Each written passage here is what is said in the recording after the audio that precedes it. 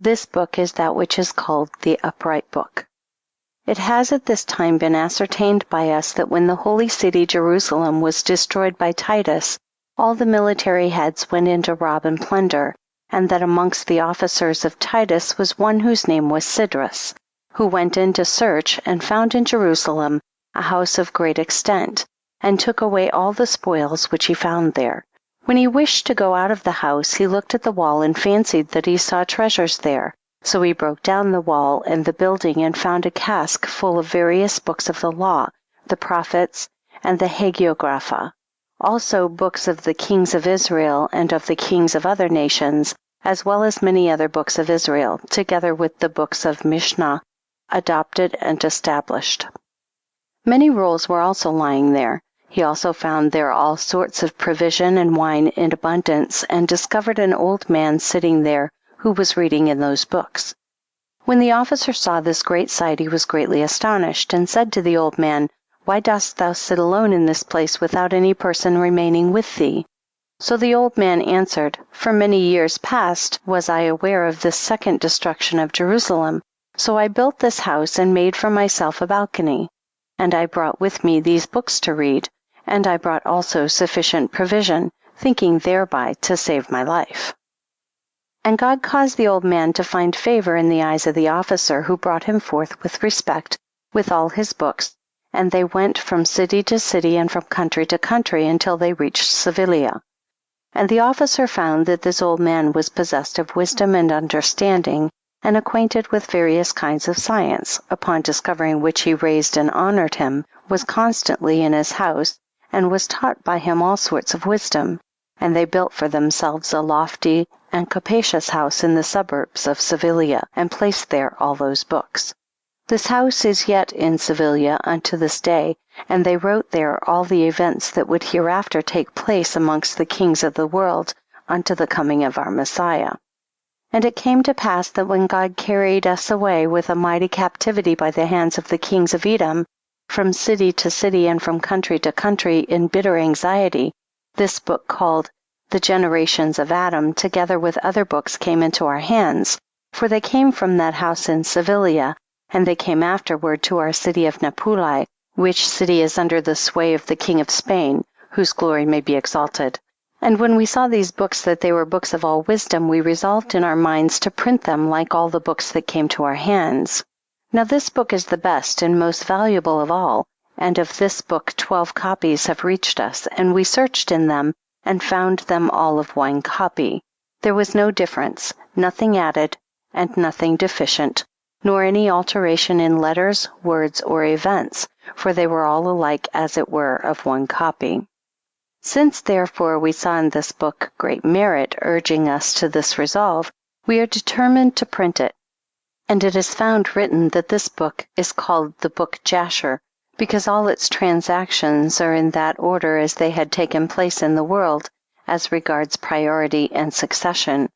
For thou wilt not find in this book any postponement of events that were anterior, or priority of those that were posterior, but everything is recorded in its place and time. Thou wilt thus find that it relates the death of such a one at the particular time of the life of another, and thus throughout. Owing to this it was called Sefer haYashar, but it is customary to call it the Generations of Adam, the reason of which is that they call it by that with which it commences.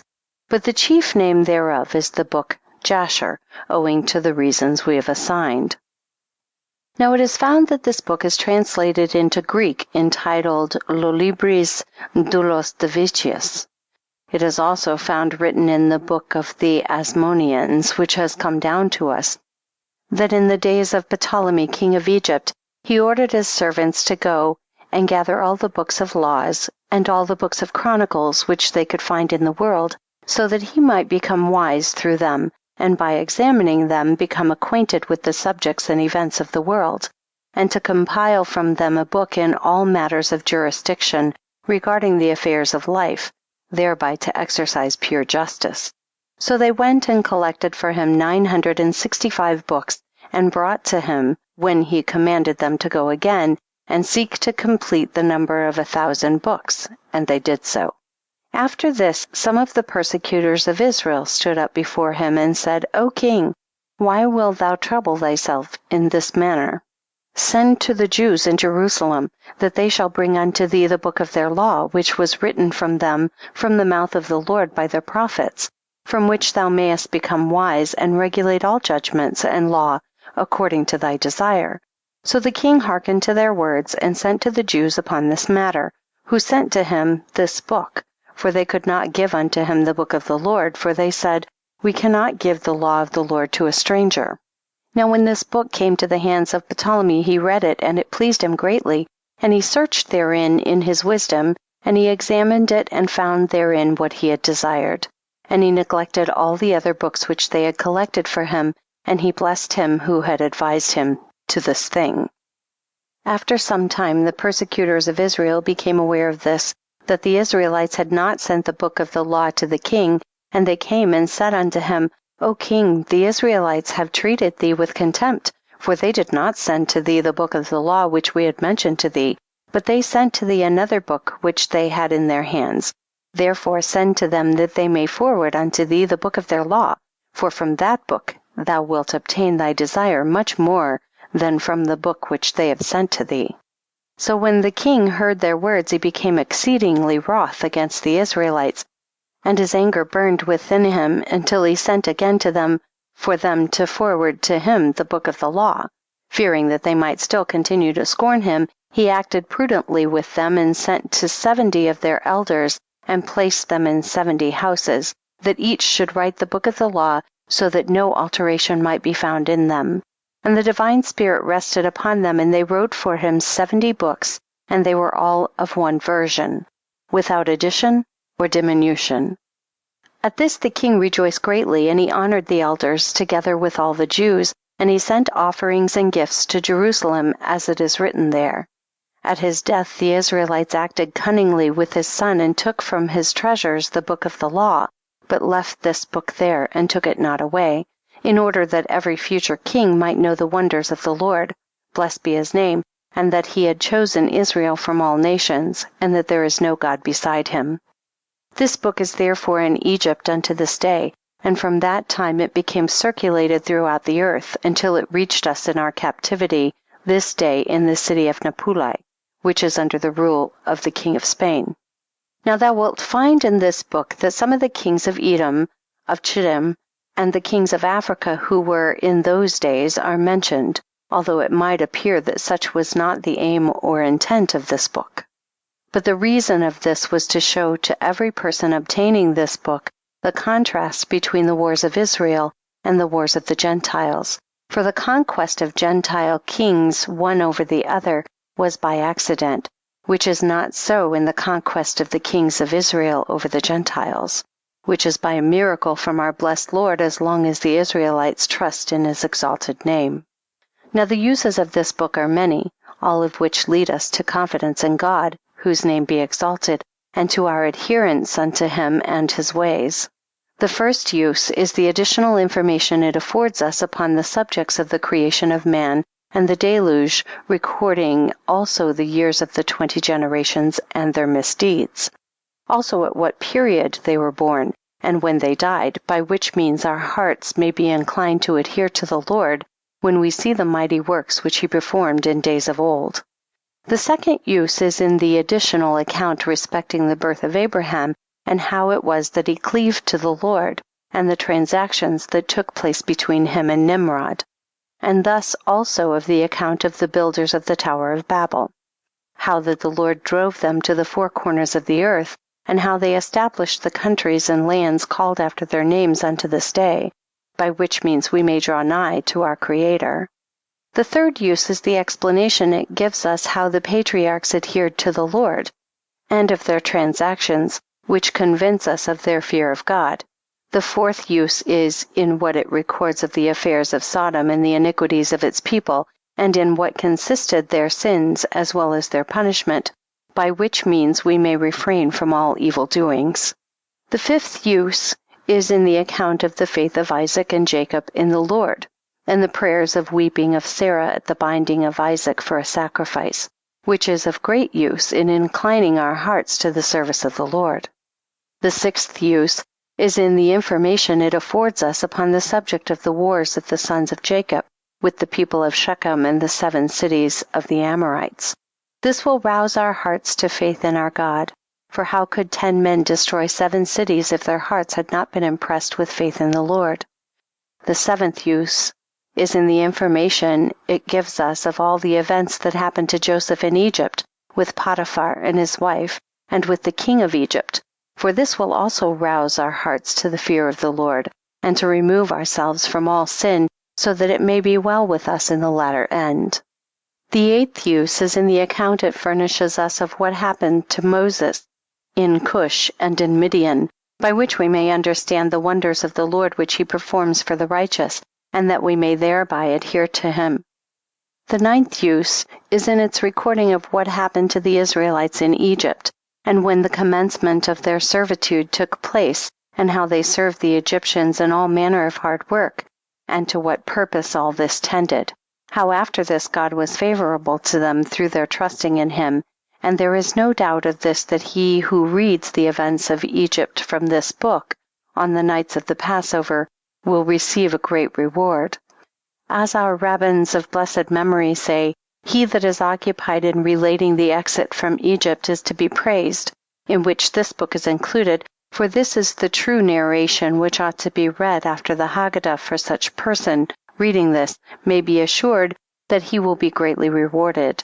We do so this day in our captivity in the countries of Spain. After having finished reading the Haggadah, we commence reading in this book the whole affair of Egypt, from the Israelites going down to Egypt unto their exit. For in this book a person ought to read. The 11th use is that some of the comments of our rabbis and of other commentators who have explained the law thou wilt find illustrated in this book, such as the account of the messengers who met Jacob when he came up from Mesopotamia after they had gone to Esau. Also the account of Gabriel who taught Joseph 70 languages. Also the illustration it affords him who smote Midian in the fields of Moab, and the like. The 12th use is that every person lecturing in public may bring forward in his discourse subjects from this book, which the commentators have not explained, by which means he may make an impression upon the hearts of his audience.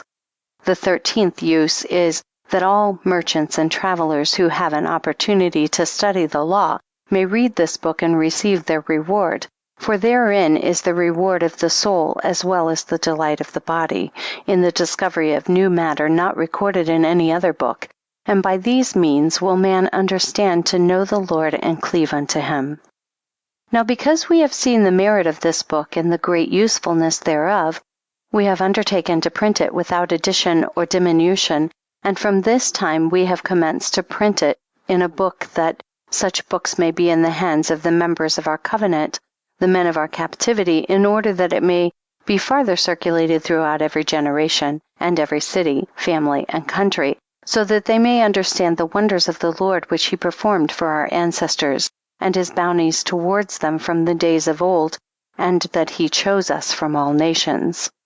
May they who devote their hearts to the fear of the Lord be rendered meritorious by studying therein, whilst we confide in the Lord, the God of gods, and depend upon him and seek salvation and assistance from him in this heavenly work.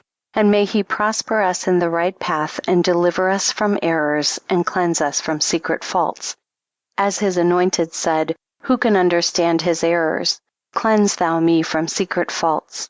May God teach us the good way and direct us in a prosperous path for the sake of his mercies and kindnesses. And may he graciously fulfill the desires of our hearts. Amen. And so be his will. The Printer's Preface. The humble worm, and no man, Joseph, son to my father, the wise and highly respected in Israel, Samuel the little one, says, my witness is in heaven, and my testimony is on high. The God of God knows, and Israel knows also, how much fatigue I have undergone, and how much trouble I have taken until I had brought to light the hidden treasures of this book. For ever since I was driven from my land, from metropolis of Israel, the great city of wise men and scribes, the renowned city of Persia, ever since the Lord, through my great offenses, has driven me with a violent captivity, one stumbling after the other. He weakened my strength in the way.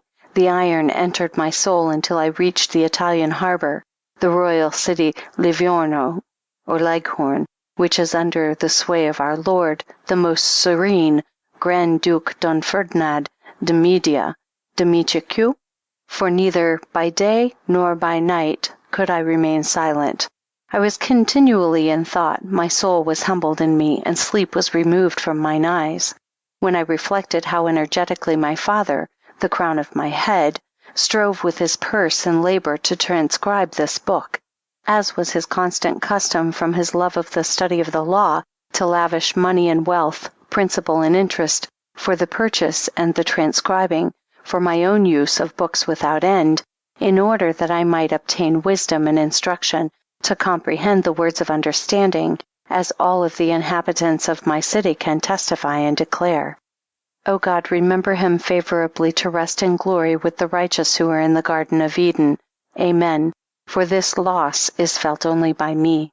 Especially in the transcribing of this book, it is holy for praises to the Lord, for there was never seen nor found but one, which the intelligent and pious scribe Jacob, the son of Attiah, transcribed from a very old manuscript, the letters of which were defaced. And had it not been for the consummate ability of the above-mentioned rabbi, no other person could have made out those letters, nor have transcribed them from their antiquity, and from their having been defaced.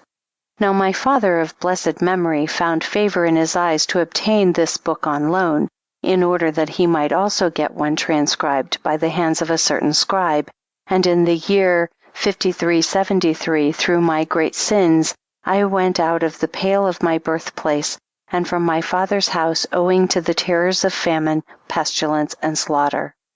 The sword destroyed from without, and within was the terror of pestilence and famine, on account of the battles and the contentions which took place between the sons of the old king Marukas, who had died, for each lifted himself up, saying, I will reign, and they devoured the Israelites with open mouth, so that very few remained of them, even a tithe of a tithe. Many families and heads of the houses of their fathers were lost, and destroyed and became as naught. Many books of various kinds, new and old, some in manuscript and others in print, as well as those of modern times, were mostly destroyed by fire, or were worn to pieces, which together with their owners lie hid under the ruins to this day. Woe to the eyes that beheld this. Yet may the name of the Lord be blessed for the evil as well as for the good. Fearing that this book might share the same fate as the others, I daily used the most persevering exertions in sending letters to some particular individuals in the city of Argilia, in the city Titu, and in the city Pasia, to such as had been left, humbly beseeching them to search and inquire where might be the place of the glory of this book. And it was sought after and found to be hid in the hands of one of the individuals of the congregation, the wise and highly gifted Moses Chasson. And thanks are due to him, that upon his ascertaining my good intention to print it, and to scatter it throughout all Jewish communities, he did not delay to send it, as he felt a desire for a heavenly reward for this pious act. Yea, he sent it to me as a gift. May he receive a blessing from the Lord, and may his reward be perfect. Amen. Now I, in my humble station, have composed a work entitled, Hebrew text is inserted here, in two parts, one part containing some of the scriptural comments which I made with the gracious help of the Lord, and the second part containing 50 lectures which I delivered to a great congregation, besides a later comment containing explanations of parts of the Talmud, which I met with in the course of my studies, and which I illustrated according to my humble abilities. Now I am revising this work a second time in order to bring it to the press, if heaven spare my life. Yet I said to my heart, to thee, O worm, and no man, does the scripture proclaim, it is time for thee, O Lord, to work, for they have made void thy law. For the printing of this book of Jasher tends to the honor and glory of the Lord, for through it will the hearts of men be directed to cleave to the blessed Lord, and by the means of which they will understand the wonderful works of God and his bounties towards our ancestors from the days of old, and how he chose us from all nations, as thou wilt see at length in the preface, wherein thou wilt perceive enumerated the great many uses, 13 in number, which induce men to confide in the Lord and to adhere to him. I have also found another use therein, which is, that many parts of the 5 books difficult of comprehension, and which the commentators have been unable to reconcile, are by means of this book properly understood, because it gives a detail of those parts wherein the sacred volume is brief in its account, and relates events as they occurred. Thou wilt therefore find me lifting up my hands in the margins with the words, Hebrew text is inserted here, and translated, the humble editor says, by which will be understood what I have asserted. Search, and thou wilt find many things also, which our rabbis in their short works gave in short, are brought forth more fully in this book, since it is high time now to act, and have a care for the glory of God's name. Since then it is proper for me at present to defer the publication of my above-mentioned work until I shall first have brought to light the hidden treasures of this book, and to reveal them to the world, I am confident that with the help of the Lord all Israel will exult and rejoice therein. I have therefore put my trust in the Lord. May he remember me favorably, that I may be enabled in the next year by his help, and decree to publish also my aforementioned work. As for me, my prayer is to him who dwells on high. May the Lord God assist me, and send me from on high his peace, favor, and faithfulness to help me, that he may lead me beside the still waters, and conduct me to the paths of righteousness for the sake of his great name, and for the sake of his law. Amen, forever and ever. Chapter 1 of the Book of Jasher. The Book of Jasher. This is the book of the generations of men whom God created upon the earth on the day when the Lord God made heaven and earth. Chapter 1. And God said, Let us make man in our image, after our likeness. And God created man in his own image. And God formed man from the ground, and he blew into his nostrils the breath of life, and man became a living soul endowed with speech. And the Lord said, It is not good for man to be alone. I will make unto him a helpmate. And the Lord caused a deep sleep to fall upon Adam, and he slept, and he took away one of his ribs, and he built flesh upon it, and formed it, and brought it to Adam. And Adam awoke from his sleep, and behold, a woman was standing before him. And he said, This is a bone of my bones, and it shall be called woman, for this has been taken from man. And Adam called her name Eve, for she was the mother of all living. And God blessed them, and called their names Adam and Eve in the day that he created them. And the Lord God said, Be fruitful, and multiply, and fill the earth. And the Lord God took Adam and his wife, and he placed them in the Garden of Eden to dress it and to keep it. And he commanded them and said unto them, From every tree of the garden you may eat, but from the tree of the knowledge of good and evil you shall not eat, for in the day that you eat thereof you shall surely die. And when God had blessed and commanded them, he went from them, and Adam and his wife dwelt in the garden according to the command which the Lord had commanded them. And the serpent which God had created with them in the earth came to them to incite them to transgress the command of God, which he had commanded them. And the serpent enticed and persuaded the woman to eat from the tree of knowledge. And the woman hearkened to the voice of the serpent, and she transgressed the word of God, and took from the tree of the knowledge of good and evil, and she ate. And she took from it, and gave also to her husband, and he ate. And Adam and his wife transgressed the command of God, which he commanded them, and God knew it. And his anger was kindled against them, and he cursed them. And the Lord God drove them that day from the Garden of Eden, to till the ground from which they were taken. And they went and dwelt at the east of the Garden of Eden. And Adam knew his wife Eve, and she bore 2 sons and 3 daughters. And she called the name of the firstborn Cain, saying, I have obtained a man from the Lord. And the name of the other she called Abel, for she said, In vanity we came into the earth, and in vanity we shall be taken from it. And the boys grew up, and their father gave them a possession in the land, and Cain was a tiller of the ground, and Abel a keeper of the sheep. And it was at the expiration of a few years that they brought an approximating offering to the Lord, and Cain brought from the fruit of the ground, and Abel brought from the firstlings of his flock, from the fat thereof. And God turned and inclined to Abel and his offering, and a fire came down from the Lord from heaven and consumed it. And unto Cain and his offering the Lord did not turn, and he did not incline to it, for he had brought from the inferior fruit of the ground before the Lord. And Cain was jealous against his brother Abel on account of this, and he sought a pretext to slay him. And in some time after, Cain and Abel his brother went one day into the field to do their work, and they were both in the field, Cain tilling and plowing his ground, and Abel feeding his flock. And the flock passed that part which Cain had plowed in the ground, and it sorely grieved Cain on this account. And Cain approached his brother Abel in anger, and said unto him, What is there between me and thee, that thou comest to dwell and bring thy flock to feed in my land? And Abel answered his brother Cain, and said unto him, What is there between me and thee, that thou shalt eat the flesh of my flock, and clothe thyself with their wool? And now therefore put off the wool of my sheep with which thou hast clothed thyself, and recompense me for their fruit and flesh, which thou hast eaten, and when thou shalt have done this, I will then go from thy land as thou hast said. And Cain said to his brother Abel, Surely if I slay thee this day, who will require thy blood from me? And Abel answered Cain, saying, Surely God, who has made us in the earth, he will avenge my cause, and he will require my blood from thee shouldst thou slay me. For the Lord is the judge and the arbiter, and it is he who will requite man according to his evil, and the wicked man according to the wickedness that he may do upon earth. And now if thou shouldest slay me here, surely God knoweth thy secret views, and will judge thee for the evil which thou didst declare to do unto me this day. And when Cain heard the words which Abel his brother had spoken, behold, the anger of Cain was kindled against his brother Abel for declaring this thing.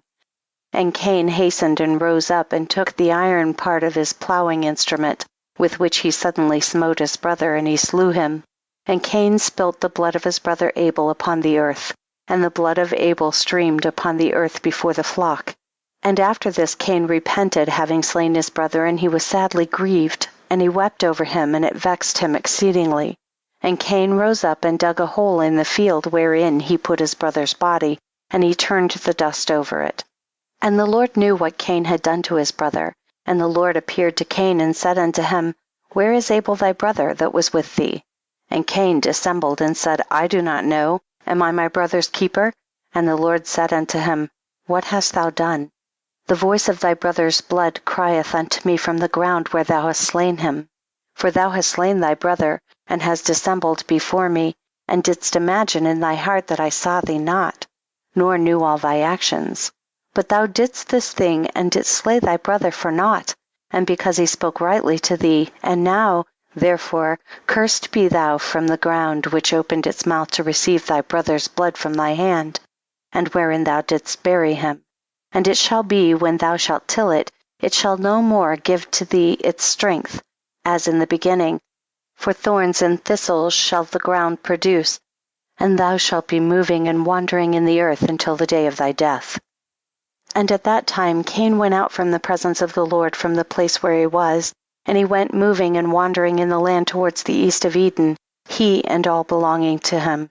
And Cain knew his wife in those days, and she conceived and bare a son, and he called his name Enoch, saying, In that time the Lord began to give him rest and quiet in the earth.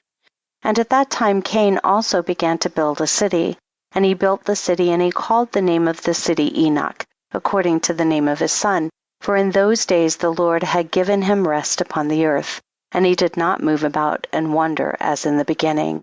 And Irad was born to Enoch, and Irad begat Mehujael, and Mehujael begat Methusael. Chapter 2. And it was in the 130th year of the life of Adam upon the earth that he again knew Eve his wife, and she conceived and bare a son in his likeness and in his image, and she called his name Seth, saying, Because God has appointed me another seed in the place of Abel, for Cain has slain him. And Seth lived 105 years, and he begat a son. And Seth called the name of his son Enosh, saying, Because in that time the sons of men began to multiply, and to afflict their souls and hearts by transgressing and rebelling against God.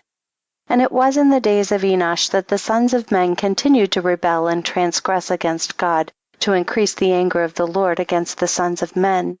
And the sons of men went, and they served other gods, and they forgot the Lord who had created them in the earth. And in those days the sons of men made images of brass and iron, wood and stone, and they bowed down and served them. And every man made his god, and they bowed down to them.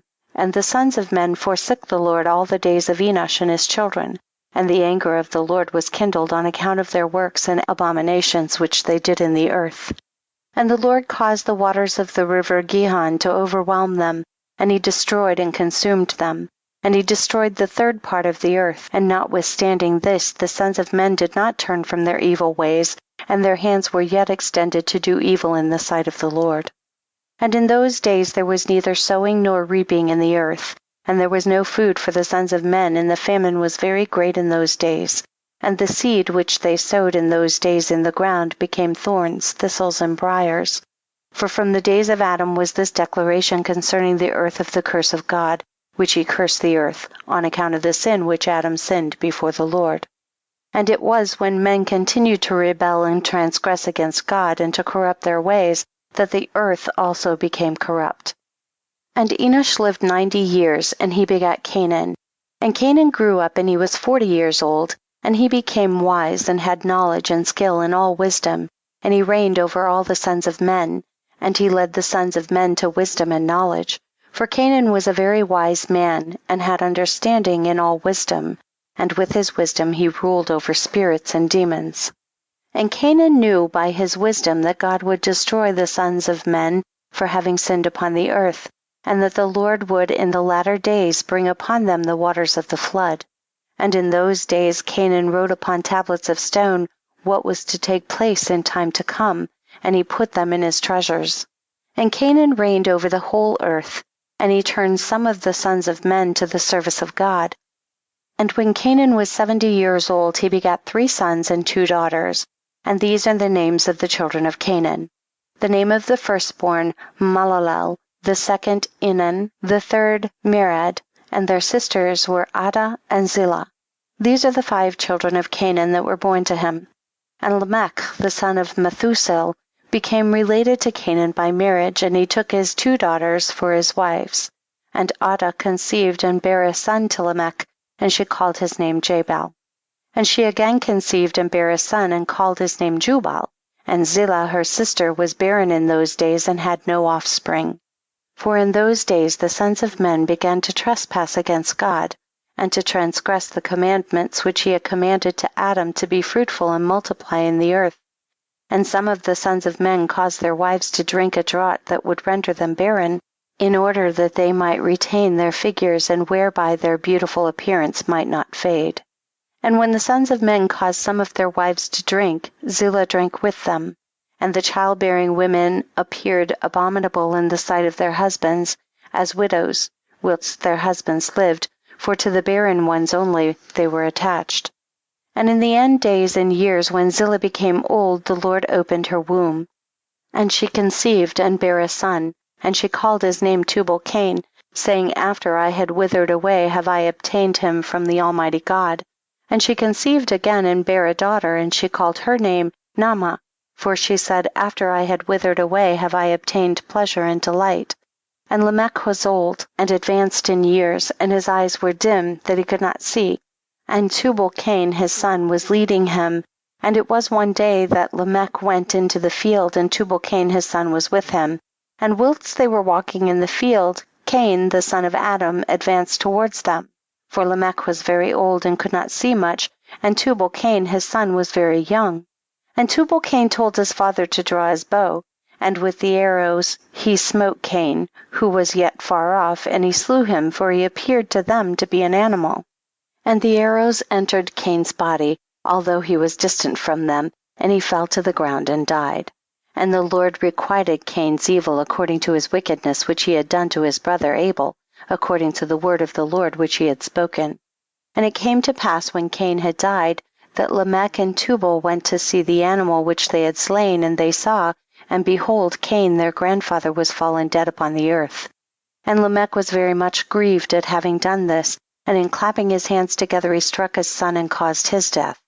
And the wives of Lamech heard what Lamech had done, and they sought to kill him. And the wives of Lamech hated him from that day, because he slew Cain and Tubal-Cain, and the wives of Lamech separated from him and would not hearken to him in those days. And Lamech came to his wives, and he pressed them to listen, to hear him about this matter. And he said to his wives Adah and Zillah, Hear my voice, O wives of Lamech, attend to my words, for now you have imagined and said that I slew a man with my wounds, and a child with my stripes, for their having done no violence. But surely know that I am old and gray-headed, and that my eyes are heavy through age, and I did this thing unknowingly. And the wives of Lamech listened to him in this matter, and they returned to him with the advice of their father Adam. But they bore no children to him from that time, knowing that God's anger was increasing in those days against the sons of men, to destroy them with the waters of the flood for their evil doings. And Mahalalel the son of Canaan lived 65 years, and he begat Jared. And Jared lived 62 years, and he begat Enoch. Chapter 3. And Enoch lived 65 years, and he begat Methuselah.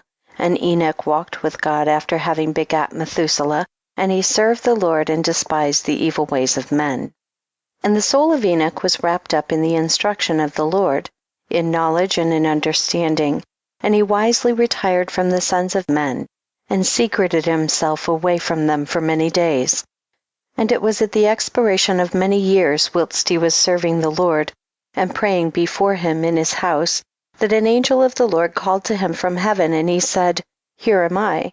And he said, Rise, and go forth from thy house, and from the place where thou dost hide thyself, and appear to the sons of men, in order that thou mayest teach them the way in which they should go, and the work which they must accomplish to enter in the ways of God. And Enoch rose up according to the word of the Lord, and went forth from his house, from his place, and from the chamber in which he was concealed. And he went to the sons of men, and taught them the ways of the Lord, and at that time assembled the sons of men, and acquainted them with the instruction of the Lord. And he ordered it to be proclaimed in all places where the sons of men dwelt, saying, Where is the man who wishes to know the ways of the Lord and good works? Let him come to Enoch. And all the sons of men then assembled to him, for all who desired this thing went to Enoch. And Enoch reigned over the sons of men according to the word of the Lord. And they came and bowed to him, and they heard his word. And the Spirit of God was upon Enoch, and he taught all his men the wisdom of God and his ways. And the sons of men served the Lord all the days of Enoch, and they came to hear his wisdom.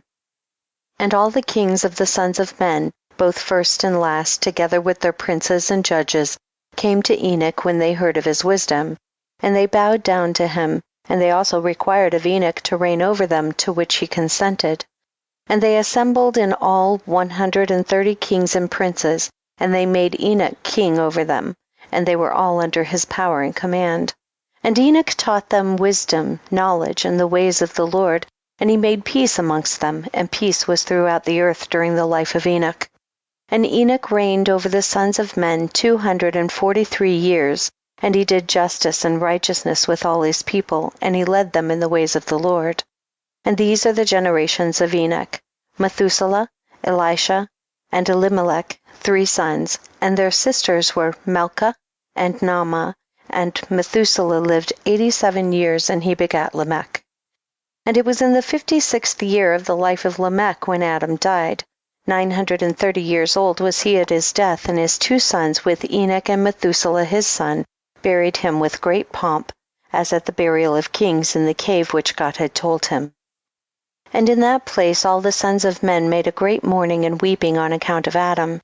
It has therefore become a custom among the sons of men to this day. And Adam died because he ate of the tree of knowledge, he and his children after him, as the Lord God had spoken. And it was in the year of Adam's death, which was the 243rd year of the reign of Enoch, in that time Enoch resolved to separate himself from the sons of men, and to secrete himself as at first, in order to serve the Lord. And Enoch did so, but did not entirely secrete himself from them, but kept away from the sons of men 3 days, and then went to them for 1 day.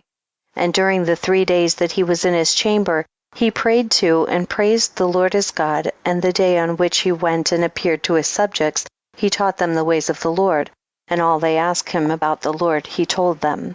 And he did in this manner for many years, and he afterward concealed himself for 6 days, and appeared to his people 1 day in 7, and after that once in a month, and then once in a year, until all the kings, princes, and sons of men sought for him, and desired again to see the face of Enoch, and to hear his word. But they could not, as all the sons of men were greatly afraid of Enoch, and they feared to approach him on account of the godlike awe that was seated upon his countenance.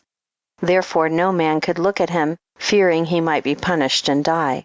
And all the kings and princes resolved to assemble the sons of men, and to come to Enoch, thinking that they might all speak to him at the time when he should come forth amongst them. And they did so. And the day came when Enoch went forth, and they all assembled and came to him. And Enoch spoke to them the words of the Lord, and he taught them wisdom and knowledge. And they bowed down before him, and they said, May the king live! May the king live! And in some time after, when the kings and princes and the sons of men were speaking to Enoch, and Enoch was teaching them the ways of God, behold, an angel of the Lord then called unto Enoch from heaven, and wished to bring him up to heaven, to make him reign there over the sons of God, as he had reigned over the sons of men upon the earth. When at that time Enoch heard this, he went and assembled all the inhabitants of the earth, and taught them wisdom and knowledge, and gave them divine instructions. And he said to them, I have been required to ascend into heaven. I therefore do not know the day of my going. And now therefore I will teach you wisdom and knowledge, and will give you instruction before I leave you, how to act upon the earth whereby you may live. And he did so. And he taught them wisdom and knowledge, and gave them instruction, and he reproved them. And he placed before them statutes and judgments to do upon earth. And he made peace amongst them, and he taught them everlasting life, and dwelt with them some time, teaching them all these things. And at that time the sons of men were with Enoch, and Enoch was speaking to them, and they lifted up their eyes, and the likeness of a great horse descending from heaven, and the horse paced in the air. And they told Enoch what they had seen, and Enoch said to them, On my account does this horse descend upon earth. The time is come when I must go from you, and I shall no more be seeing you. And the horse descended at that time, and stood before Enoch, and all the sons of men that were with Enoch saw him. And Enoch then again ordered a voice to be proclaimed, saying, Where is the man who delighteth to know the ways of the Lord his God? Let him come this day to Enoch before he is taken from us. And all the sons of men assembled and came to Enoch that day. And all the kings of the earth with their princes and counselors remained with him that day. And Enoch then taught the sons of men wisdom and knowledge, and gave them divine instruction. And he bade them serve the Lord and walk in his ways all the days of their lives, and he continued to make peace amongst them. And it was after this that he rose up and rode upon the horse, and he went forth, and all the sons of men went after him, about 800,000 men, and they went with him 1 day's journey. And the second day he said to them, Return home to your tents. Why will you go? Perhaps you may die. And some of them went from him, and those that remained went with him 6 days' journey. And Enoch said to them every day, Return to your tents, lest you may die. But they were not willing to return, and they went with him. And on the 6th day some of the men remained and clung to him. And they said to him, We will go with thee to the place where thou goest. As the Lord liveth, death only shall separate us. And they urged so much to go with him that he ceased speaking to them, and they went after him and would not return. And when the kings returned, they caused a census to be taken, in order to know the number of remaining men that went with Enoch. And it was upon the 7th day that Enoch ascended into heaven in a whirlwind, with horses and chariots of fire. And on the 8th day all the kings that had been with Enoch sent to bring back the number of men that were with Enoch in that place from which he ascended into heaven. And all those kings went to the place, and they found the earth there filled with snow, and upon the snow were large stones of snow. And one said to the other, Come, let us break through this snow, and see, perhaps the men that remained with Enoch are dead, and are now under these stones of snow. And they searched, but could not find him, for he had ascended into heaven. Chapter 4. And all the days that Enoch lived upon the earth were 365 years. And when Enoch had ascended into heaven, all the kings of the earth rose and took Methuselah his son, and anointed him, and they caused him to reign over them in the place of his father. And Methuselah acted uprightly in the sight of God, as his father Enoch had taught him, and he likewise during the whole of his life taught the sons of men wisdom, knowledge, and the fear of God, and he did not turn from the good way either to the right or to the left. But in the latter days of Methuselah the sons of men turned from the Lord, they corrupted the earth, they robbed and plundered each other, and they rebelled against God, and they transgressed, and they corrupted their ways, and would not hearken to the voice of Methuselah, but rebelled against him. And the Lord was exceedingly wroth against them, and the Lord continued to destroy the seed in those days, so that there was neither sowing nor reaping in the earth. For when they sowed the ground in order that they might obtain food for their support, behold, thorns and thistles were produced which they did not sow. And still the sons of men did not turn from their evil ways, and their hands were still extended to do evil in the sight of God. And they provoked the Lord with their evil ways, and the Lord was very wroth, and repented that he had made man. And he thought to destroy and annihilate them, and he did so. In those days when Lamech the son of Methuselah was 160 years old, Seth the son of Adam died. And all the days that Seth lived were 912 years, and he died. And Lamech was 180 years old when he took Ashmua, the daughter of Elisha, the son of Enoch his uncle, and she conceived. And at that time the sons of men sowed the ground, and a little food was produced. Yet the sons of men did not turn from their evil ways, and they trespassed and rebelled against God. And the wife of Lamech conceived and bare him a son at that time, at the revolution of the year. And Methuselah called his name Noah, saying the earth was in his days at rest and free from corruption. And Lamech his father called his name Manasseh, saying, this one shall comfort us in our works and miserable toil in the earth which God has cursed. And the child grew up, and was weaned, and he went in the ways of his father Methuselah, perfect and upright with God. And all the sons of men departed from the ways of the Lord in those days, as they multiplied upon the face of the earth with sons and daughters. And they taught one another their evil practices, and they continued sinning against the Lord. And every man made unto himself a god, and they robbed and plundered every man his neighbor as well as his relative, and they corrupted the earth, and the earth was filled with violence. And their judges and rulers went to the daughters of men, and took their wives by force from their husbands according to their choice. And the sons of men in those days took from the cattle of the earth, the beasts of the field, and the fowls of the air, and taught the mixture of animals of one species with the other, in order therewith to provoke the Lord. And God saw the whole earth, and it was corrupt, for all flesh had corrupted its ways upon earth, all men and all animals.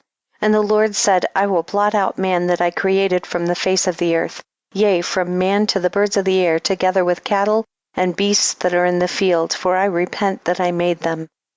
And all men who walked in the ways of the Lord died in those days, before the Lord brought the evil upon man which he had declared, for this was from the Lord, that they should not see the evil which the Lord spoke of concerning the sons of men. And Noah found grace in the sight of the Lord, and the Lord chose him and his children to raise up seed from them upon the face of the whole earth. Chapter 5.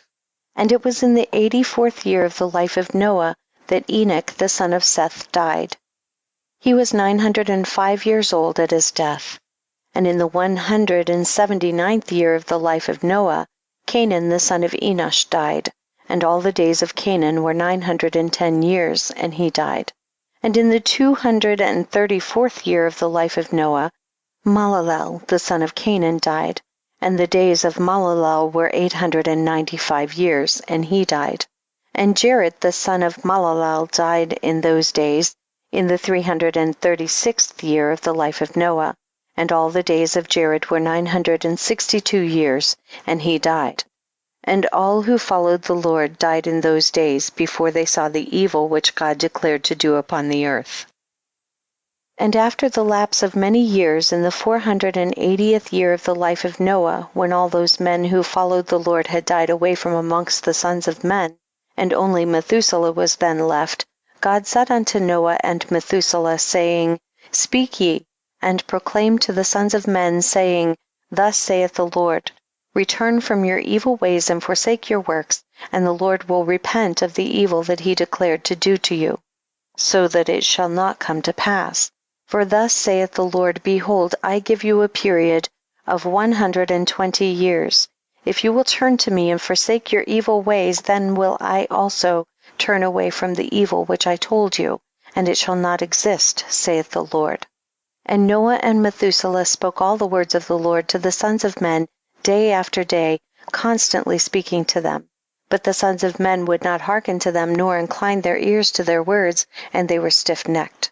And the Lord granted them a period of 120 years, saying, if they will return, then will God repent of the evil, so as not to destroy the earth. And Noah, the son of Lamech, refrained from taking a wife in those days to beget children, for he said, surely now God will destroy the earth. Wherefore then shall I beget children? And Noah was a just man. He was perfect in his generation, and the Lord chose him to raise up seed from his seed upon the face of the earth. And the Lord said unto Noah, take unto thee a wife, and beget children, for I have seen thee righteous before me in this generation. And thou shalt raise up seed, and thy children with thee in the midst of the earth. And Noah went and took a wife, and he chose Naamah, the daughter of Enoch, and she was 580 years old. And Noah was 490 years old when he took Naamah for a wife. And Naamah conceived and bare a son, and he called his name Japheth, saying, God has enlarged me in the earth. And she conceived again and bare a son, and he called his name Shem, saying, God has made me a remnant, to raise up seed in the midst of the earth. And Noah was 502 years old when Naamah bare Shem. And the boys grew up and went in the ways of the Lord, in all that Methuselah and Noah their father taught them. And Lamech the father of Noah died in those days, yet verily he did not go with all his heart in the ways of his father, and he died in the 195th year of the life of Noah. And all the days of Lamech were 770 years, and he died. And all the sons of men who knew the Lord died in that year before the Lord brought evil upon them. For the Lord willed them to die, so as not to behold the evil that God would bring upon their brothers and relatives, as he had so declared to do. In that time the Lord said to Noah and Methuselah, stand forth and proclaim to the sons of men all the words that I spoke to you in those days. Peradventure they may turn from their evil ways, and I will then repent of the evil, and will not bring it. And Noah and Methuselah stood forth and said in the ears of the sons of men all that God had spoken concerning them. But the sons of men would not hearken, neither would they incline their ears to all their declaration. And it was after this that the Lord said to Noah, the end of all flesh is come before me on account of their evil deeds, and behold, I will destroy the earth. And do thou take unto thee gopher wood, and go to a certain place, and make a large ark, and place it in that spot. And thus shalt thou make it: 300 cubits at its length, 50 cubits broad, and 30 cubits high. And thou shalt make unto thee a door, open at its side, and to a cubit thou shalt finish above, and cover it within and without with pitch. And behold, I will bring the flood of waters upon the earth, and all flesh be destroyed from under the heavens, all that is upon earth shall perish. And thou and thy household shall go and gather 2 couple of all living things, male and female, and shall bring them to the ark to raise up seed from them upon earth. And gather unto thee all food that is eaten by all the animals, that there may be food for thee and for them. And thou shalt choose for thy sons 3 maidens from the daughters of men, and they shall be wives to thy sons. And Noah rose up, and he made the ark in the place where God had commanded him, and Noah did as God had ordered him. In his 595th year Noah commenced to make the ark, and he made the ark in 5 years, as the Lord had commanded. Then Noah took the 3 daughters of Eliakim the son of Methuselah for wives for his sons, as the Lord had commanded Noah. And it was at that time Methuselah the son of Enoch died. 960 years old was he at his death. Chapter 6. At that time, after the death of Methuselah, the Lord said to Noah, go thou with thy household into the ark. Behold, I will gather to thee all the animals of the earth, the beasts of the field and the fowls of the air, and they shall all come and surround the ark. And thou shalt go and seat thyself by the doors of the ark, and all the beasts, the animals, and the fowls shall assemble and place themselves before thee. And such of them as shall come and crouch before thee shalt thou take and deliver into the hands of thy sons, who shall bring them to the ark, and all that will stand before thee thou shalt leave. And the Lord brought this about on the next day, and animals, beasts, and fowls came in great multitudes and surrounded the ark. And Noah went and seated himself by the door of the ark, and of all flesh that crouched before him he brought into the ark, and all that stood before him he left upon the earth. And a lioness came with her 2 whelps, male and female, and the 3 crouched before Noah. And the 2 whelps rose up against the lioness and smote her, and made her flee from her place. And she went away, and they returned to their places and crouched upon the earth before Noah. And the lioness ran away, and stood in the place of the lions. And Noah saw this and wondered greatly, and he rose and took the 2 whelps and brought them into the ark. And Noah brought into the ark from all living creatures that were upon the earth, so that there was none left but which Noah brought into the ark.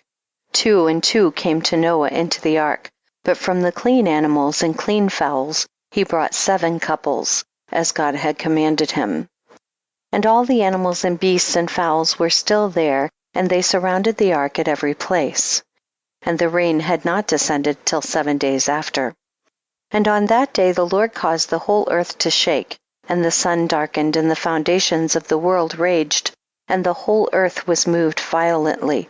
And the lightning flashed, and the thunder roared, and all the fountains in the earth were broken up, such as was not known to the inhabitants before. And God did this mighty act in order to terrify the sons of men, that there might be no more evil upon earth.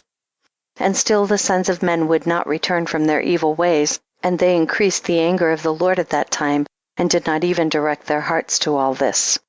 And at the end of 7 days, in the 600th year of the life of Noah, the waters of the flood were upon the earth, and all the fountains of the deep were broken up, and the windows of heaven were opened, and the rain was upon the earth 40 days and 40 nights. And Noah and his household and all the living creatures that were with him came into the ark on account of the waters of the flood, and the Lord shut him in. And all the sons of men that were left upon the earth became exhausted through evil on account of the rain, for the waters were coming more violently upon the earth, and the animals and beasts were still surrounding the ark. And the sons of men assembled together, about 700,000 men and women, and they came unto Noah to the ark. And they called to Noah, saying, Open for us, that we may come to thee in the ark, and wherefore shall we die? And Noah with a loud voice answered them from the ark, saying, Have you not all rebelled against the Lord, and said that he does not exist? And therefore the Lord brought upon you this evil, to destroy and cut you off from the face of the earth. Is not this the thing that I spoke to you of 120 years back? And you would not hearken to the voice of the Lord, and now do you desire to live upon earth? And they said to Noah, We are ready to return to the Lord, only open for us that we may live and not die. And Noah answered them, saying, Behold, now that you see the trouble of your souls, you wish to return to the Lord. Why did you not return during these 120 years which the Lord granted you as the determined period? But now you come and tell me this on account of the troubles of your souls. Now also the Lord will not listen to you, neither will he give ear to you on this day, so that you will not now succeed in your wishes. And the sons of men approached in order to break into the ark, to come in on account of the rain, for they could not bear the rain upon them. And the Lord sent all the beasts and animals that stood around the ark, and the beasts overpowered them and drove them from that place, and every man went his way, and again they scattered themselves upon the face of the earth. And the rain was still descending upon the earth, and it descended 40 days and 40 nights, and the waters prevailed greatly upon the earth, and all flesh that was upon the earth or in the waters died, whether men, animals, beasts, creeping things, or birds of the air, and there only remained Noah and those that were with him in the ark. And the waters prevailed, and they greatly increased upon the earth, and they lifted up the ark, and it was raised from the earth. And the ark floated upon the face of the waters, and it was tossed upon the waters, so that all the living creatures within were turned about like pottage in the cauldron. And great anxiety seized all the living creatures that were in the ark, and the ark was like to be broken, And all the living creatures that were in the ark were terrified, and the lions roared, and the oxen lowed, and the wolves howled, and every living creature in the ark spoke and lamented in its own language, so that their voices reached to a great distance. And Noah and his sons cried and wept in their troubles. They were greatly afraid that they had reached the gates of death. And Noah prayed unto the Lord, and he cried unto him on account of this. And he said, O Lord, help us, for we have no strength to bear this evil that has encompassed us. For the waves of the waters have surrounded us, mischievous torrents have terrified us, the snares of death have come before us. Answer us, O Lord, answer us. Light up thy countenance toward us, and be gracious to us. Redeem us and deliver us. And the Lord hearkened to the voice of Noah, and the Lord remembered him. And a wind passed over the earth, and the waters were still, and the ark rested. And the fountains of the deep and the windows of heaven were stopped, and the rain from heaven was restrained. And the waters decreased in those days, and the ark rested upon the mountains of Ararat.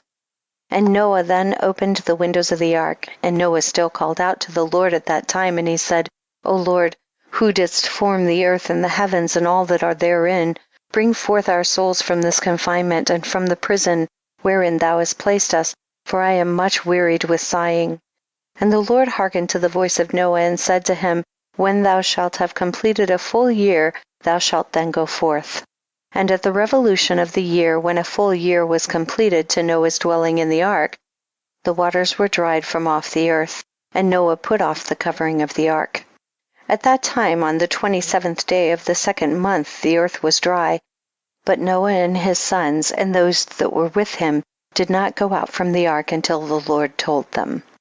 And the day came that the Lord told them to go out, and they all went out from the ark.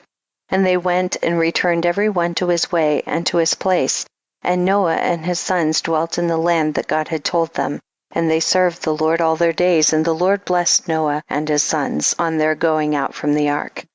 And he said to them, Be fruitful, and fill all the earth, become strong, and increase abundantly in the earth, and multiply therein. Chapter 7. And these are the names of the sons of Noah, Japheth, Ham, and Shem. And children were born to them after the flood, for they had taken wives before the flood. These are the sons of Japheth, Gomer, Magog, Madai, Javan, Tubal, Meshech, and Tiras, 7 sons. And the sons of Gomer were Ashkenaz, Rephath, and Togarmah. And the sons of Magog were Elichanah and Lubal. And the children of Madai were Echon, Zelo, Chazoni, and Lot. And the sons of Javan were Elisha, Tarshish, Chittim, and Didonim. And the sons of Tubal were Arifi, Kesed, and Tari. And the sons of Meshech were Didan, Zeron, and Shebashni. And the sons of Tiras were Benib, Gera, Lupirian, and Gilak. These are the sons of Japheth according to their families, and their numbers in those days were about 460 men. And these are the sons of Ham, Cush, Mitzrayim, Phut, and Canaan, 4 sons. And the sons of Cush were Seba, Havilah, Sabta, Raamah, and Saticha. And the sons of Raamah were Sheba and Dedan. And the sons of Mitzrayim were Lud, Enom, and Pathros, Chaslath, and Shaftor. And the sons of Phut were Gebal, Hadan, Bena, and Adan. And the sons of Canaan were Zidon, Heth, Amore, Girgashi, Hivi, Arki, Sinai, Orodai, Zimodai, and Chemothai. These are the sons of Ham, according to their families, and their numbers in those days were about 730 men. And these are the sons of Shem, Elam, Ashur, Arpachshad, Lud, and Aram, 5 sons. And the sons of Elam were Shushan, Makhul, and Harmon. And the sons of Asher were Myras and Mokil. And the sons of Arpachshad were Shilach, Anar, and Ashkol. And the sons of Lud were Pethor and Bezayun. And the sons of Aram were Uz, Chul, Gather, and Mash. These are the sons of Ham according to their families, and their numbers in those days were about 300 men. These are the generations of Shem. Shem begat Arpachshad, and Arpachshad begat Shilach, and Shilach begat Eber, And to Eber were born 2 children. The name of one was Peleg, for in his days the sons of men were divided, and in the latter days the earth was divided. And the name of the second was Yoktan, meaning that in his day the lives of the sons of men were diminished and lessened.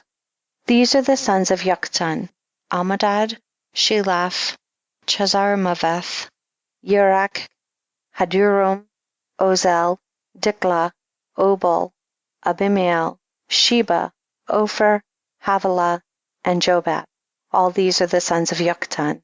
And Peleg his brother begat Yen, and Yen begat Serug, and Serug begat Nahor, and Nahor begat Terah. And Terah was 38 years old, and he begat Haran and Nahor. And Cush, the son of Ham, the son of Noah, took a wife in those days in his old age, and she bare a son, and they called his name Nimrod, saying, at that time the sons of men again began to rebel and transgress against God. And the child grew up, and his father loved him exceedingly, for he was the son of his old age. And the garments of skin which God made for Adam and his wife, when they went out of the garden, were given to Cush. For after the death of Adam and his wife, the garments were given to Enoch, the son of Jared, and when Enoch was taken up to God, he gave them to Methuselah his son. And at the death of Methuselah, Noah took them and brought them to the ark, and they were with him until he went out of the ark. And in their going out, Ham stole those garments from Noah his father, and he took them and hid them from his brothers. And when Ham begat his firstborn Cush, he gave him the garments in secret, and they were with Cush many days. And Cush also concealed them from his sons and brothers, and when Cush had begotten Nimrod, he gave him those garments through his love for him. And Nimrod grew up, and when he was 20 years old, he put on those garments. And Nimrod became strong when he put on the garments, and God gave him might and strength, and he was a mighty hunter in the earth. Yea, he was a mighty hunter in the field, and he hunted the animals, and he built altars, and he offered upon them the animals before the Lord. And Nimrod strengthened himself, and he rose up from amongst his brethren, and he fought the battles of his brethren against all their enemies round about. And the Lord delivered all the enemies of his brethren in his hands, and God prospered him from time to time in his battles, and he reigned upon the earth. Therefore it became current in those days, when a man ushered forth those that he had trained up for battle, he would say to them, like God did to Nimrod, who was a mighty hunter in the earth, and who succeeded in the battles that prevailed against his brethren, that he delivered them from the hands of their enemies, so may God strengthen us and deliver us this day. And when Nimrod was 40 years old, at that time there was a war between his brethren and the children of Japheth, so that they were in the power of their enemies. And Nimrod went forth at that time, and he assembled all the sons of Cush and their families, about 460 men, and he hired also from some of his friends and acquaintances about 80 men, and he gave them their hire, and he went with them to the battle. And when he was on the road, Nimrod strengthened the hearts of the people that went with him. And he said to them, do not fear, neither be alarmed, for all our enemies will be delivered into our hands, and you may do with them as you please. And all the men that went were about 500, and they fought against their enemies, and they destroyed them, and subdued them, and Nimrod placed standing officers over them in their respective places. And he took some of their children as security, and they were all servants to Nimrod and to his brethren. And Nimrod and all the people that were with him turned homeward. And when Nimrod had joyfully returned from battle, after having conquered his enemies, all his brethren, together with those who knew him before, assembled to make him king over them. And they placed the regal crown upon his head. And he set over his subjects and people, princes, judges, and rulers, as is the custom amongst kings. And he placed Terah, the son of Nahor, the prince of his host, and he dignified him and elevated him above all his princes. And whilst he was reigning according to his heart's desire, after having conquered all his enemies around, he advised with his counselors to build a city for his palace, and they did so. And they found a large valley opposite to the east, and they built him a large and extensive city, and Nimrod called the name of the city that he built Shinar, for the Lord had vehemently shaken his enemies and destroyed them. And Nimrod dwelt in Shinar, and he reigned securely, and he fought with his enemies, and he subdued them, and he prospered in all his battles, and his kingdom became very great. And all nations and tongues heard of his fame, and they gathered themselves to him, and they bowed down to the earth, and they brought him offerings, and he became their Lord and King. And they all dwelt with him in the city of Shinar, and Nimrod reigned in the earth over all the sons of Noah, and they were all under his power and counsel. And all the earth was of one tongue, and words of union, but Nimrod did not go in the ways of the Lord, and he was more wicked than all the men that were before him, from the days of the flood until those days. And he made gods of wood and stone, and he bowed down to them, and he rebelled against the Lord, and taught all his subjects and the people of the earth his wicked ways. And Mardon his son was more wicked than his father. And everyone that heard of the acts of Mardon the son of Nimrod would say concerning him, from the wicked go forth wickedness. Therefore it became a proverb in the whole earth, saying, from the wicked goeth forth wickedness, and it was current in the words of men from that time to this. And Terah, the son of Nahor, prince of Nimrod's host, was in those days very great in the sight of the king and his subjects. And the king and princes loved him, and they elevated him very high. And Terah took a wife, and her name was Amthelo, the daughter of Cornebo. And the wife of Terah conceived and bare him a son in those days. Terah was 70 years old when he begat him, and Terah called the name of his son that was born to him Abram, because the king had raised him in those days, and dignified him above all his princes that were with him. And it was in the night that Abram was born, that all the servants of Terah, and all the wise men of Nimrod, and his conjurers came and ate and drank in the house of Terah, and they rejoiced with him on that night. And when all the wise men and conjurers went out from the house of Terah, they lifted up their eyes toward heaven that night to look at the stars. And they saw, and behold, one very large star came from the east and ran in the heavens. And he swallowed up the 4 stars from the 4 sides of the heavens. And all the wise men of the king and his conjurers were astonished at the sight. And the sages understood this matter, and they knew its import.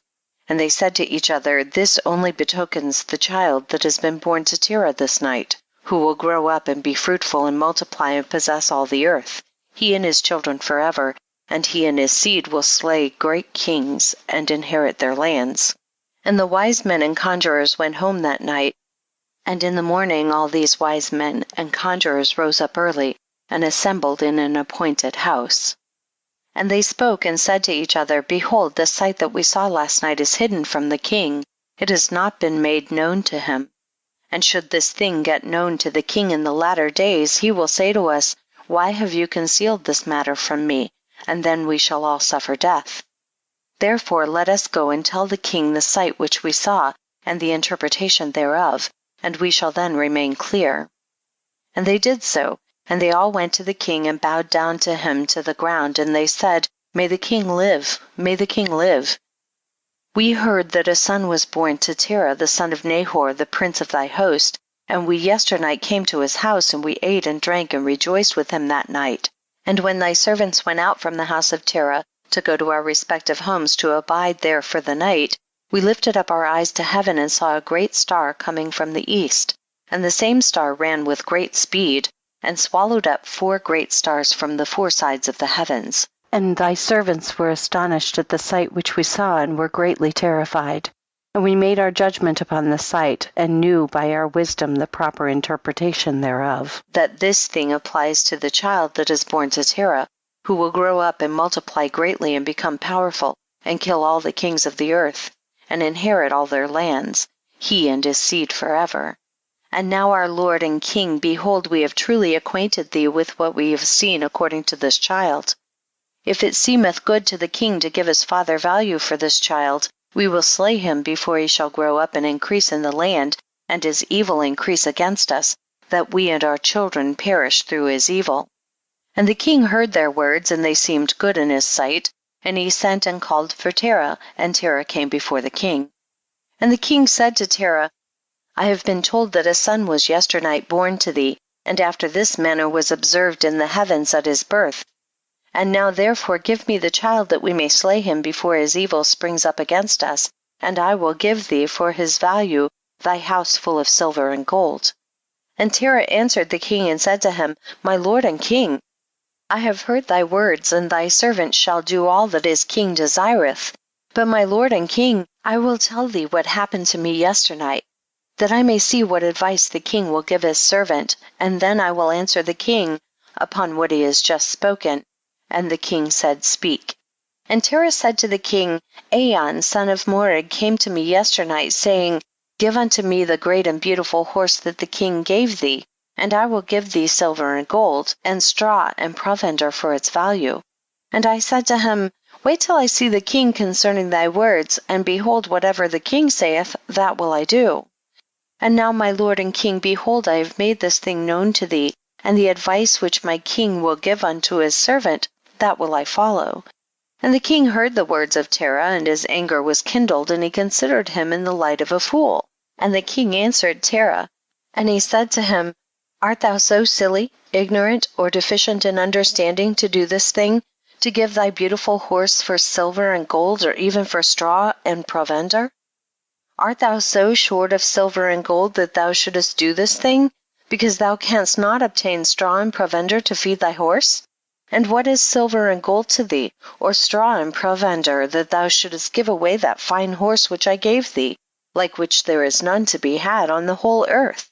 And the king left off speaking, and Terah answered the king, saying, Like unto this has the king spoken to his servant.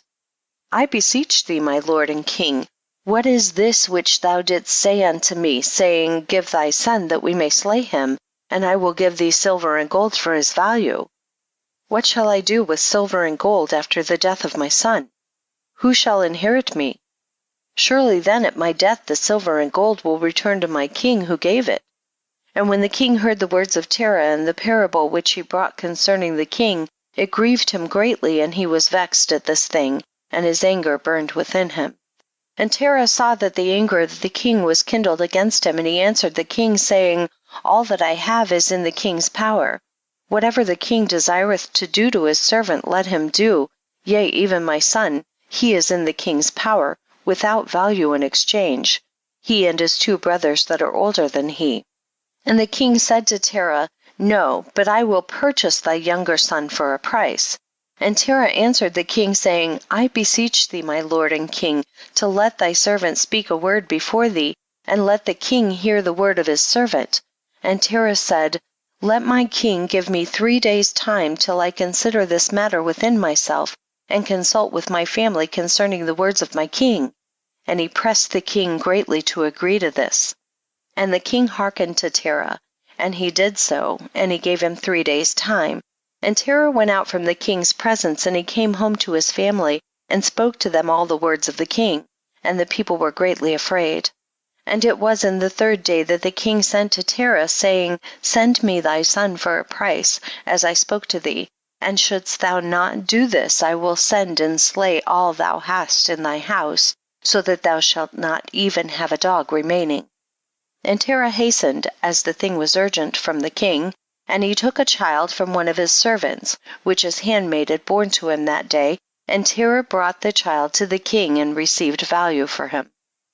And the Lord was with Terah in this matter, that Nimrod might not cause Abram's death, and the king took the child from Terah, and with all his might dashed his head to the ground, for he thought it had been Abram. And this was concealed from him from that day, and it was forgotten by the king, as it was the will of the providence not to suffer Abram's death. And Terah took Abram his son secretly, together with his mother and nurse, and he concealed them in a cave, and he brought them their provisions monthly. And the Lord was with Abram in the cave, and he grew up. And Abram was in the cave 10 years, and the king and his princes, soothsayers and sages, thought that the king had killed Abram. Chapter 9. And Haran, the son of Terah, Abram's oldest brother, took a wife in those days.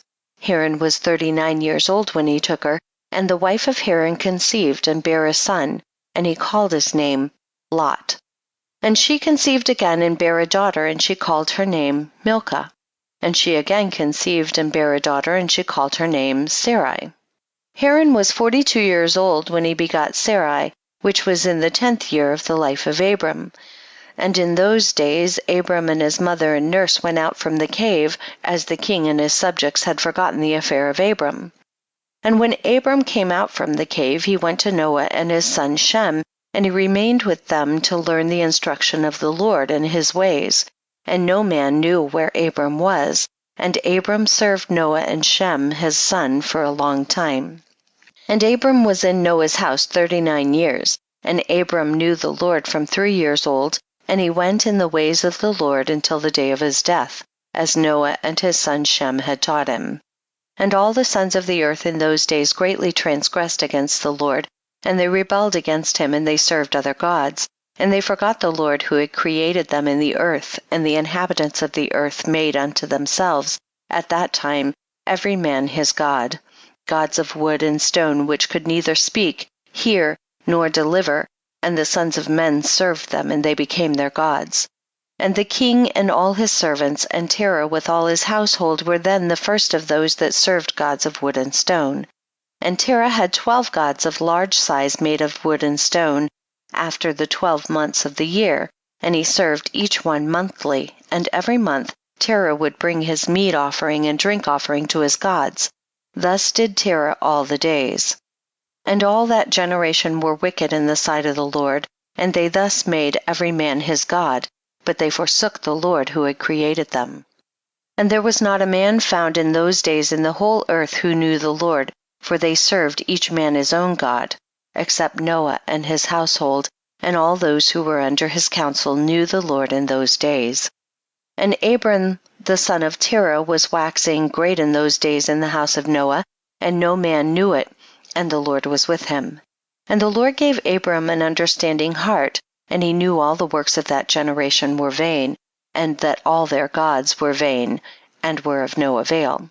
And Abram saw the sun shining upon the earth, and Abram said unto himself, Surely now this sun that shines upon the earth is God, and him will I serve.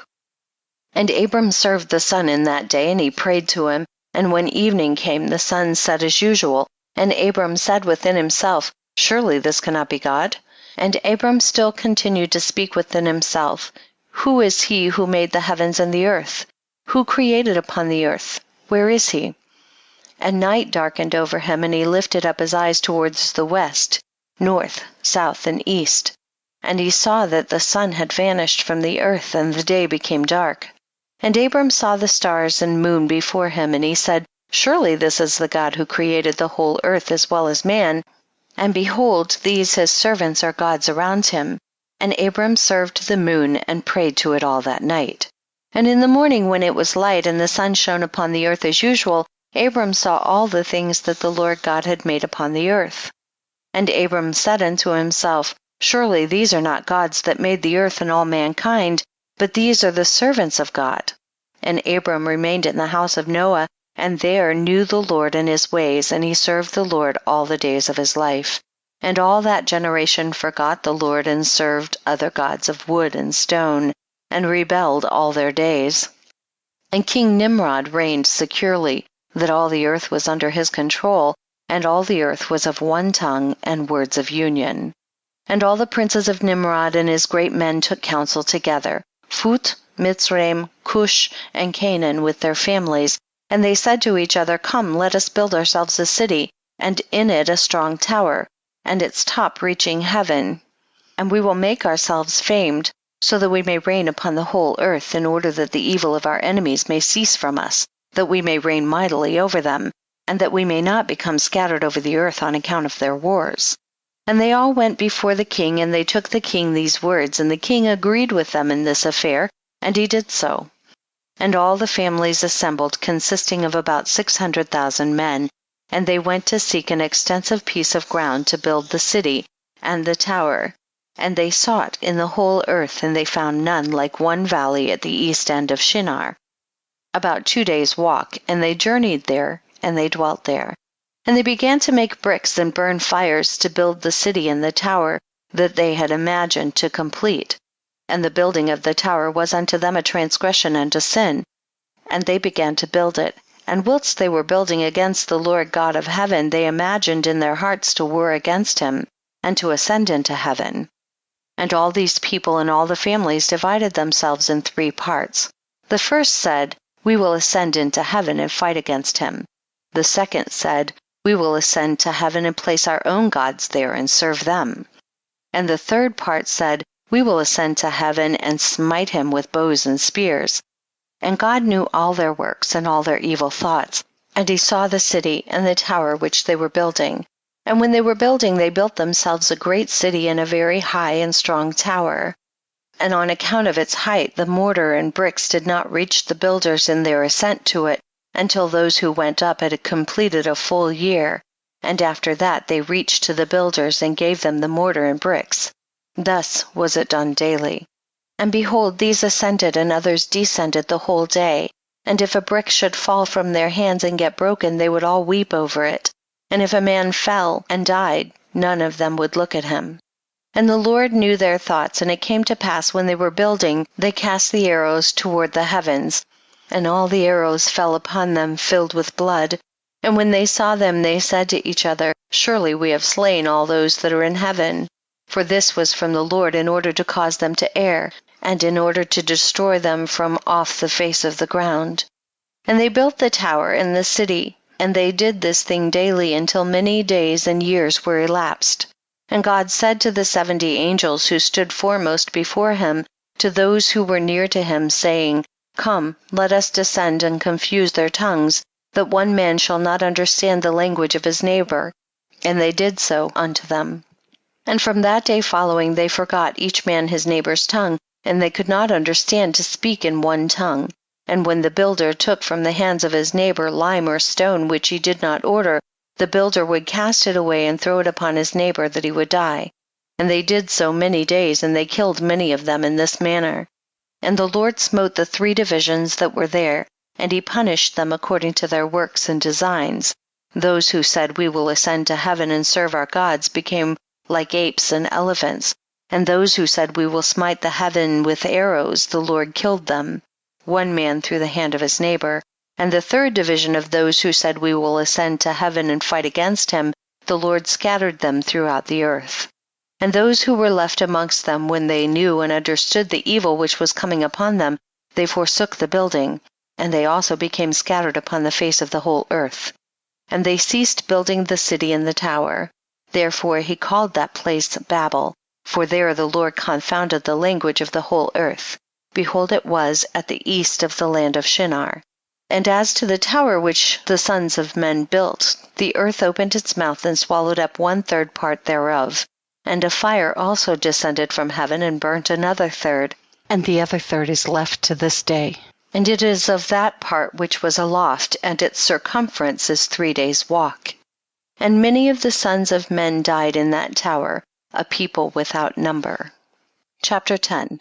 And Peleg, the son of Eber, died in those days, in the 48th year of the life of Abram, son of Terah, and all the days of Terah were 239 years. And when the Lord had scattered the sons of men on account of their sin at the tower, behold, they spread forth into many divisions, and all the sons of men were dispersed into the 4 corners of the earth. And all the families became each according to its language, its land, or its city. And the sons of men built many cities according to their families, in all the places where they went, and throughout the earth where the Lord had scattered them. And some of them built cities in places from which they were afterward extirpated, and they called these cities after their own names, or the names of their children, or after their particular occurrences. And the sons of Japheth, the son of Noah, went and built themselves cities in the place where they were scattered, and they called all their cities after their names. And the sons of Japheth were divided upon the face of the earth into many divisions and languages. And these are the sons of Japheth according to their families: Gomer, Magog, Madai, Javan, Tubal, Meshach, and Tiras. And these are the children of Japheth according to their generations. And the generation of Gomer according to their cities were the Francum, who dwelt in the land of Franza by the river Franza, by the river Sina. And the children of Rephath are the Bartonim, who dwell in the land of Bartonia. by the river Leda, which empties its waters in the great sea Gihon, that is, Oceanus. And the children of Togarmah are 10 families, and these are their names: Buzar, Parzunach, Belgar, Elikanom, Ragbib, Tarki, Big, Zebuk, Ongal, and Tilmaz. All these spread and rested in the north and built themselves cities, and they called their cities after their own names. Those are they who abide by the rivers Hithlah and Italak unto this day. But the families of Angoli, Belgar, and Puzunach, they dwell by the great river Dubni, and the names of their cities are also according to their own names. And the children of Javan are the Javanim, who dwell in the land of Macedonia, and the children of Madai are the Oralim, that dwell in the land of Curson, and the children of Tubal are those that dwell in the land of Tuscanah by the river Pasha. And the children of Meshech are the Shubashni, and the children of Tiras are the Rushash, Cushni, and Angolis. All these went and built themselves cities. Those are the cities that are situated by the sea Jabus, by the river Kura, which empties itself in the river Tragon. And the children of Elisha are the Almanim, and they also went and built themselves cities. Those are the cities situated between the mountains of Job and Shabathmo. And of them were the people of Lombarde, who dwell opposite the mountains of Job and Shabathmo. And they conquered the land of Italia, and remained there until this day. And the children of Chittim are the Romim, who dwell in the valley of Canopia by the river Tibru. And the children of Dudonim are those who dwell in the cities of the sea Gihon in the land of Bordna. These are the families of the children of Japheth according to their cities and languages, when they were scattered after the tower, and they called their cities after their names and occurrences. And these are the names of all their cities according to their families, which they built in those days after the tower. And the children of Ham were Cush, Mitzrayim, Phut, and Canaan, according to their generation and cities. All these went and built themselves cities as they found fit places for them, and they called their cities after the names of their fathers Cush, Mitzrayim, Phut, and Canaan. And the children of Mitzrayim are the Ludim, Anamim, Lehabim, Naphtuchim, Pathrusim, Kasluchim, and Kaphturim, 7 families. All these dwell by the river Sihor, that is the brook of Egypt, and they built themselves cities and called them after their own names. And the children of Pathros and Kasluch intermarried together, and from them went forth the Pelishtim, the Azathim, and the Gerarim, the Githim, and the Ekronim, in all 5 families. These also built themselves cities, and they called their cities after the names of their fathers unto this day. And the children of Canaan also built themselves cities, and they called their cities after their names, 11 cities, and others without number. And 4 men from the family of Ham went to the land of the plain. These are the names of the 4 men: Sodom, Gomorrah, Admah, and Zeboim. And these men built themselves 4 cities in the land of the plain, and they called the names of their cities after their own names. And they and their children and all belonging to them dwelt in those cities, and they were fruitful and multiplied greatly and dwelt peaceably. And Seir the son of Hur, son of Hivi, son of Canaan, went and found a valley opposite to Mount Paran, and he built a city there. He and his 7 sons and his household dwelt there, and he called the city which he built Seir, according to his name, that is, the land of Seir unto this day. These are the families of the children of Ham according to their languages and cities, when they were scattered to their countries after the tower. And some of the children of Shem, son of Noah, father of all the children of Eber, also went and built themselves cities in the places wherein they were scattered, and they called their cities after their names. And the sons of Shem were Elam, Ashur, Arpachshad, Lud, and Aram. And they built themselves cities and called the names of their cities after their names. And Asher, son of Shem, and his children and household went forth at that time, a very large body of them, And they went to a distant land that they found, and they met with a very extensive valley in the land that they went to. And they built themselves 4 cities, and they called them after their own names and occurrences. And these are the names of the city which the children of Asher built: Nineveh, Rezin, Calach, and Rehoboth. And the children of Asher dwell there unto this day. And the children of Ephraim also went and built themselves a city, and they called the name of the city Uz, after their eldest brother, and they dwelt therein. That is the land of Uz to this day. And in the 2nd year after the tower, a man from the house of Asher, whose name was Bela, went from the land of Nineveh to sojourn with his household, wherever he could find a place. And they came until opposite the cities of the plain against Sodom, and they dwelt there. And the man rose up and built there a small city, and called its name Bela, after his name. That is the land of Zor unto this day. And these are the families of the children of Shem, according to their language and cities, after they were scattered upon the earth after the tower. And every kingdom, city, and family of the families of the children of Noah built themselves many cities after this. And they established governments in all their cities, in order to be regulated by their orders. So did all the families of the children of Noah forever. Chapter 11. And Nimrod son of Cush was still in the land of Shinar, and he reigned over it and dwelt there, and he built cities in the land of Shinar. And these are the names of the 4 cities which he built, and he called their names after the occurrences that happened to them in the building of the tower. And he called the first Babel, saying, because the Lord there confounded the language of the whole earth. And the name of the second he called haRukh, because from there God dispersed them. And the third he called Eshed, saying, there was a great battle at that place. And the 4th he called Calneh, because his princes and mighty men were consumed there, and they vexed the Lord. They rebelled and transgressed against him. And when Nimrod had built these cities in the land of Shinar, he placed in them the remainder of his people, his princes and his mighty men that were left in his kingdom. And Nimrod dwelt in Babel, and he there renewed his reign over the rest of his subjects. And he reigned securely, and the subjects and princes of Nimrod called his name Amraphel, saying that at the tower his princes and men fell through his means. And notwithstanding this, Nimrod did not return to the Lord, and he continued in wickedness and teaching wickedness to the sons of men. And Mardon his son was worse than his father, and continued to add to the admonitions of his father, and he caused the sons of men to sin. Therefore it is said, from the wicked goeth forth wickedness. At that time there was war between the families of the children of Ham, as they were dwelling in the cities which they built. And Chedorlaomer king of Elam went away from the families of the children of Ham, and he fought with them, and he subdued them. And he went to the 5 cities of the plain, and he fought against them, and he subdued them, and they were under his control. And they served him 12 years, and they gave him a yearly tax.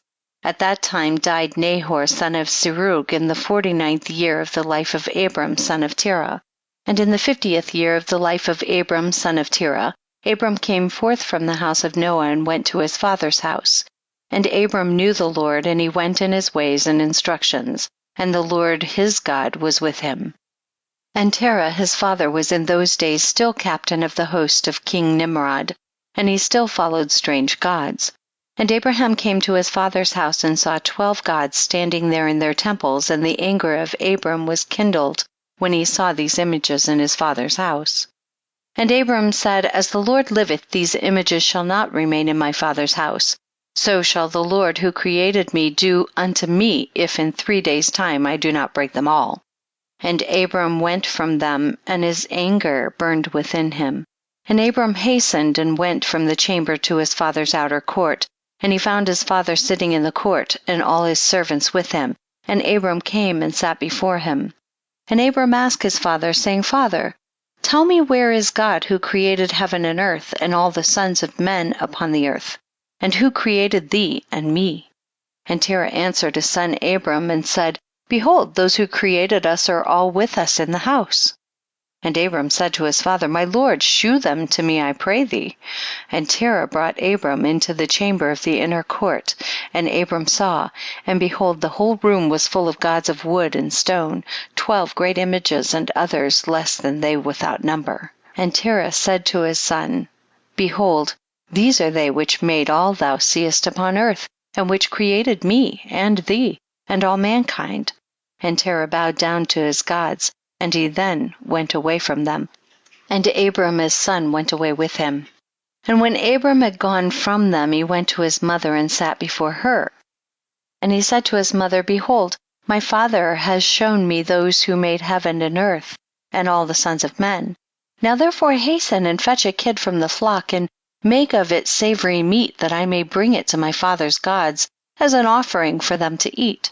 Perhaps I may thereby become acceptable to them. And his mother did so, and she fetched a kid, and made savory meat thereof, and brought it to Abram. And Abram took the savory meat from his mother, and brought it before his father's gods, and he drew nigh to them that they might eat. And Terah his father did not know of it. And Abram saw on the day when he was sitting amongst them that they had no voice, no hearing, no motion, and not one of them could stretch forth his hand to eat. And Abram mocked them, and said, Surely the savory meat that I prepared has not pleased them, or perhaps it was too little for them, and for that reason they would not eat. Therefore tomorrow I will prepare fresh savory meat, better and more plentiful than this, in order that I may see the result. And it was on the next day that Abram directed his mother concerning the savory meat, and his mother rose and fetched 3 fine kids from the flock, and she made of them some excellent savory meat, such as her son was fond of, and she gave it to her son Abram, and Terah his father did not know of it. And Abram took the savory meat from his mother, and brought it before his father's gods into the chamber, and he came nigh unto them that they might eat. And he placed it before them, and Abram sat before them all day, thinking perhaps they might eat. And Abram viewed them, and behold, they had neither voice nor hearing, nor did one of them stretch forth his hand to the meat to eat. And in the evening of that day in that house Abram was clothed with the Spirit of God. And he called out and said, Woe unto my father in this wicked generation, whose hearts are all inclined to vanity, who serve these idols of wood and stone, which can neither eat, smell, hear, nor speak, who have mouths without speech, eyes without sight, ears without hearing, hands without feeling, and legs which cannot move. Like them are those that made them, and that trust in them. And when Abram saw all these things, his anger was kindled against his father, and he hastened and took a hatchet in his hand, and came unto the chamber of the gods, and he broke all his father's gods. And when he had done breaking the images, he placed the hatchet in the hand of the great God, which was there before them, and he went out. And Terah his father came home, for he had heard at the door the sound of the striking of the hatchet. So Terah came into the house to know what this was about. And Terah, having heard the noise of the hatchet in the room of images, ran to the room to the images. And he met Abram going out. And Terah entered the room, and found all the idols fallen down and broken, and the hatchet in the hand of the largest, which was not broken. And the savory meat which Abram his son had made was still before them. And when Terah saw this, his anger was greatly kindled, and he hastened and went from the room to Abram. And he found Abram his son still sitting in the house, and he said to him, What is this work thou hast done to my gods? And Abram answered Terah his father, and he said, Not so, my lord, for I brought savory meat before them, and when I came nigh to them with the meat that they might eat, they all at once stretched forth their hands to eat, before the great one had put forth his hand to eat. And the large one saw their works that they did before him, and his anger was violently kindled against them, and he went and took the hatchet that was in the house, and came to them, and broke them all. And behold, the hatchet is yet in his hand, as thou seest. And Terah's anger was kindled against his son Abram when he spoke this. And Terah said to Abram his son in his anger, What is this tale that thou hast told? Thou speakest lies to me. Is there in these gods spirit, soul, or power to do all thou hast told me? Are they not wood and stone, and have I not myself made them? And canst thou speak such lies, saying that the large God that was with them smote them? It is thou that didst place the hatchet in his hands, and then sayest he smote them all. And Abram answered his father and said to him, And how canst thou then serve these idols in whom there is no power to do anything? Can those idols in which thou trustest deliver thee? Can they hear thy prayers when thou callest upon them? Can they deliver thee from the hands of thy enemies? Or will they fight thy battles for thee against thy enemies, that thou shouldst serve wood and stone which can neither speak nor hear? And now surely it is not good for thee, nor for the sons of men that are connected with thee, to do these things. Are you so silly, so foolish, or so short of understanding, that you will serve wood and stone and do after this manner? And forget the Lord God who made heaven and earth and who created you in the earth, and thereby bring a great evil upon your souls in this matter by serving stone and wood? Did not our fathers in the days of old sin in this manner, and the Lord God of the universe brought the waters of the flood upon them and destroyed the whole earth? And how can you continue to do this and serve gods of wood and stone who cannot hear or speak or deliver you from oppression, thereby bringing down the anger of the God of the universe upon you? Now therefore, my father, refrain from this, and bring not evil upon thy soul and the souls of thy household. And Abram hastened and sprang from before his father, and took the hatchet from his father's largest idol, with which Abram broke it and ran away. And Terah, seeing all that Abram had done, hastened to go from his house. And he went to the king, and he came before Nimrod and stood before him. And he bowed down to the king, and the king said, What dost thou want? And he said, I beseech thee, my lord, to hear me. Now 50 years back a child was born to me, and thus has he done to my gods, and thus has he spoken. And now therefore, my lord and king, send for him, that he may come before thee, and judge him according to the law, that we may be delivered from his evil. And the king sent 3 men of his servants, and they went and brought Abram before the king.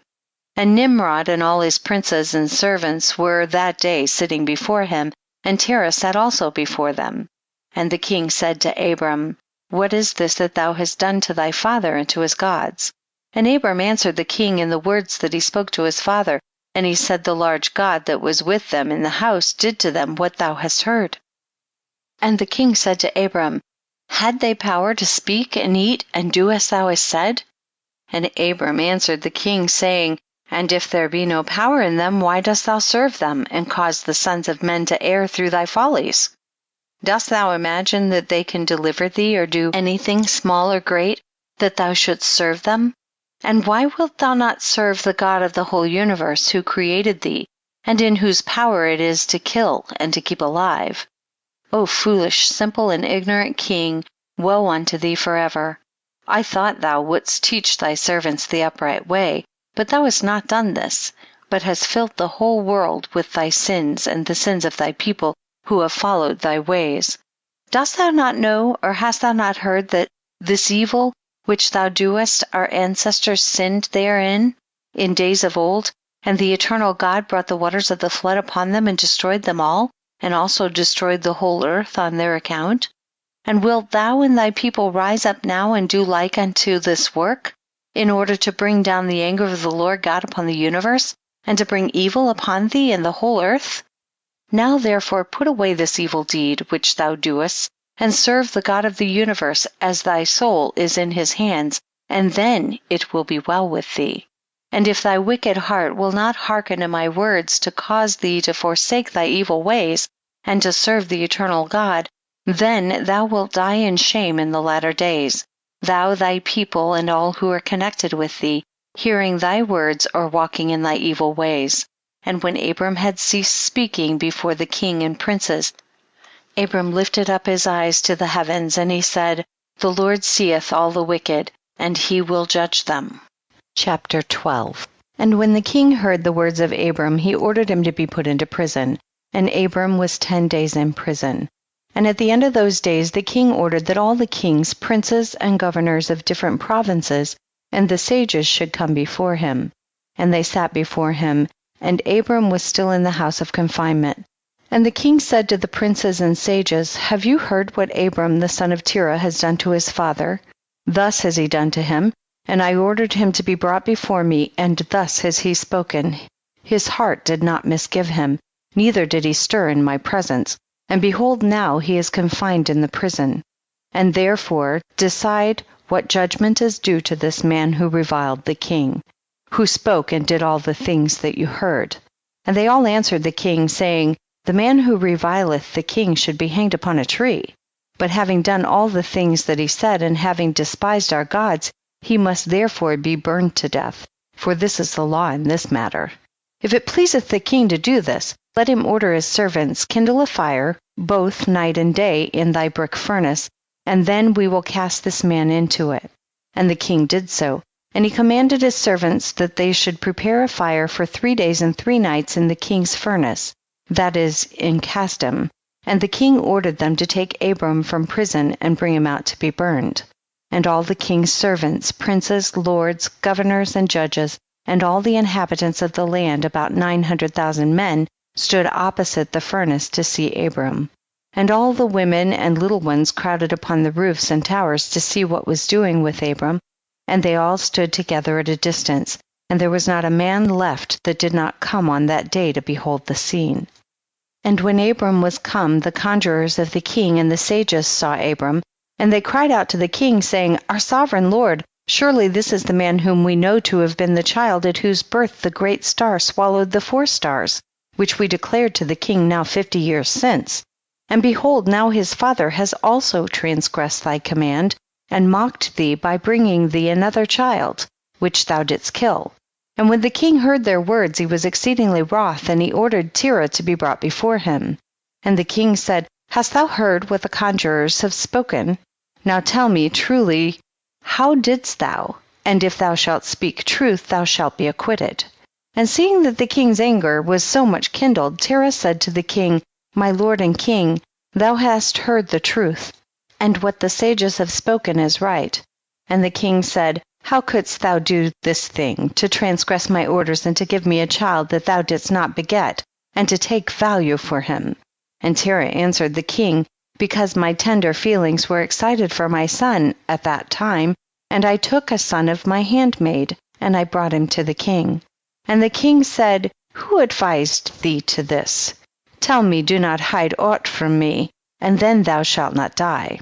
And Terah was greatly terrified in the king's presence, and he said to the king, It was Haran, my eldest son, who advised me to do this. And Haran was in those days that Abram was born, 32 years old. But Haran did not advise his father to anything, for Terah said this to the king in order to deliver his soul from the king, for he feared greatly. And the king said to Terah, Haran, thy son, who advised thee to this, shall die through fire with Abram, for the sentence of death is upon him for having rebelled against the king's desire in doing this thing. And Haran at that time felt inclined to follow the ways of Abram, but he kept it within himself. And Haran said in his heart, Behold, now the king has seized Abram on account of these things which Abram did, and it shall come to pass that if Abram prevail over the king, I will follow him. But if the king prevail, I will go after the king. And when Terah had spoken this to the king concerning Haran his son, the king ordered Haran to be seized with Abram. And they brought them both, Abram and Haran his brother, to cast them into the fire. And all the inhabitants of the land, and the king's servants and princes, and all the women and little ones were there standing that day over them. And the king's servants took Abram and his brother, and they stripped them of all their clothes, excepting their lower garments which were upon them. And they bound their hands and feet with linen cords, and the servants of the king lifted them up and cast them both into the furnace. And the Lord loved Abram, and he had compassion over him. And the Lord came down and delivered Abram from the fire, and he was not burned.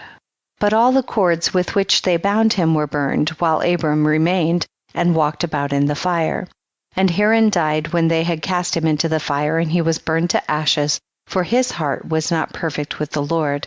And those men who cast him into the fire, the flame of fire spread over them, and they were burned, and 12 men of them died. And Abram walked in the midst of the fire 3 days and 3 nights, and all the servants of the king saw him walking in the fire, and they came and told the king, saying, Behold, we have seen Abram walking about in the midst of the fire, and even the lower garments which are upon him are not burned, but the cord with which he was bound is burned. And when the king heard their words, his heart fainted, and he would not believe them. So he sent other faithful princes to see this matter, And they went and saw it and told it to the king. And the king rose to go and see it. And he saw Abram walking to and fro in the midst of the fire. And he saw Haran's body burned. And the king wondered greatly. And the king ordered Abram to be taken out from the fire, and his servants approached to take him out. And they could not, for the fire was round about, and the flame ascending toward them from the furnace. And the king's servants fled from it. And the king rebuked them, saying, Make haste, and bring Abram out of the fire, that you shall not die. And the servants of the king again approached to bring Abram out. And the flames came upon them and burned their faces, so that 8 of them died. And when the king saw that his servants could not approach the fire, lest they should be burned, the king called to Abram, O servant of the God who is in heaven, go forth from amidst the fire, come hither before me. And Abram hearkened to the voice of the king. And he went forth from the fire, and he came and stood before the king. And when Abram came out, the king and all his servants saw Abram coming before the king, with his lower garments upon him, for they were not burned, but the cord with which he was bound was burned. And the king said to Abram, How is it that thou wast not burned in the fire? And Abram said to the king, The God of heaven and earth, in whom I trust, and who has all in his power, he delivered me from the fire into which thou didst cast me. And Haran, the brother of Abram, was burned to ashes, and they sought for his body, and they found it consumed. And Haran was 82 years old when he died in the fire of Casdim. And the king, princes, and inhabitants of the land, seeing that Abram was delivered from the fire, they came and bowed down to Abram.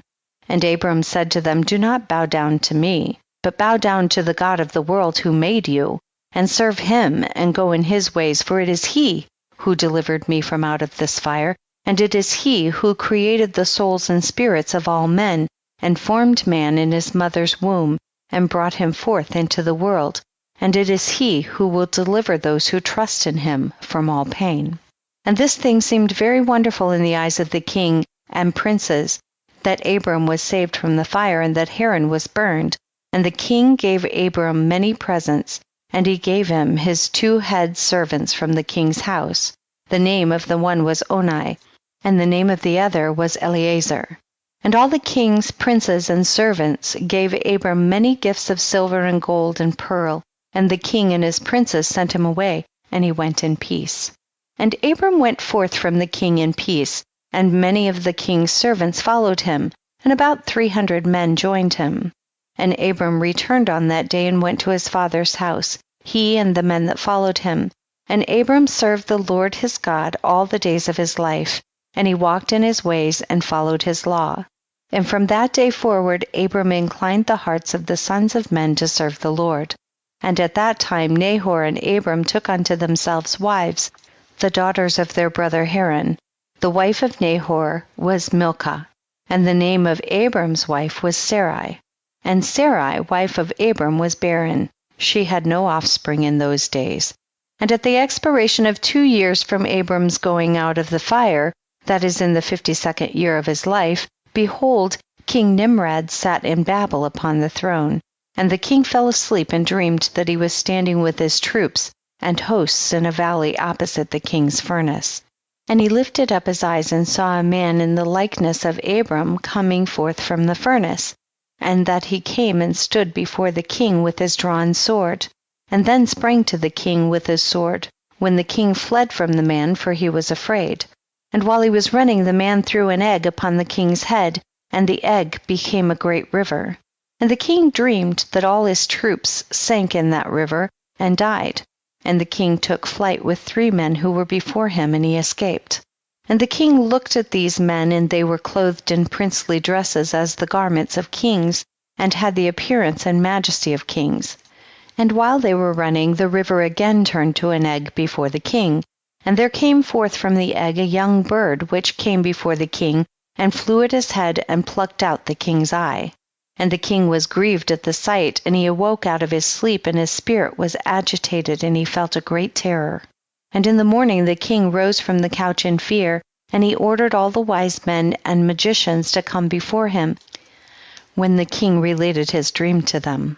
And a wise servant of the king, whose name was Anukai, answered the king, saying, This is nothing else but the evil of Abram and his seed, which will spring up against my Lord and King in the latter days. And behold, the day will come when Abram and his seed and the children of his household will war with my king, and they will smite all the king's hosts and his troops. And as to what thou hast said concerning 3 men which thou didst see like unto thyself, and which did escape, this means that only thou wilt escape, with 3 kings from the kings of the earth, who will be with thee in battle. And that which thou sawest of the river, which turned to an egg as at first, and the young bird plucking out thine eye, this means nothing else but the seed of Abram, which will slay the king in latter days. This is my king's dream, and this is its interpretation, and the dream is true, and the interpretation which thy servant has given thee is right. Now therefore, my king, surely thou knowest that it is now 52 years since thy sages saw this at the birth of Abram, and if my king will suffer Abram to live in the earth, it will be to the injury of my lord and king. For all the days that Abram liveth, neither thou nor thy kingdom will be established, for this was known formerly at his birth. And why will not my king slay him, that his evil may be kept from thee in latter days?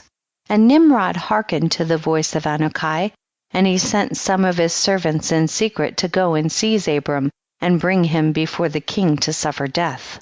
And Eliezer, Abram's servant, whom the king had given him, was at that time in the presence of the king, and he heard what Anukai had advised the king, and what the king had said to cause Abram's death. And Eliezer said to Abram, Hasten, rise up and save thy soul, that thou mayest not die through the hands of the king, for thus did he see in a dream concerning thee, and thus did Anukai interpret it. And thus also did Anukai advise the king concerning thee. And Abram hearkened to the voice of Eliezer, and Abram hastened and ran for safety to the house of Noah and his son Shem. And he concealed himself there, and found a place of safety. And the king's servants came to Abram's house to seek him, but they could not find him. And they searched throughout the country, and he was not to be found. And they went and searched in every direction, and he was not to be met with. And when the king's servants could not find Abram, they returned to the king, but the king's anger against Abram was stilled, as they did not find him, and the king drove from his mind this matter concerning Abram. And Abram was concealed in Noah's house for 1 month, until the king had forgotten this matter. But Abram was still afraid of the king. And Terah came to see Abram his son secretly in the house of Noah, and Terah was very great in the eyes of the king. And Abram said to his father, Dost thou not know that the king thinketh to slay me, and to annihilate my name from the earth by the advice of his wicked counselors? Now whom hast thou here, and what hast thou in this land? Arise, let us go together to the land of Canaan, that we may be delivered from his hand, lest thou perish also through him in the latter days. Dost thou not know, or hast thou not heard, that it is not through love that Nimrod giveth thee all his honor, but it is only for his benefit that he bestoweth all this good upon thee? And if he do unto thee greater good than this, surely these are only vanities of the world, for wealth and riches cannot avail in the day of wrath and anger. Now therefore hearken to my voice, and let us arise and go to the land of Canaan, out of the reach of injury from Nimrod, and serve thou the Lord who created thee in the earth, and it will be well with thee. And cast away all the vain things which thou pursuest. And Abram ceased to speak when Noah and his son Shem answered Terah, saying, True is the word which Abram has said unto thee. And Terah hearkened to the voice of his son Abram, and Terah did all that Abram said, for this was from the Lord, that the king should not cause Abram's death. Chapter 13. And Terah took his son Abram and his grandson Lot, the son of Haran, and Sarai, his daughter-in-law, the wife of his son Abram, and all the souls of his household, and went with them from Ur-Kasdim to go to the land of Canaan. And when they came as far as the land of Haran, they remained there, for it was exceeding good land for pasture, and of sufficient extent for those who accompanied them. And the people of the land of Haran saw that Abram was good and upright with God and men, and that the Lord his God was with him. And some of the people of the land of Haran came and joined Abram, and he taught them the instruction of the Lord and his ways. And those men remained with Abram in his house, and they adhered to him. And Abram remained in the land 3 years, and at the expiration of 3 years the Lord appeared to Abram and said to him, I am the Lord who brought thee forth from Kasdim, and delivered thee from the hands of thine enemies. And now therefore, if thou wilt hearken to my voice, and keep my commandments, my statutes, and my laws, then will I cause thy enemies to fall before thee, and I will multiply thy seed like the stars of heaven, and I will send my blessing upon all the works of thy hands, and thou shalt lack nothing. Arise now, take thy wife, and all belonging to thee, and go to the land of Canaan, and remain there, and I will there be unto thee for a God, and I will bless thee. And Abram rose and took his wife and all belonging to him, and he went to the land of Canaan, as the Lord had told him. And Abram was 50 years old when he went from Haran. And Abram came to the land of Canaan, and dwelt in the midst of the city, and he there pitched his tent amongst the children of Canaan, inhabitants of the land. And the Lord appeared to Abram when he came to the land of Canaan, and he said to him, This is the land which I give unto thee and to thy seed after thee forever, and I will make thy seed like the stars of heaven, and I will give unto thy seed for an inheritance all the lands which thou seest. And Abram built an altar in the place where God had spoken to him, and Abram there called upon the name of the Lord. At the end of 3 years of Abram's dwelling in the land of Canaan, in that year Noah died, which was the 58th year of the life of Abram. And all the days that Noah lived were 950 years, and he died. And Abram dwelt in the land of Canaan, he, his wife, and all belonging to him, and all those that accompanied him, together with those that joined him from the people of the land. But Nabor, Abram's brother, and Terah his father, and Lot the son of Haran, and all belonging to them, dwelt in Haran. In the 5th year of Abram's dwelling in the land of Canaan, the people of Sodom and Gomorrah, and all the cities of the plain, revolted from the power of Chedorlaomer, king of Elam, for all the kings of the cities of the plain had served Chedorlaomer for 12 years, and given him a yearly tax. But in those days, in the 13th year, they rebelled against him. And in the 10th year of Abram's dwelling in the land of Canaan, there was a war between Nimrod, king of Shinar, and Chedorlaomer, king of Elam. And Nimrod came to fight with Chedorlaomer, and to subdue him. For Chedorlaomer was at that time one of the princes of the hosts of Nimrod. And when all the people at the tower were dispersed, and those that remained were also scattered upon the face of the earth, Chedorlaomer went to the land of Elam, and reigned over it, and rebelled against his Lord. And in those days when Nimrod saw that the cities of the plain had rebelled, he came with pride and anger to war with Chedorlaomer, and Nimrod assembled all his princes and subjects, about 700,000 men, and went against Chedorlaomer. And Chedorlaomer went out to meet him with 5,000 men, and they prepared for battle in the valley of Babel, which is between Elam and Shinar. And all those kings fought there, and Nimrod and his people were smitten before the people of Chedorlaomer, and there fell from Nimrod's men about 600,000, and Mardon the king's son fell amongst them. And Nimrod fled and returned in shame and disgrace to his land, and he was under subjection to Chedorlaomer for a long time. And Chedorlaomer returned to his land, and sent princes of his host to the kings that dwelt around him, to Arioch king of Elasar, and to Tidal king of Goyim, and made a covenant with them, and they were all obedient to his commands. And it was in the 15th year of Abram's dwelling in the land of Canaan, which is the 70th year of the life of Abram, and the Lord appeared to Abram in that year, and he said to him, I am the Lord who brought thee out from Kasdim, to give thee this land for an inheritance. Now therefore walk before me, and be perfect, and keep my commands. For to thee and to thy seed I will give this land for an inheritance, from the river Mitzrayim unto the great river Euphrates. And thou shalt come to thy fathers in peace and in good age, and the 4th generation shall return here in this land, and shall inherit it forever. And Abram built an altar, and he called upon the name of the Lord, who appeared to him, and he brought up sacrifices upon the altar to the Lord. At that time Abram returned and went to Haran to see his father and mother, and his father's household, and Abram and his wife and all belonging to him returned to Haran. And Abram dwelt in Haran 5 years. And many of the people of Haran, about 72 men, followed Abram, and Abram taught them the instruction of the Lord and his ways, and he taught them to know the Lord.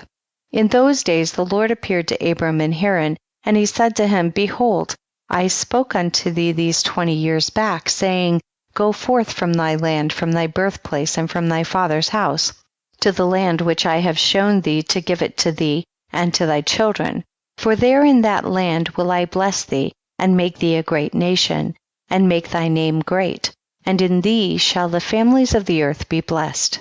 Now therefore arise, go forth from this place, thou, thy wife, and all belonging to thee, also every one born in thy house, and all the souls thou hast made in Haran, and bring them out with thee from here, and rise to return to the land of Canaan.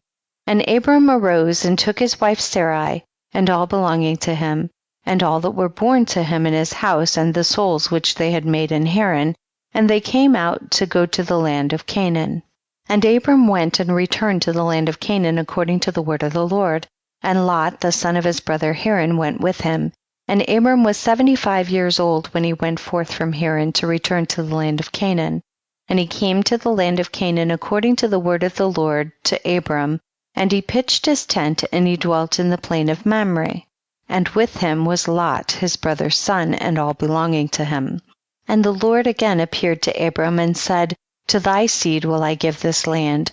And he there built an altar to the Lord who appeared to him, which is still to this day in the plains of Mamre. Chapter 14. In those days there was in the land of Shinar a wise man who had understanding in all wisdom, and of a beautiful appearance, but he was poor and indigent. His name was Rechayan, and he was hard set to support himself. And he resolved to go to Egypt, to Ahasuerus, the son of Anam, king of Egypt, to show the king his wisdom, for perhaps he might find grace in his sight to raise him up and give him maintenance. And Rechayan did so. And when Rechayan came to Egypt, he asked the inhabitants of Egypt concerning the king, and the inhabitants of Egypt told him the custom of the king of Egypt, for it was then the custom of the king of Egypt that he went from his royal palace and was seen abroad only one day in the year, and after that the king would return to his palace to remain there. And on the day when the king went forth, he passed judgment in the land, and everyone having a suit came before the king that day to obtain his request. And when Rechayan heard of the custom in Egypt, and that he could not come into the presence of the king, he grieved greatly and was very sorrowful. And in the evening Rechayan went out and found a house in ruins, formerly a bakehouse in Egypt, and he abided there all night in bitterness of soul, and pinched with hunger, and sleep was removed from his eyes. And Rechayan considered within himself what he should do in the town until the king made his appearance, and how he might maintain himself there.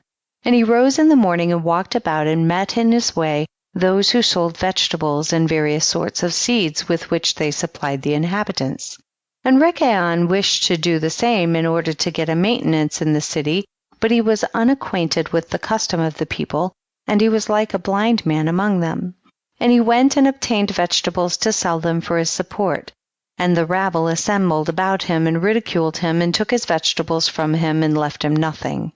And he rose up from there in bitterness of soul, and went sighing to the bakehouse in which he had remained all the night before, and he slept there the second night. And on that night again he reasoned within himself how he could save himself from starvation, and he devised a scheme how to act.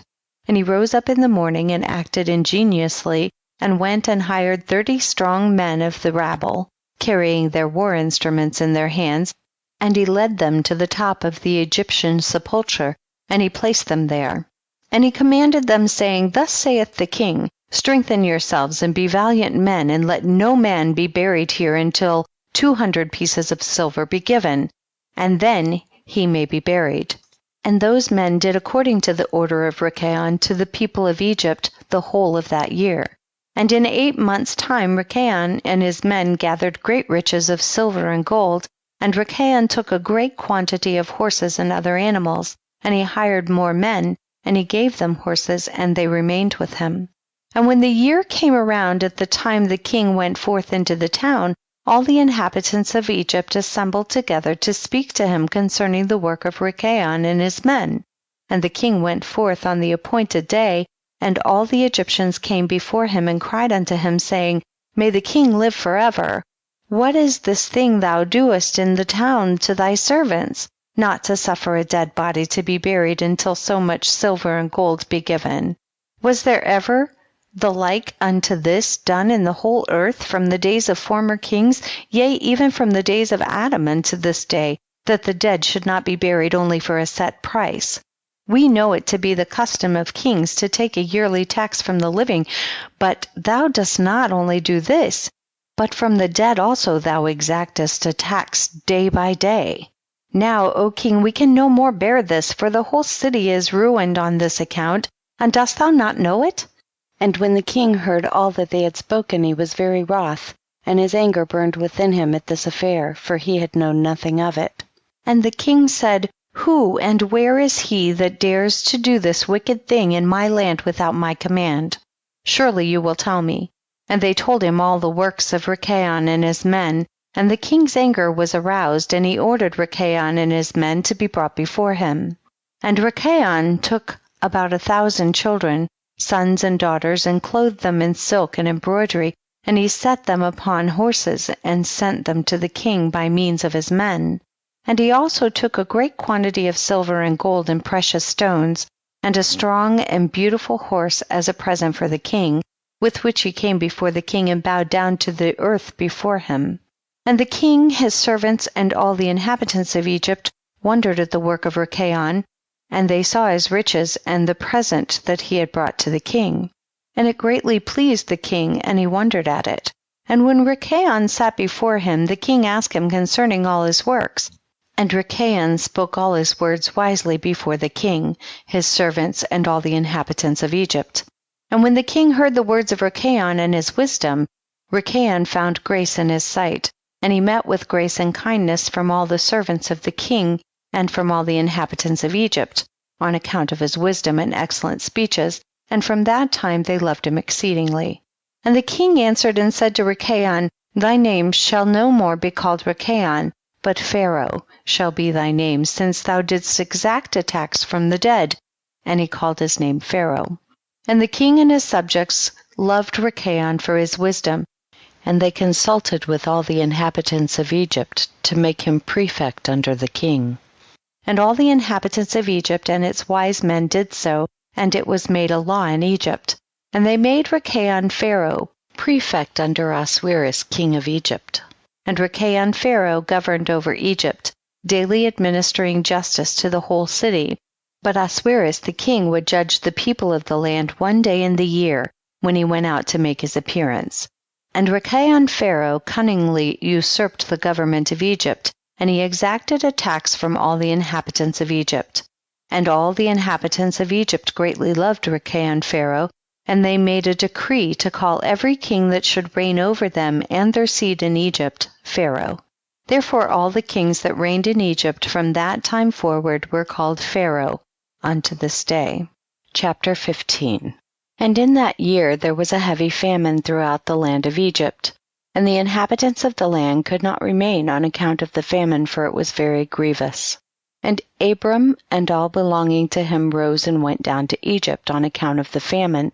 And when they were at the brook Mitzraim, they remained there some time to rest from the fatigue of the road. And Abram and Sarai were walking at the border of the brook Mitzraim, and Abram beheld his wife Sarai, that she was very beautiful. And Abram said to his wife Sarai, Since God has created thee with such a beautiful countenance, I am afraid of the Egyptians, lest they should slay me and take thee away, for the fear of God is not in these places.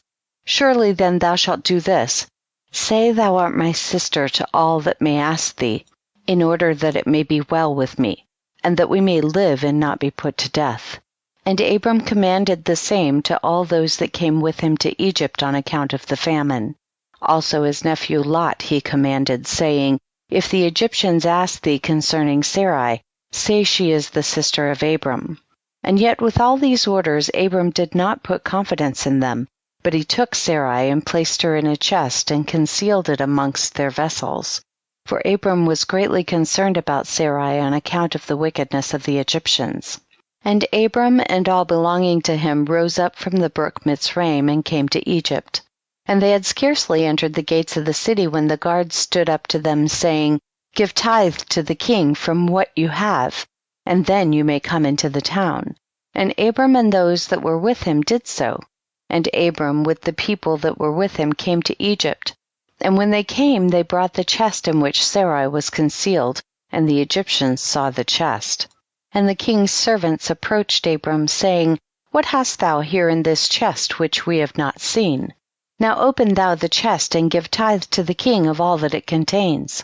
And Abram said, This chest I will not open, but all you demand upon it I will give. And Pharaoh's officers answered Abram, saying, It is a chest of precious stones, give us the tenth thereof. Abram said, All that you desire I will give, but you must not open the chest. And the king's officers pressed Abram, and they reached the chest and opened it with force, and they saw, and behold, a beautiful woman was in the chest. And when the officers of the king beheld Sarai, they were struck with admiration at her beauty. And all the princes and servants of Pharaoh assembled to see Sarai, for she was very beautiful. And the king's officers ran and told Pharaoh all that they had seen, and they praised Sarai to the king. And Pharaoh ordered her to be brought, and the woman came before the king. And Pharaoh beheld Sarai, and she pleased him exceedingly, and he was struck with her beauty. And the king rejoiced greatly on her account, and made presents to those who brought him the tidings concerning her. And the woman was then brought to Pharaoh's house. And Abram grieved on account of his wife, and he prayed to the Lord to deliver her from the hands of Pharaoh. And Sarai also prayed at that time, and said, O Lord God, thou didst tell my lord Abram to go from his land, and from his father's house to the land of Canaan. And thou didst promise to do well with him if he would perform thy commands. Now behold, we have done that which thou didst command us, and we left our land and our families, and we went to a strange land, and to a people whom we have not known before. And we came to this land to avoid the famine, and this evil accident has befallen me. Now therefore, O Lord God, deliver us and save us from the hand of this oppressor, and do well with me for the sake of thy mercy. And the Lord hearkened to the voice of Sarai, and the Lord sent an angel to deliver Sarai from the power of Pharaoh. And the king came and sat before Sarai, and behold, an angel of the Lord was standing over them. And he appeared to Sarai and said to her, Do not fear, for the Lord has heard thy prayer. And the king approached Sarai and said to her, What is that man to thee who brought thee hither? And she said, He is my brother. And the king said, It is incumbent upon us to make him great, to elevate him, and to do unto him all the good which thou shalt command us. And at that time the king sent to Abram silver and gold and precious stones in abundance, together with cattle, men servants, and maidservants. And the king ordered Abram to be brought, and he sat in the court of the king's house, and the king greatly exalted Abram on that night. And the king approached to speak to Sarai, and he reached out his hand to touch her, when the angel smote him heavily, and he was terrified, and he refrained from reaching to her. And when the king came near to Sarai, the angel smote him to the ground, and acted thus to him the whole night, and the king was terrified. And the angel on that night smote heavily all the servants of the king and his whole household on account of Sarai, and there was a great lamentation that night amongst the people of Pharaoh's house. And Pharaoh, seeing the evil that befell him, said, Surely on account of this woman has this thing happened to me. And he removed himself at some distance from her and spoke pleasing words to her. And the king said to Sarai, Tell me, I pray thee, concerning the man with whom thou camest here. And Sarai said, This man is my husband. And I said to thee that he was my brother, for I was afraid lest thou shouldst put him to death through wickedness. And the king kept away from Sarai, and the plagues of the angel of the Lord ceased from him and his household. And Pharaoh knew that he was smitten on account of Sarai, and the king was greatly astonished at this. And in the morning the king called for Abram and said to him, What is this that thou hast done to me? Why didst thou say, She is my sister, owing to which I took her unto me for a wife, and this heavy plague has therefore come upon me and my household. Now therefore here is thy wife, take her, and go from our land, lest we all die on her account. And Pharaoh took more cattle, men servants and maidservants, and silver and gold to give to Abram, and he returned unto him Sarai his wife. And the king took a maiden whom he begat by his concubines, and he gave her to Sarai for a handmaid. And the king said to his daughter, It is better for thee, my daughter, to be a handmaid in this man's house, than to be a mistress in my house, after we have beheld the evil that befell us on account of this woman. And Abram arose, and he and all belonging to him went away from Egypt. And Pharaoh ordered some of his men to accompany him, and all that went with him. And Abram returned to the land of Canaan, to the place where he had made the altar, where he at first had pitched his tent. And Lot, the son of Haran, Abram's brother, had a heavy stock of cattle, flocks, and herds, and tents. For the Lord was bountiful to them on account of Abram. And when Abram was dwelling in the land, the herdsmen of Lot quarreled with the herdsmen of Abram, for their property was too great for them to remain together in the land, and the land could not bear them on account of their cattle. And when Abram's herdsmen went to feed their flock, they would not go into the fields of the people of the land, but the cattle of Lot's herdsmen did otherwise, for they were suffered to feed in the fields of the people of the land. And the people of the land saw this occurrence daily, and they came to Abram and quarreled with him on account of Lot's herdsmen. And Abram said to Lot, What is this thou art doing to me, to make me despicable to the inhabitants of the land, that thou orderest thy herdsmen to feed thy cattle in the fields of other people? Dost thou not know that I am a stranger in this land amongst the children of Canaan? And why wilt thou do this unto me? And Abram quarreled daily with Lot on account of this, but Lot would not listen to Abram, and he continued to do the same. And the inhabitants of the land came and told Abram. And Abram said unto Lot, How long wilt thou be to me for a stumbling block with the inhabitants of the land? Now I beseech thee, let there be no more quarreling between us, for we are kinsmen. But I pray thee, separate from me, go and choose a place where thou mayest dwell with thy cattle and all belonging to thee, but keep thyself at a distance from me, thou and thy household. And be not afraid in going from me, for if any one do an injury to thee, let me know, and I will avenge thy cause from him, only remove from me. And when Abram had spoken all these words to Lot, then Lot arose and lifted up his eyes toward the plain of Jordan. And he saw that the whole of this place was well watered, and good for man as well as affording pasture for cattle. And Lot went from Abram to that place, and he there pitched his tent and dwelt in Sodom, and they were separated from each other. And Abram dwelt in the plain of Mamre, which is in Hebron, and he pitched his tent there, and Abram remained in that place many years. Chapter 16. At that time Chedorlaomer king of Elam sent to all the neighboring kings, to Nimrod king of Shinar, who was then under his power, and to Tidal king of Goyim, and to haYarukh king of Elasar, with whom he had made a covenant, saying, Come up to me and assist me, that we may smite all the towns of Sodom and its inhabitants, for they have rebelled against me these 13 years.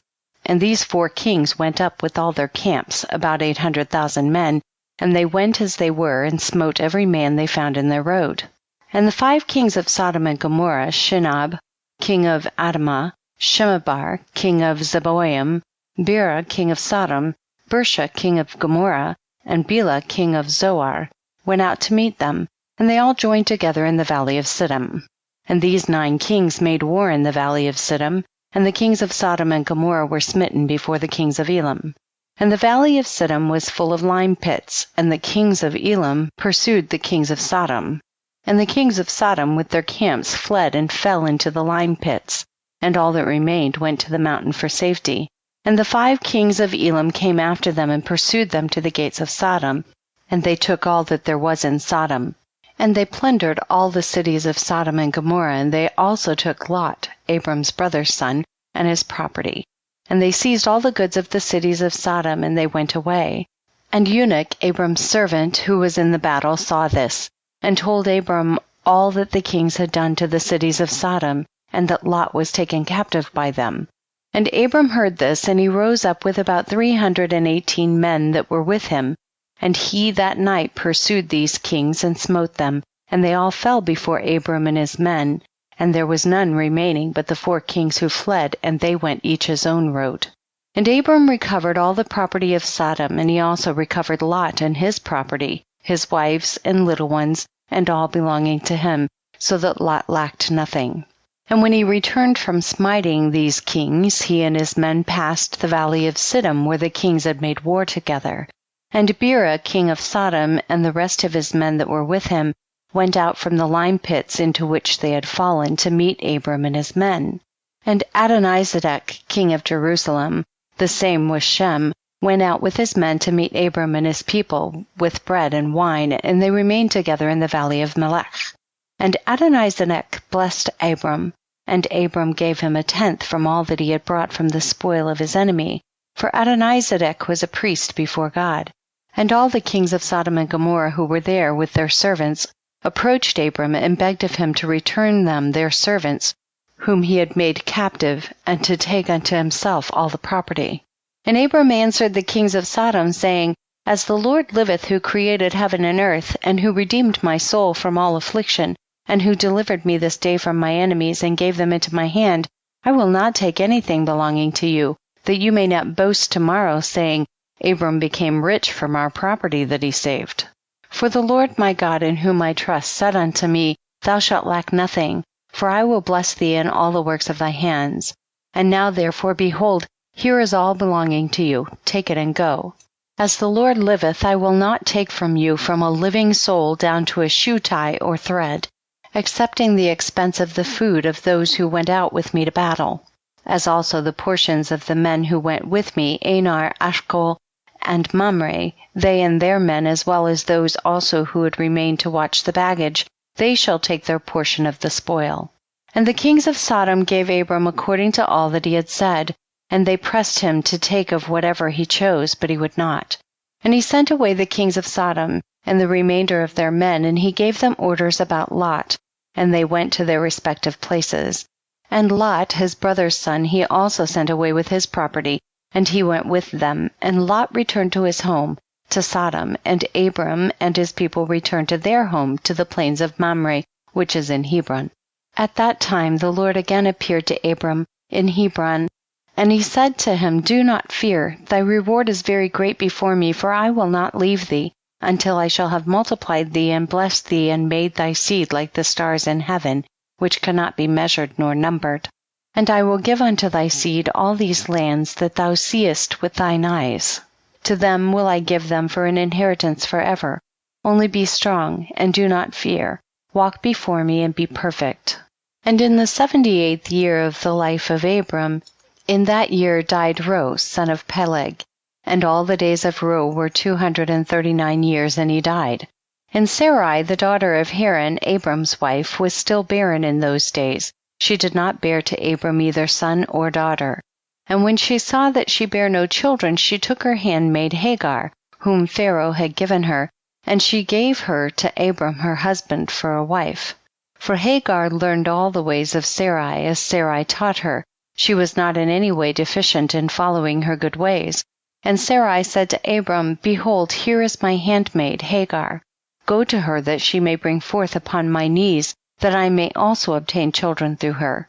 And at the end of 10 years of Abram's dwelling in the land of Canaan, which is the 85th year of Abram's life, Sarai gave Hagar unto him. And Abram hearkened to the voice of his wife Sarai, and he took his handmaid Hagar, and Abram came to her, and she conceived. And when Hagar saw that she had conceived, she rejoiced greatly, and her mistress was despised in her eyes. And she said within herself, This can only be that I am better before God than Sarai my mistress. For all the days that my mistress has been with my Lord, she did not conceive, but me the Lord has caused in so short a time to conceive by him. And when Sarai saw that Hagar had conceived by Abram, Sarai was jealous of her handmaid. And Sarai said within herself, This is surely nothing else, but that she must be better than I am. And Sarai said unto Abram, My wrong be upon thee, for at the time when thou didst pray before the Lord for children, why didst thou not pray on my account, that the Lord should give me seed from thee? And when I speak to Hagar in thy presence, she despiseth my words, because she is conceived, and thou wilt say nothing to her. May the Lord judge between me and thee for what thou hast done to me. And Abram said to Sarai, Behold, thy handmaid is in thy hands, do unto her as it may seem good in thy eyes. And Sarai afflicted her, and Hagar fled from her to the wilderness. And an angel of the Lord found her in the place where she had fled, by a well, and he said to her, Do not fear, for I will multiply thy seed, for thou shalt bear a son, and thou shalt call his name Ishmael. Now then return to Sarai thy mistress, and submit thyself under her hands. And Hagar called the place of that well Bir Lahairoi. It is between Kadesh and the wilderness of Bered. And Hagar at that time returned to her master's house, and at the end of days Hagar bare a son to Abram, and Abram called his name Ishmael. And Abram was 86 years old when he begat him. Chapter 17. And in those days, in the 91st year of the life of Abram, the children of Chittim made war with the children of Tubal. For when the Lord had scattered the sons of men upon the face of the earth, the children of Chittim went and embodied themselves in the plain of Canopia, and they built themselves cities there and dwelt by the river Tibru. And the children of Tubal dwelt in Tuscana, and their boundaries reached the river Tibru. And the children of Tubal built a city in Tuscana, and they called the name Sabinah, after the name of Sabinah, son of Tubal their father. And they dwelt there unto this day. And it was at that time the children of Chittim made war with the children of Tubal, and the children of Tubal were smitten before the children of Chittim, and the children of Chittim caused 370 men to fall from the children of Tubal. And at that time the children of Tubal swore to the children of Chittim, saying, You shall not intermarry amongst us, and no man shall give his daughter to any of the sons of Chittim. For all the daughters of Tubal were in those days fair, for no women were then found in the whole earth so fair as the daughters of Tubal. And all who delighted in the beauty of women went to the daughters of Tubal, and took wives from them. And the sons of men, kings and princes, who greatly delighted in the beauty of women, took wives in those days from the daughters of Tubal. And at the end of 3 years, after the children of Tubal had sworn to the children of Chittim not to give them their daughters for wives, about 20 men of the children of Chittim went to take some of the daughters of Tubal, but they found none. For the children of Tubal kept their oaths not to intermarry with them, and they would not break their oaths. And in the days of the harvest the children of Tubal went into their fields to get in their harvest, when the young men of Chittim assembled and went to the city of Sabinah, and each man took a young woman from the daughters of Tubal, and they came to their cities. And the children of Tubal heard of it, and they went to make war with them, and they could not prevail over them, for the mountain was exceedingly high from them. And when they saw they could not prevail over them, they returned to their land.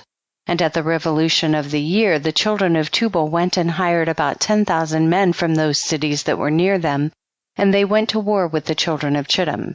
And the children of Tubal went to war with the children of Chittim, to destroy their land and to distress them.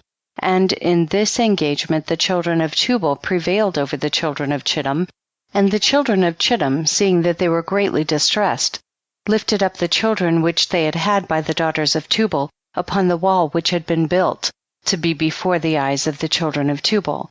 And the children of Chittim said to them, Have ye come to make war with your own sons and daughters? And have we not been considered your flesh and bones from that time till now? And when the children of Tubal heard this, they ceased to make war with the children of Chittim, and they went away. And they returned to their cities. And the children of Chittim at that time assembled and built 2 cities by the sea, and they called one Pertu and the other Arizah. And Abram the son of Terah was 99 years old. At that time the Lord appeared to him, and he said to him, I will make my covenant between me and thee, and I will greatly multiply thy seed. And this is the covenant which I make between me and thee, that every male child be circumcised, thou and thy seed after thee.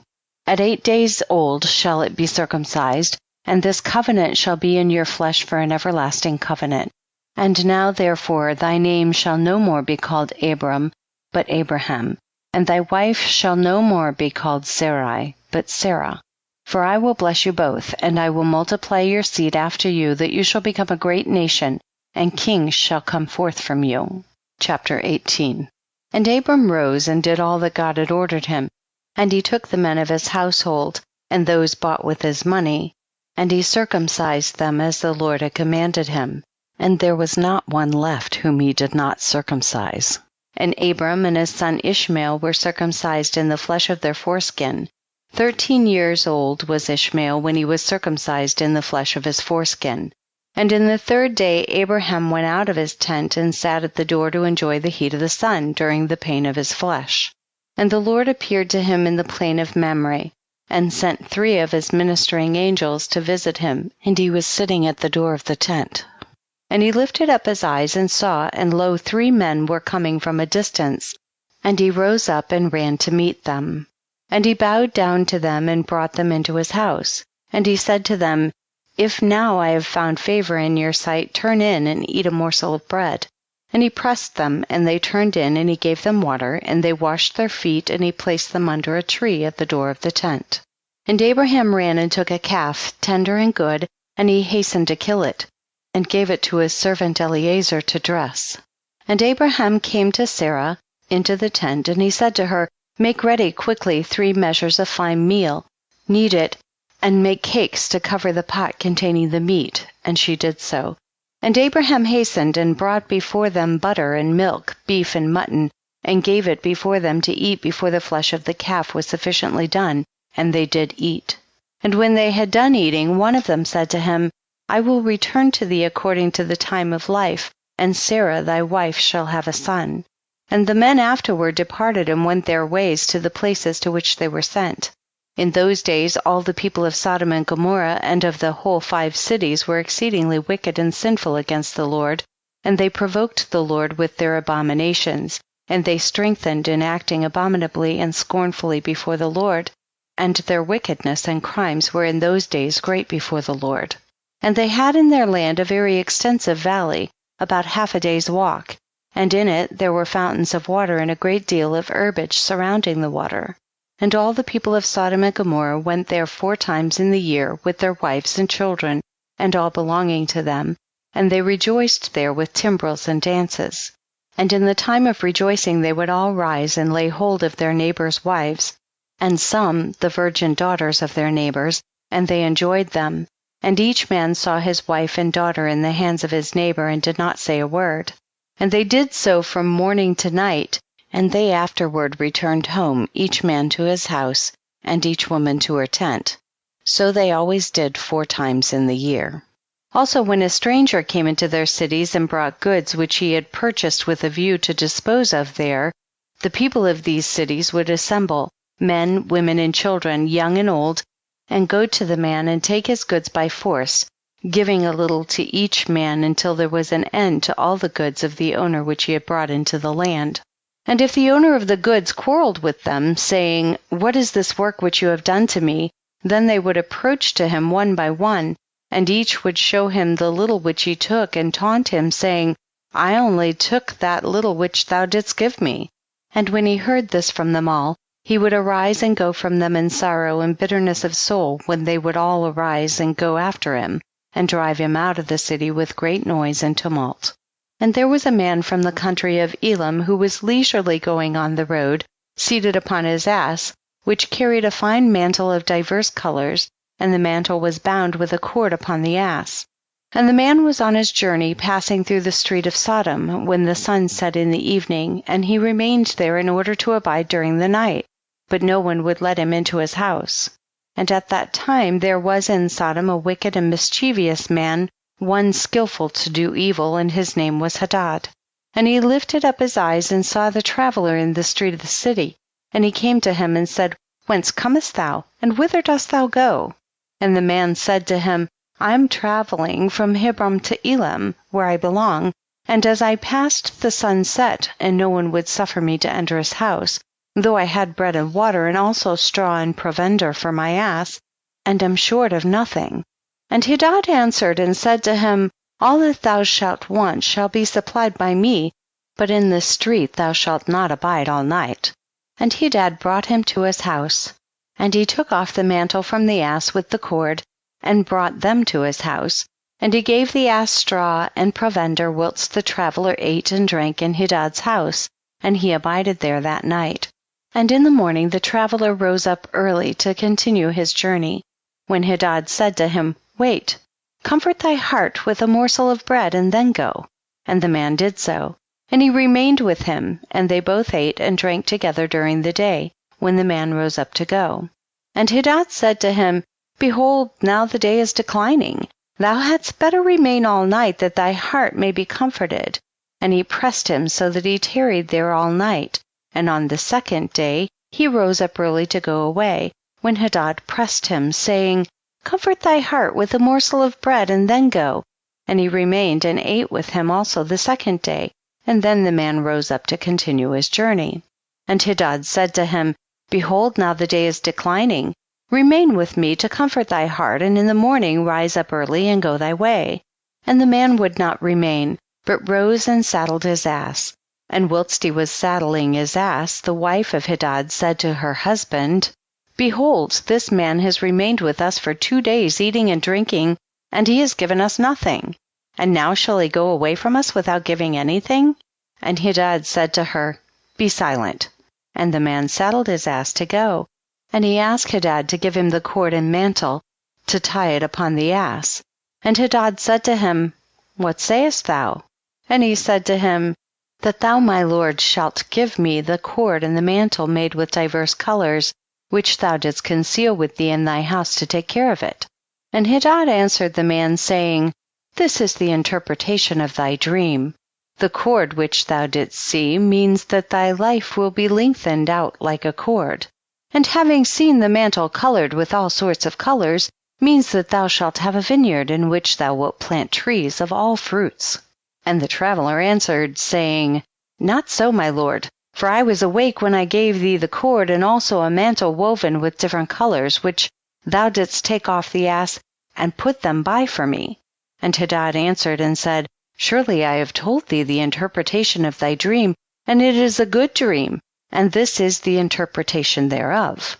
Now the sons of men give me 4 pieces of silver, which is my charge for interpreting dreams, and of thee I only require 3 pieces of silver.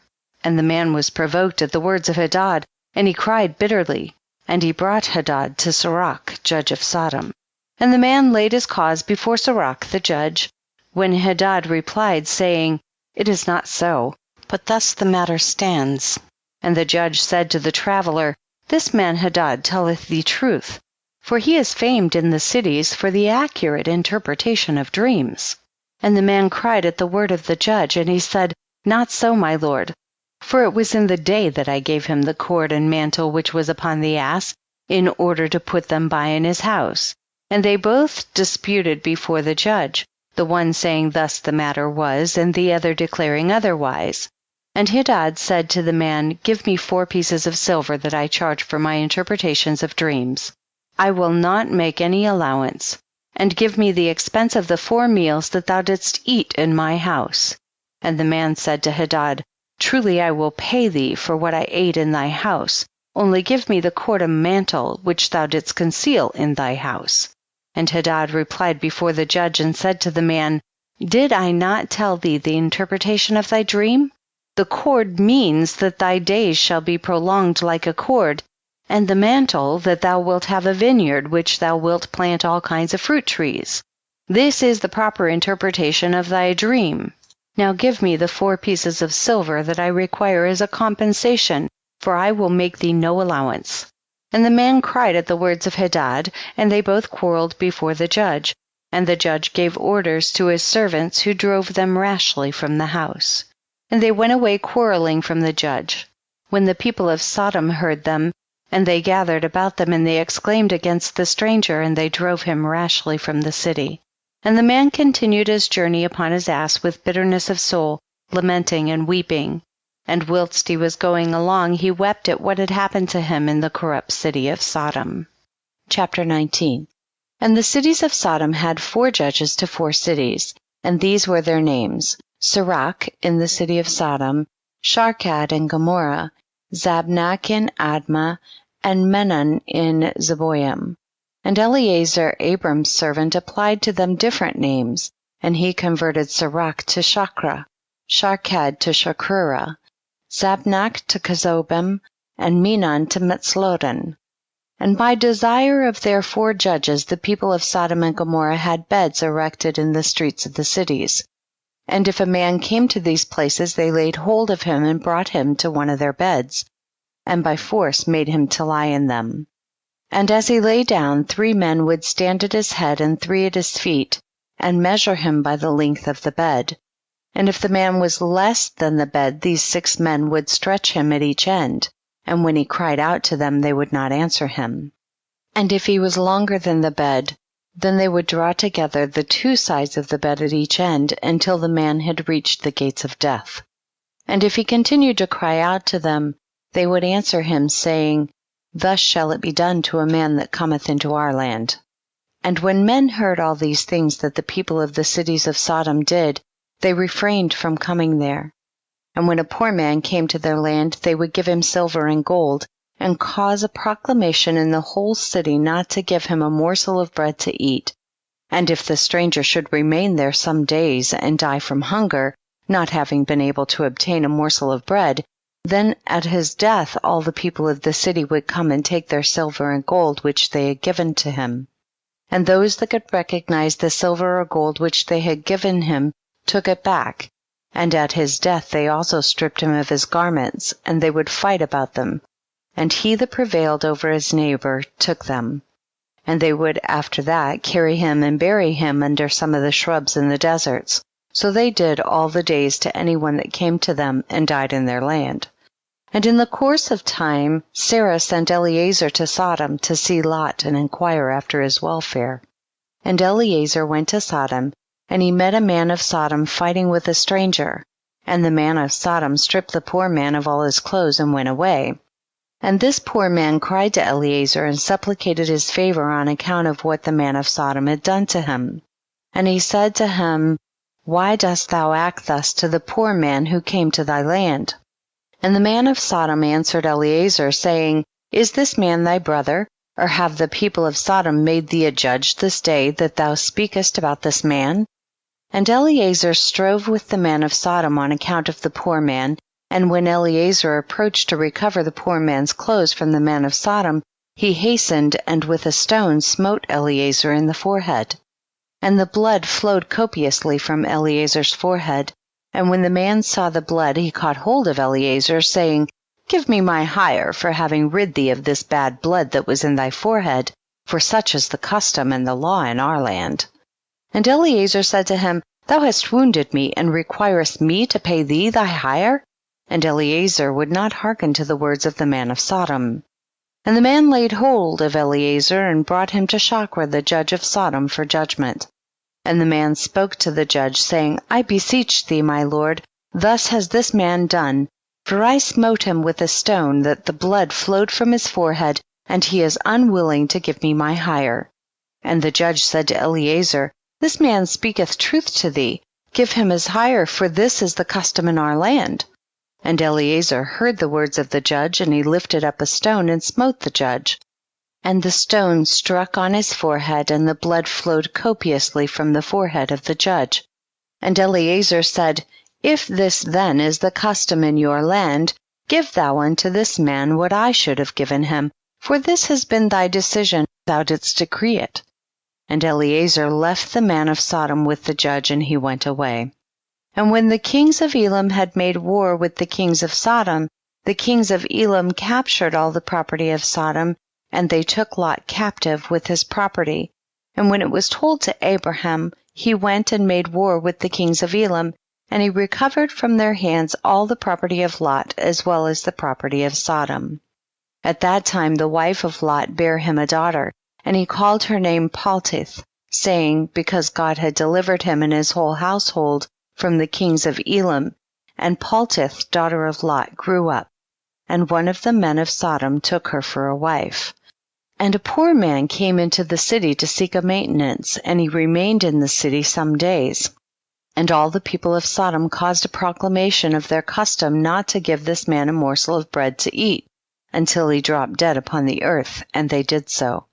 And Paltith, the daughter of Lot, saw this man lying in the street starved with hunger, and no one would give him anything to keep him alive, and he was just upon the point of death. And her soul was filled with pity on account of the man, and she fed him secretly with bread for many days. And the soul of this man was revived. For when she went forth to fetch water, she would put the bread in the water pitcher. And when she came to the place where the poor man was, she took the bread from the pitcher and gave it him to eat. So she did many days. And all the people of Sodom and Gomorrah wondered how this man could bear starvation for so many days. And they said to each other, "This can only be that he eats and drinks, for no man can bear starvation for so many days or live as this man has, without even his countenance changing." And 3 men concealed themselves in a place where the poor man was stationed, to know who it was that brought him bread to eat. And Paltith, daughter of Lot, went forth that day to fetch water. And she put bread into her pitcher of water, and she went to draw water by the poor man's place. And she took out the bread from the pitcher and gave it to the poor man, and he ate it. And the 3 men saw what Paltith did to the poor man, and they said to her, "It is thou then who hast supported him, and therefore has he not starved, nor changed in appearance, nor died like the rest." And the 3 men went out of the place in which they were concealed, and they seized Paltith and the bread which was in the poor man's hand. And they took Paltith and brought her before their judges, and they said to them, "Thus did she do, and it is she who supplied the poor man with bread. Therefore did he not die all this time. Now therefore declare to us the punishment due to this woman for having transgressed our law." And the people of Sodom and Gomorrah assembled and kindled a fire in the street of the city, and they took the woman and cast her into the fire, and she was burned to ashes. And in the city of Admah there was a woman to whom they did the like. For a traveler came into the city of Admah to abide there all night, with the intention of going home in the morning, and he sat opposite the door of the house of the young woman's father, to remain there, as the sun had set when he had reached that place. And the young woman saw him sitting by the door of the house, and he asked her for a drink of water. And she said to him, "Who art thou?" And he said to her, "I was this day going on the road, and reached here when the sun set, so I will abide here all night, and in the morning I will arise early and continue my journey." And the young woman went into the house and fetched the man bread and water to eat and drink. And this affair became known to the people of Admah, and they assembled and brought the young woman before the judges, that they should judge her for this act. And the judge said, "The judgment of death must pass upon this woman, because she transgressed our law, and this therefore is the decision concerning her." And the people of those cities assembled and brought out the young woman, and anointed her with honey from head to foot, as the judge had decreed, and they placed her before a swarm of bees which were then in their hives, and the bees flew upon her and stung her, that her whole body was swelled. And the young woman cried out on account of the bees, but no one took notice of her or pitied her, and her cries ascended to heaven. And the Lord was provoked at this and at all the works of the cities of Sodom, for they had abundance of food and had tranquility amongst them, and still would not sustain the poor and the needy. And in those days their evil doings and sins became great before the Lord. And the Lord sent for 2 of the angels that had come to Abraham's house to destroy Sodom and its cities. And the angels rose up from the door of Abraham's tent after they had eaten and drunk, and they reached Sodom in the evening. And Lot was then sitting in the gate of Sodom. And when he saw them, he rose to meet them, and he bowed down to the ground. And he pressed them greatly and brought them into his house, and he gave them victuals which they ate, and they abided all night in his house. And the angel said to Lot, "Arise, go forth from this place, thou and all belonging to thee, lest thou be consumed in the iniquity of this city, for the Lord will destroy this place." And the angels laid hold upon the hand of Lot, and upon the hand of his wife, and upon the hands of his children, and all belonging to him, and they brought him forth and set him without the cities. And they said to Lot, "Escape for thy life," and he fled, and all belonging to him. Then the Lord rained upon Sodom and upon Gomorrah, and upon all these cities brimstone and fire from the Lord out of heaven.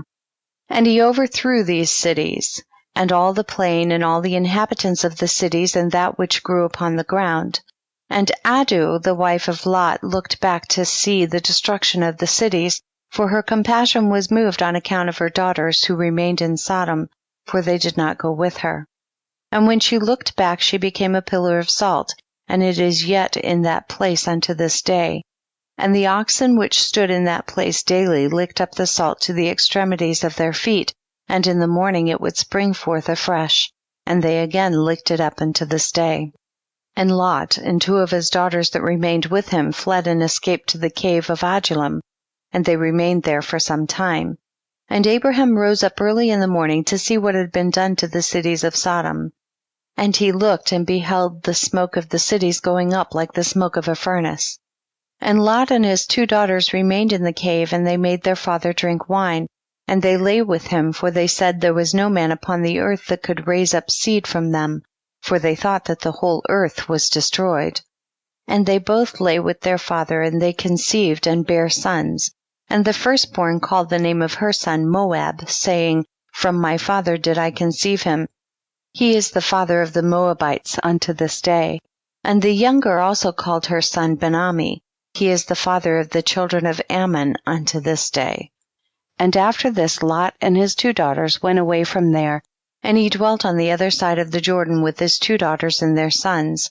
And the sons of Lot grew up, and they went and took themselves wives from the land of Canaan, and they begat children, and they were fruitful and multiplied. Chapter 20. And at that time Abraham journeyed from the plain of Mamre, and he went to the land of the Philistines, and he dwelt in Gerar. It was in the 25th year of Abraham's being in the land of Canaan, and the 100th year of the life of Abraham, that he came to Gerar in the land of the Philistines.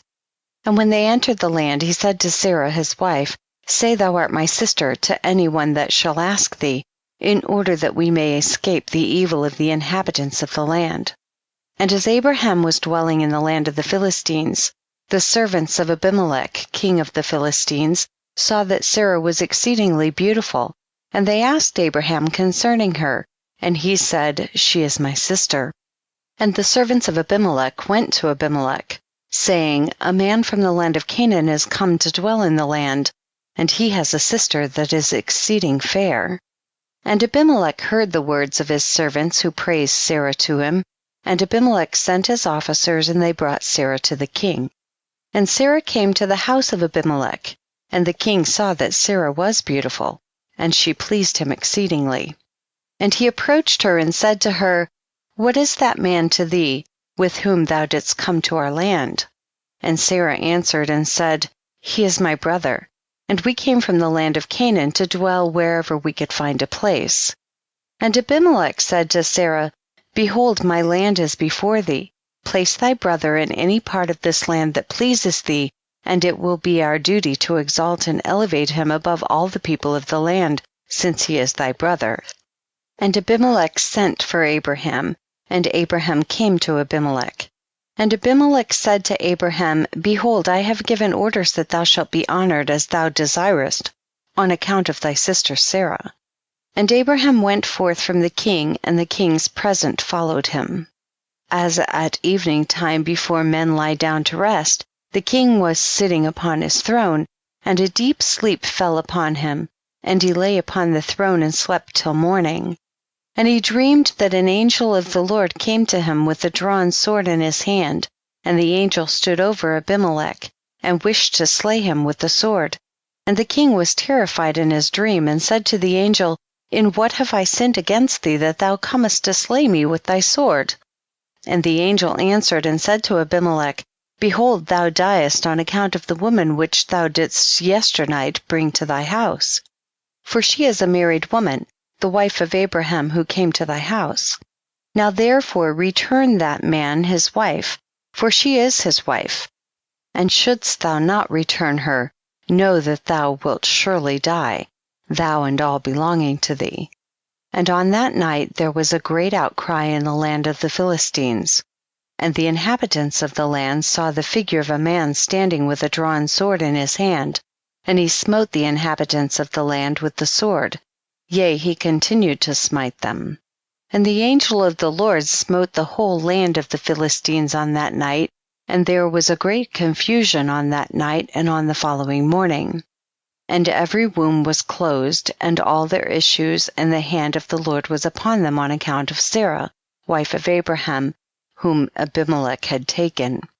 And in the morning Abimelech rose with terror and confusion and with a great dread, and he sent and had his servants called in, and he related his dream to them, and the people were greatly afraid.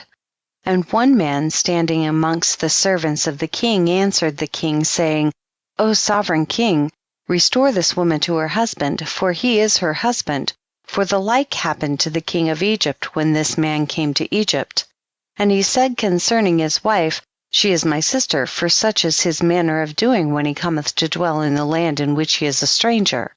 And Pharaoh sent and took this woman for a wife, and the Lord brought upon him grievous plagues until he returned the woman to her husband.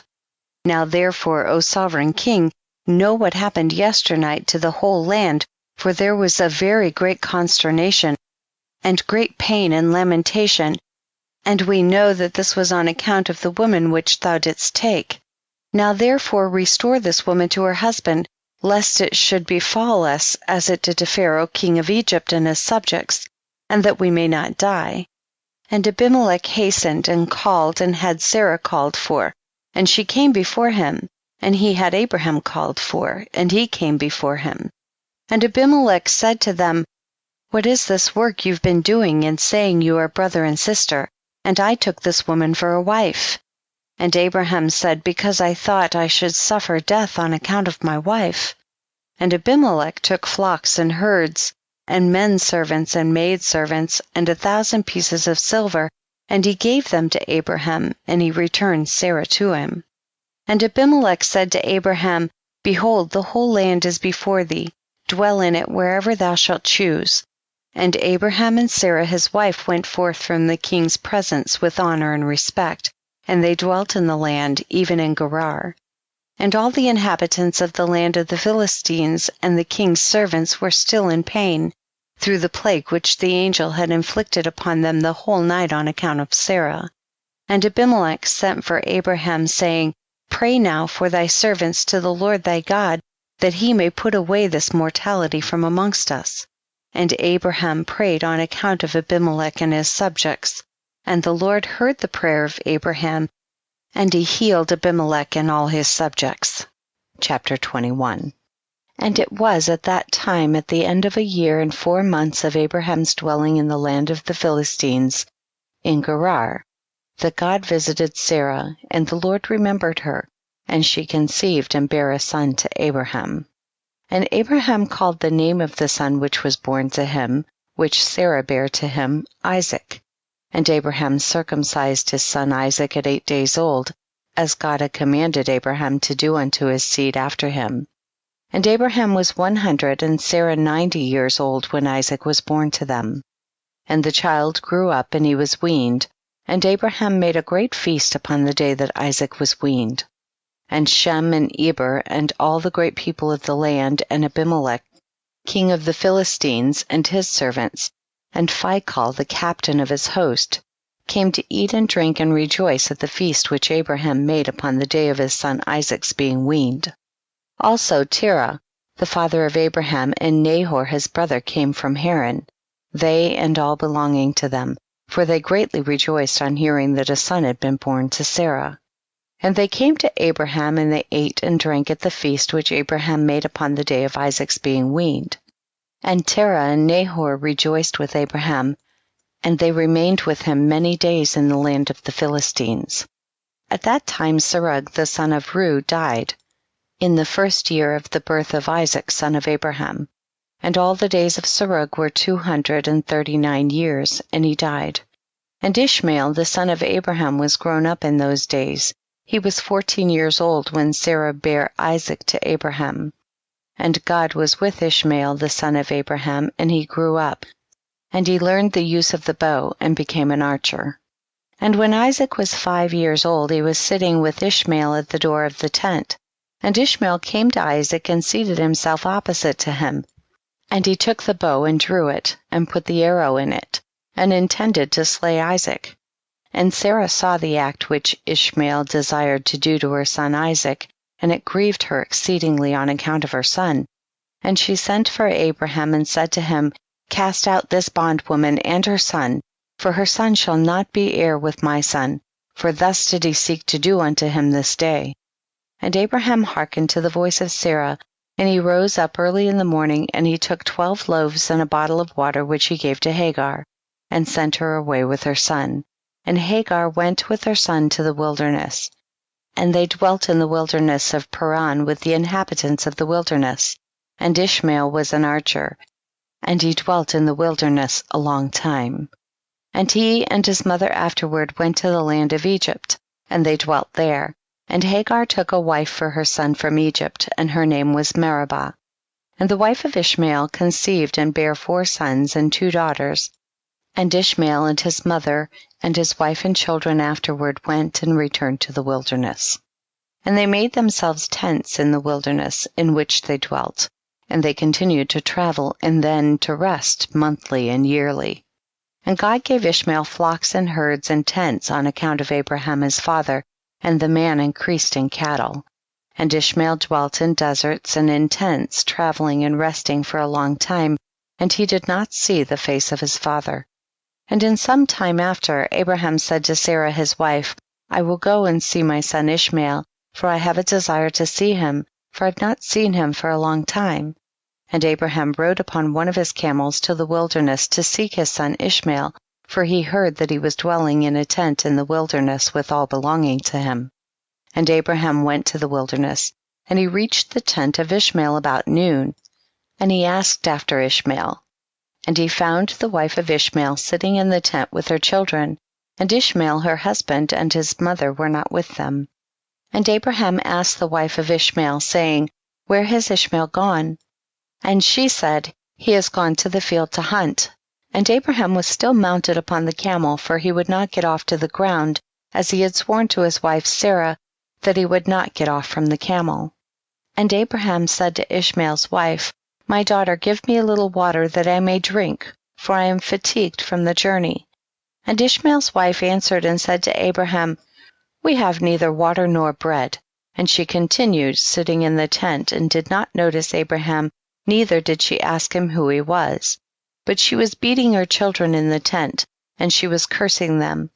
And she also cursed her husband Ishmael, and reproached him. And Abraham heard the words of Ishmael's wife to her children, and he was very angry and displeased. And Abraham called to the woman to come out to him from the tent, and the woman came and stood opposite to Abraham, for Abraham was still mounted upon the camel. And Abraham said to Ishmael's wife, When thy husband Ishmael returneth home, say these words to him. A very old man from the land of the Philistines came hither to seek thee. And thus was his appearance and figure. I did not ask him who he was, and seeing thou wast not here, he spoke unto me and said, When Ishmael thy husband returneth, tell him thus did the man say, When thou comest home, put away this nail of the tent which thou hast placed here, and place another nail in its stead. And Abraham finished his instructions to the woman, and he returned and went off on the camel homeward. And after that Ishmael came from the chase, he and his mother, and returned to the tent, and his wife spoke these words to him. A very old man from the land of the Philistines came to seek thee, and thus was his appearance and figure. I did not ask him who he was, and seeing thou wast not at home, he said to me, When thy husband cometh home, tell him, Thus saith the old man, Put away the nail of the tent which thou hast placed here, and place another nail in its stead. And Ishmael heard the words of his wife, and he knew that it was his father, and that his wife did not honor him. And Ishmael understood his father's words that he had spoken to his wife, and Ishmael hearkened to the voice of his father. And Ishmael cast off that woman, and she went away. And Ishmael afterward went to the land of Canaan, and he took another wife, and he brought her to his tent, to the place where he then dwelt. And at the end of 3 years Abraham said, I will go again and see Ishmael my son, for I have not seen him for a long time. And he rode upon his camel and went to the wilderness, and he reached the tent of Ishmael about noon. And he asked after Ishmael, and his wife came out of the tent, and she said, He is not here, my lord, for he has gone to hunt in the fields, and to feed the camels. And the woman said to Abraham, Turn in, my lord, into the tent, and eat a morsel of bread, for thy soul must be wearied on account of the journey. And Abraham said to her, I will not stop, for I am in haste to continue my journey, but give me a little water to drink, for I have thirst." And the woman hastened and ran into the tent, and she brought out water and bread to Abraham, which she placed before him, and she urged him to eat. And he ate and drank, and his heart was comforted, and he blessed his son Ishmael. And he finished his meal, and he blessed the Lord, and he said to Ishmael's wife, "When Ishmael cometh home, say these words to him: A very old man from the land of the Philistines came hither and asked after thee, and thou wast not here. And I brought him out bread and water, and he ate and drank, and his heart was comforted. And he spoke these words to me: When Ishmael thy husband cometh home, say unto him, The nail of the tent which thou hast is very good, do not put it away from the tent." And Abraham finished commanding the woman, and he rode off to his home to the land of the Philistines. And when Ishmael came to his tent, his wife went forth to meet him with joy and a cheerful heart. And she said to him, "An old man came here from the land of the Philistines, and thus was his appearance. And he asked after thee, and thou wast not here. So I brought out bread and water, and he ate and drank, and his heart was comforted. And he spoke these words to me: When Ishmael thy husband cometh home, say to him, The nail of the tent which thou hast is very good, do not put it away from the tent." And Ishmael knew that it was his father, and that his wife had honored him, and the Lord blessed Ishmael. Chapter 22. And Ishmael then rose up and took his wife and his children, and his cattle and all belonging to him, and he journeyed from there, and he went to his father in the land of the Philistines. And Abraham related to Ishmael his son the transaction with the first wife that Ishmael took, according to what she did. And Ishmael and his children dwelt with Abraham many days in that land. And Abraham dwelt in the land of the Philistines a long time. And the days increased and reached 26 years, and after that Abraham with his servants and all belonging to him went from the land of the Philistines, and removed to a great distance. And they came near to Hebron, and they remained there, and the servants of Abraham dug wells of water. And Abraham and all belonging to him dwelt by the water. And the servants of Abimelech king of the Philistines heard the report that Abraham's servants had dug wells of water in the borders of the land. And they came and quarreled with the servants of Abraham, and they robbed him of the great well which they had dug. And Abimelech king of the Philistines heard of this affair, and he with Phicol the captain of his host, and 20 of his men came to Abraham. And Abimelech spoke to Abraham concerning his servants. And Abraham rebuked Abimelech concerning the well of which his servants had robbed him. And Abimelech said to Abraham, As the Lord liveth who created the whole earth, I did not hear of the act which my servants did unto thy servants until this day. And Abraham took 7 ewe lambs and gave them to Abimelech, saying, Take these, I pray thee, from my hands, that it may be a testimony for me that I dug this well. And Abimelech took the 7 ewe lambs which Abraham had given to him, for he had also given him cattle and herds in abundance. And Abimelech swore to Abraham concerning the well. Therefore he called that well Beersheba, for there they both swore concerning it. And they both made a covenant in Beersheba. And Abimelech rose up with Phicol the captain of his host and all his men, and they returned to the land of the Philistines. And Abraham and all belonging to him dwelt in Beersheba, and he was in that land a long time. And Abraham planted a large grove in Beersheba, and he made to it 4 gates facing the 4 sides of the earth, and he planted a vineyard in it, so that if a traveler came to Abraham, he entered any gate which was in his road, and remained there, and ate and drank, and satisfied himself, and then departed. For the house of Abraham was always open to the sons of men that passed and repassed, who came daily to eat and drink in the house of Abraham. And any man who had hunger, and came to Abraham's house, Abraham would give him bread that he might eat and drink and be satisfied. And any one that came naked to his house he would clothe with garments as he might choose, and give him silver and gold, and make known to him the Lord who had created him in the earth. Thus did Abraham all his life. And Abraham and his children and all belonging to him dwelt in Beersheba, and he pitched his tent as far as Hebron. And Abraham's brother Nahor and his father, and all belonging to them, dwelt in Haran, for they did not come with Abraham to the land of Canaan. And children were born to Nahor, which Milcah the daughter of Haran, and sister to Sarah, Abraham's wife, bare to him. And these are the names of those that were born to him: Uz, Buz, Kemuel, Kesed, Chazo, Pildash, Tidlaph, and Bethuel, being 8 sons. These are the children of Milcah which she bare to Nahor, Abraham's brother. And Nahor had a concubine, and her name was Rumah. And she also bare to Nahor Zebach, Gashas, Tashas, and Maachah, being 4 sons. And the children that were born to Nahor were 12 sons besides his daughters, and they also had children born to them in Haran. And the children of Uz, the firstborn of Nahor, were Abi, Chereph, Gedin, Milus, and Deborah their sister. And the sons of Buz were Barachel, Namath, Shiva, and Madanu. And the sons of Kemuel were Aram and Rechab.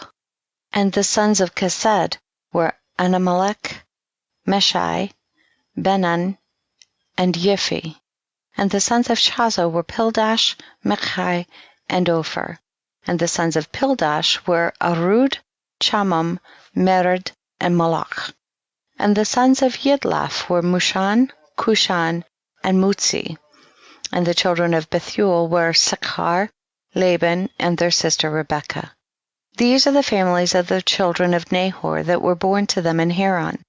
And Aram the son of Kemuel and Rechab his brother went away from Haran, and they found a valley in the land by the river Euphrates. And they built a city there, and they called the name of the city after the name of Pethor the son of Aram, that is, Aram Naharaim, unto this day. And the children of Kesed also went to dwell where they could find a place. And they went, and they found a valley opposite to the land of Shinar, and they dwelt there. And they there built themselves a city, and they called the name of the city Kesed, after the name of their father, that is, the land of Kasdim, unto this day. And the Kasdim dwelt in that land, and they were fruitful and multiplied exceedingly. And Terah, father of Nahor and Abraham, went and took another wife in his old age, and her name was Pelilah, and she conceived and bare him a son, and he called his name Zobah. And Terah lived 25 years after he begot Zobah, and Terah died in that year that was in the 35th year of the birth of Isaac, son of Abraham. And the days of Terah were 205 years, and he was buried in Haran. And Zobah, the son of Terah, lived 30 years, and he begot Aram, Achlis, and Merik. And Aram, son of Zobah, son of Terah, had 3 wives, and he begot 12 sons and 3 daughters.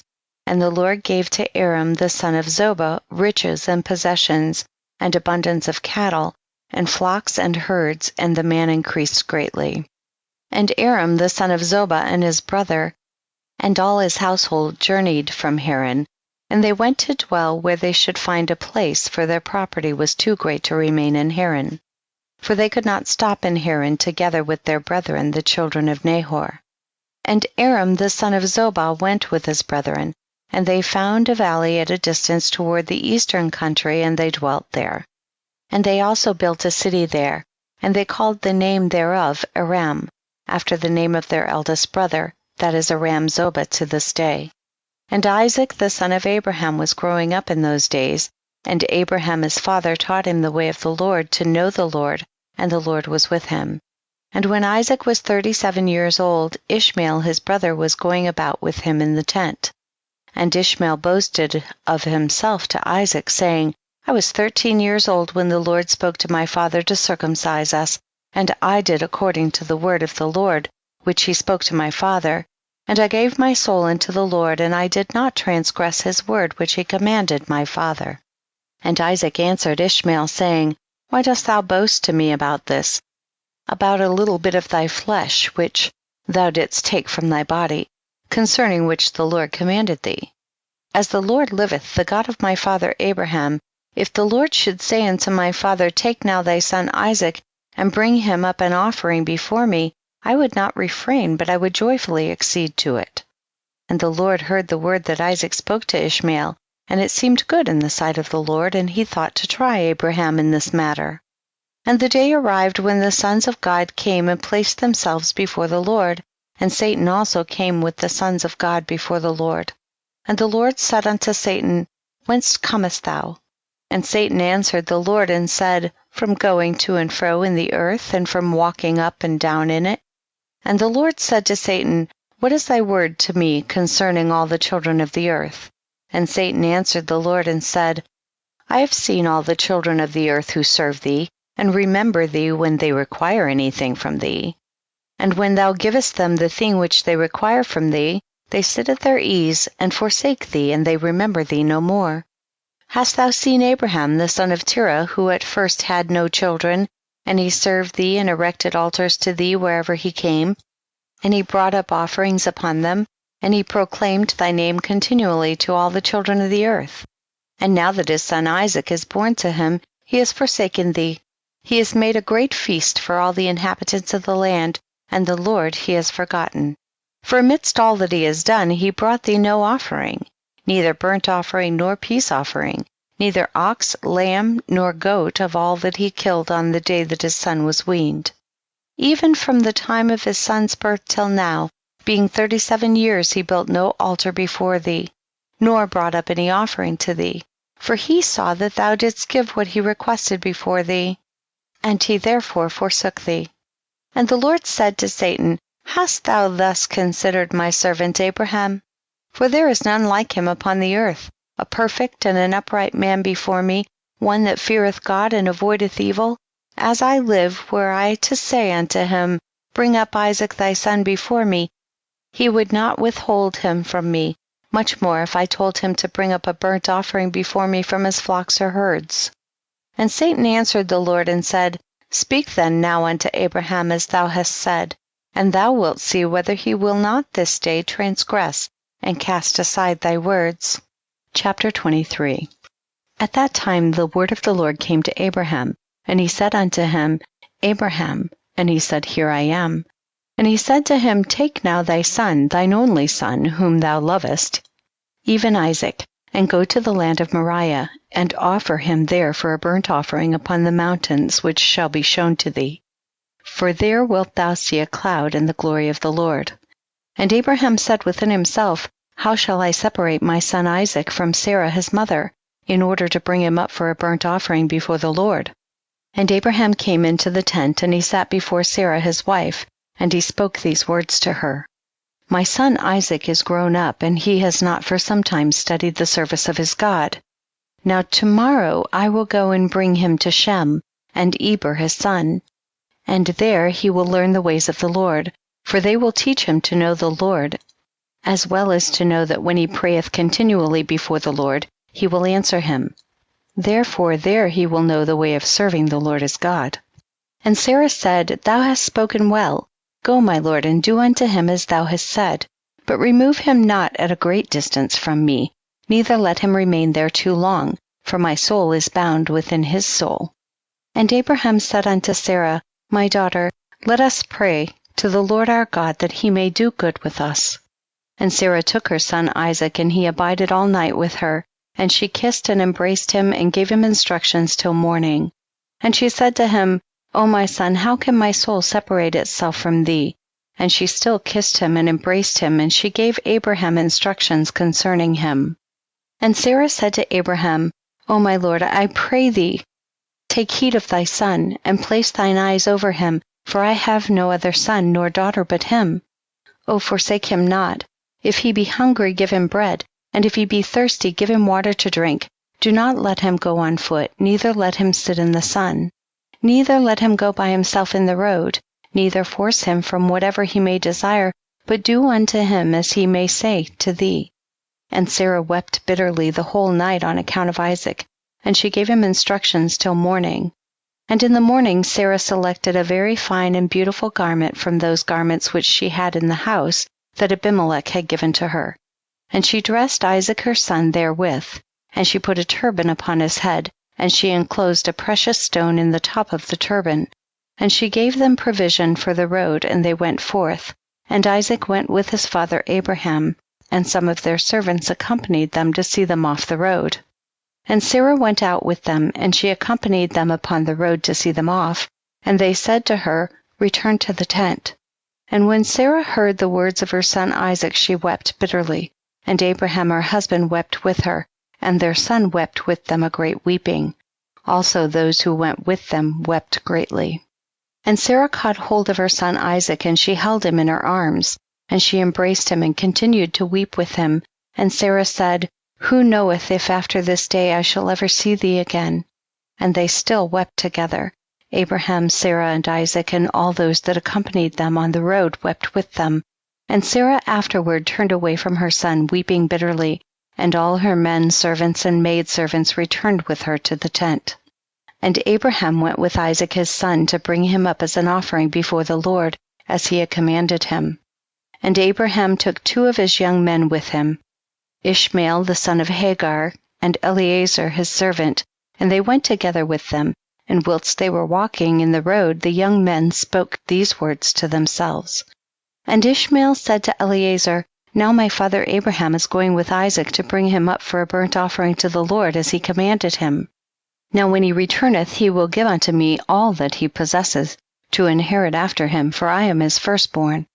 And Eliezer answered Ishmael and said, Surely Abraham did cast thee away with thy mother, and swear that thou shouldst not inherit anything of all he possesses. And to whom will he give all that he has, with all his treasures, but unto me his servant, who has been faithful in his house, who has served him night and day, and has done all that he desired me? To me will he bequeath at his death all that he possesses. And whilst Abraham was proceeding with his son Isaac along the road, Satan came and appeared to Abraham in the figure of a very aged man, humble and of contrite spirit. And he approached Abraham and said to him, Art thou silly or brutish that thou goest to do this thing this day to thine only son? For God gave thee a son in thy latter days, in thy old age, and wilt thou go and slaughter him this day because he committed no violence? And wilt thou cause the soul of thine only son to perish from the earth? Dost thou not know and understand that this thing cannot be from the Lord? For the Lord cannot do unto man such evil upon earth to say to him, Go slaughter thy child. And Abraham heard this, and knew that it was the word of Satan, who endeavored to draw him aside from the way of the Lord. But Abraham would not hearken to the voice of Satan, and Abraham rebuked him so that he went away.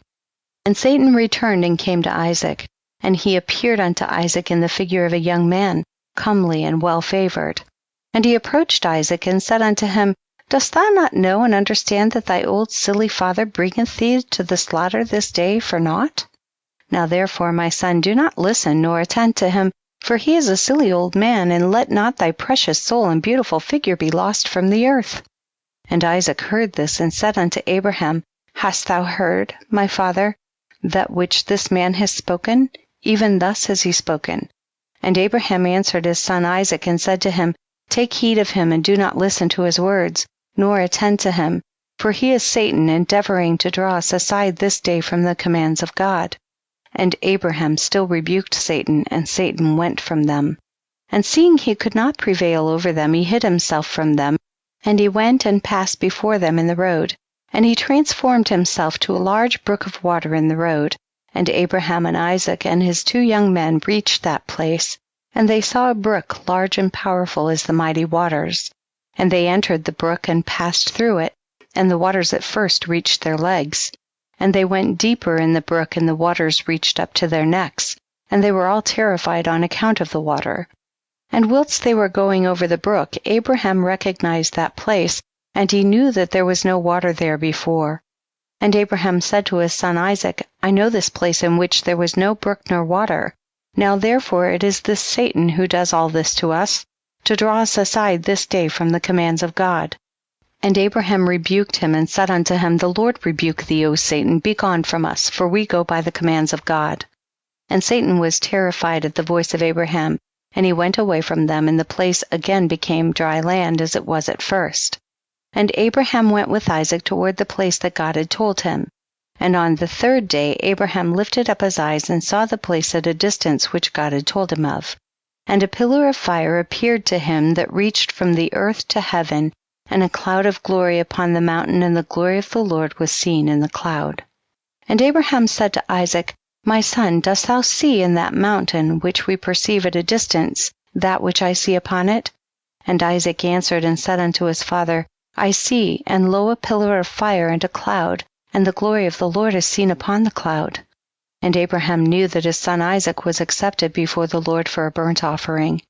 And Abraham said unto Eliezer and unto Ishmael his son, Do you also see that which we see upon the mountain which is at a distance? And they answered and said, We see nothing more than like the other mountains of the earth. And Abraham knew that they were not accepted before the Lord to go with them. And Abraham said to them, Abide ye here with the ass, whilst I and Isaac my son will go to yonder mount, and worship there before the Lord, and then return to you. And Eliezer and Ishmael remained in that place, as Abraham had commanded. And Abraham took wood for a burnt offering, and placed it upon his son Isaac.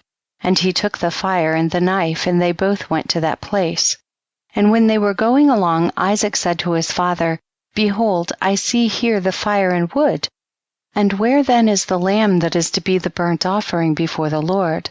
And Abraham answered his son Isaac, saying, The Lord has made a choice of thee, my son, to be a perfect burnt offering instead of the lamb. And Isaac said unto his father, I will do all that the Lord spoke to thee with joy and cheerfulness of heart. And Abraham again said unto Isaac his son, Is there in thy heart any thought or counsel concerning this which is not proper? Tell me, my son, I pray thee. O my son, conceal it not from me.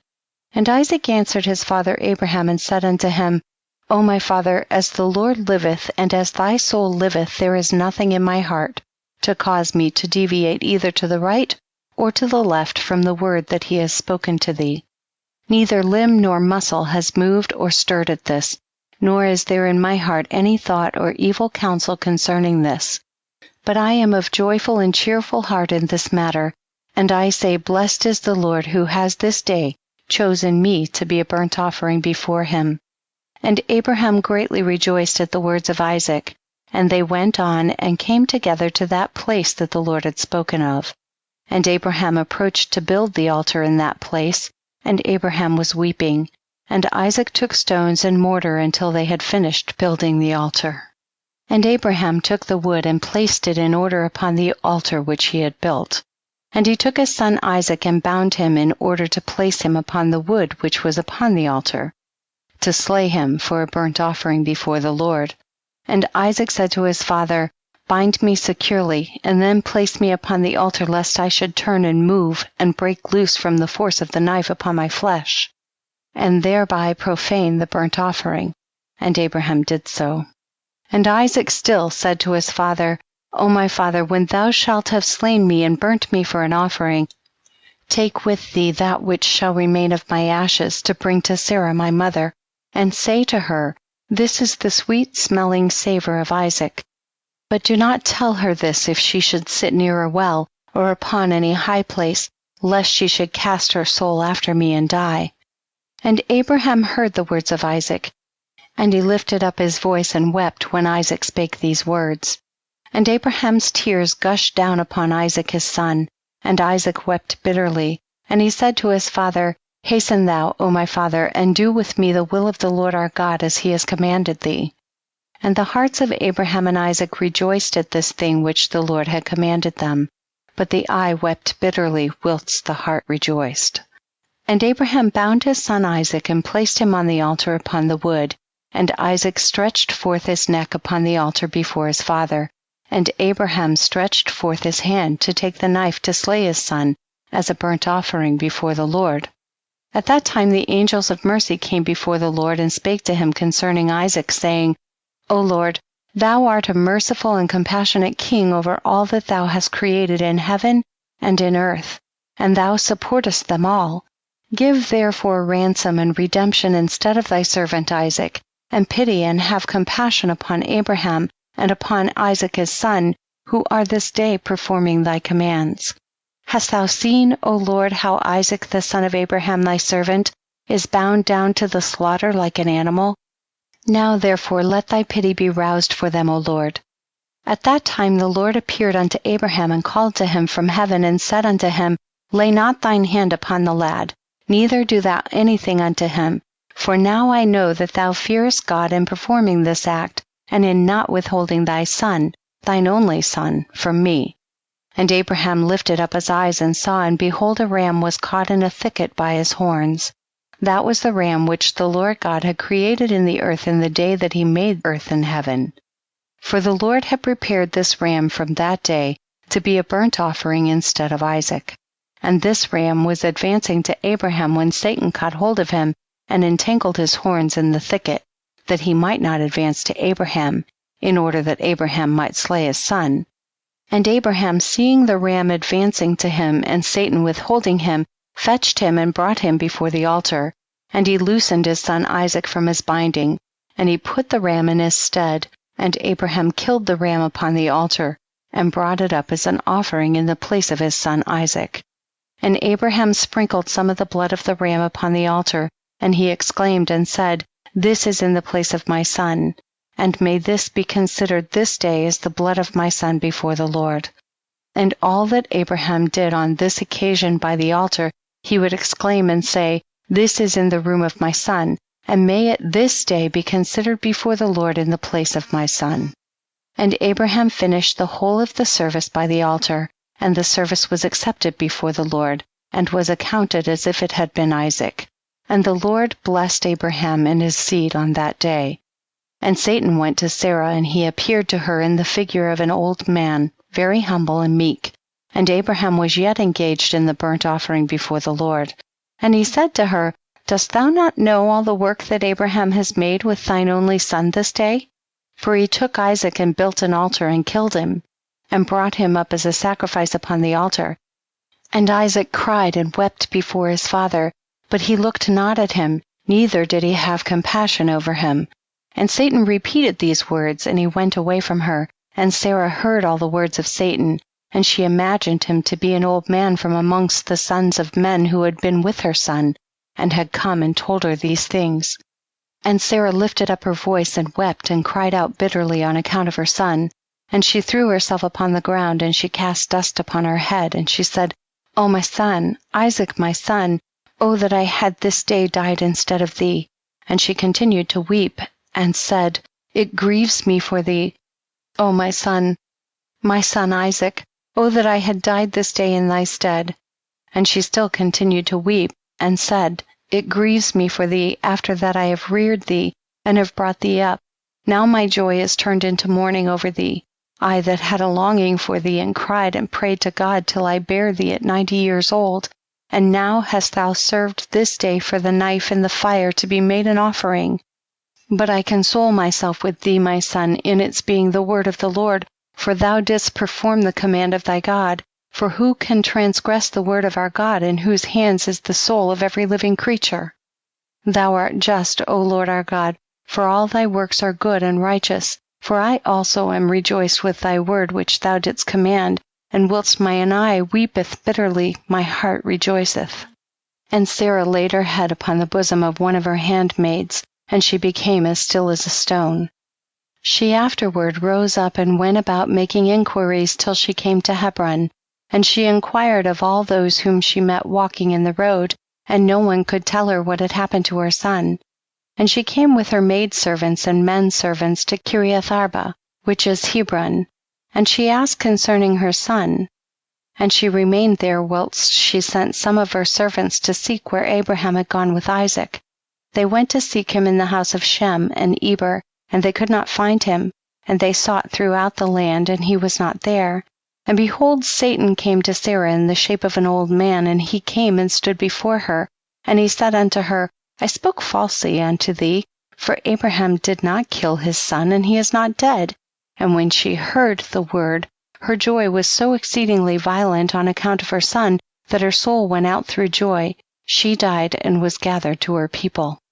And when Abraham had finished his service, he returned with his son Isaac to his young men, and they rose up and went together to Beersheba, and they came home.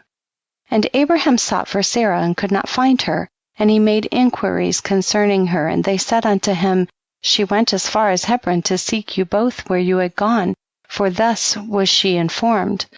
And Abraham and Isaac went to her to Hebron, and when they found that she was dead, they lifted up their voices and wept bitterly over her. And Isaac fell upon his mother's face and wept over her, and he said, O my mother, how hast thou left me, and where hast thou gone? O how hast thou left me? And Abraham and Isaac wept greatly, and all their servants wept with them on account of Sarah, and they mourned over her a great and heavy mourning. Chapter 24. And the life of Sarah was 127 years, and Sarah died. And Abraham rose up from before his dead to seek a burial place to bury his wife Sarah. And he went and spoke to the children of Heth, the inhabitants of the land, saying, I am a stranger and a sojourner with you in your land. Give me a possession of a burial place in your land, that I may bury my dead from before me. And the children of Heth said unto Abraham, Behold, the land is before thee. In the choice of our sepulchres bury thy dead, for no man shall withhold thee from burying thy dead.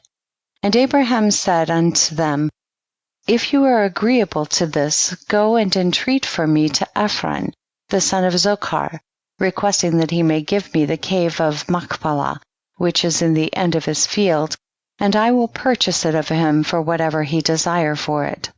And Ephraim dwelt among the children of Heth, and they went and called for him, and he came before Abraham.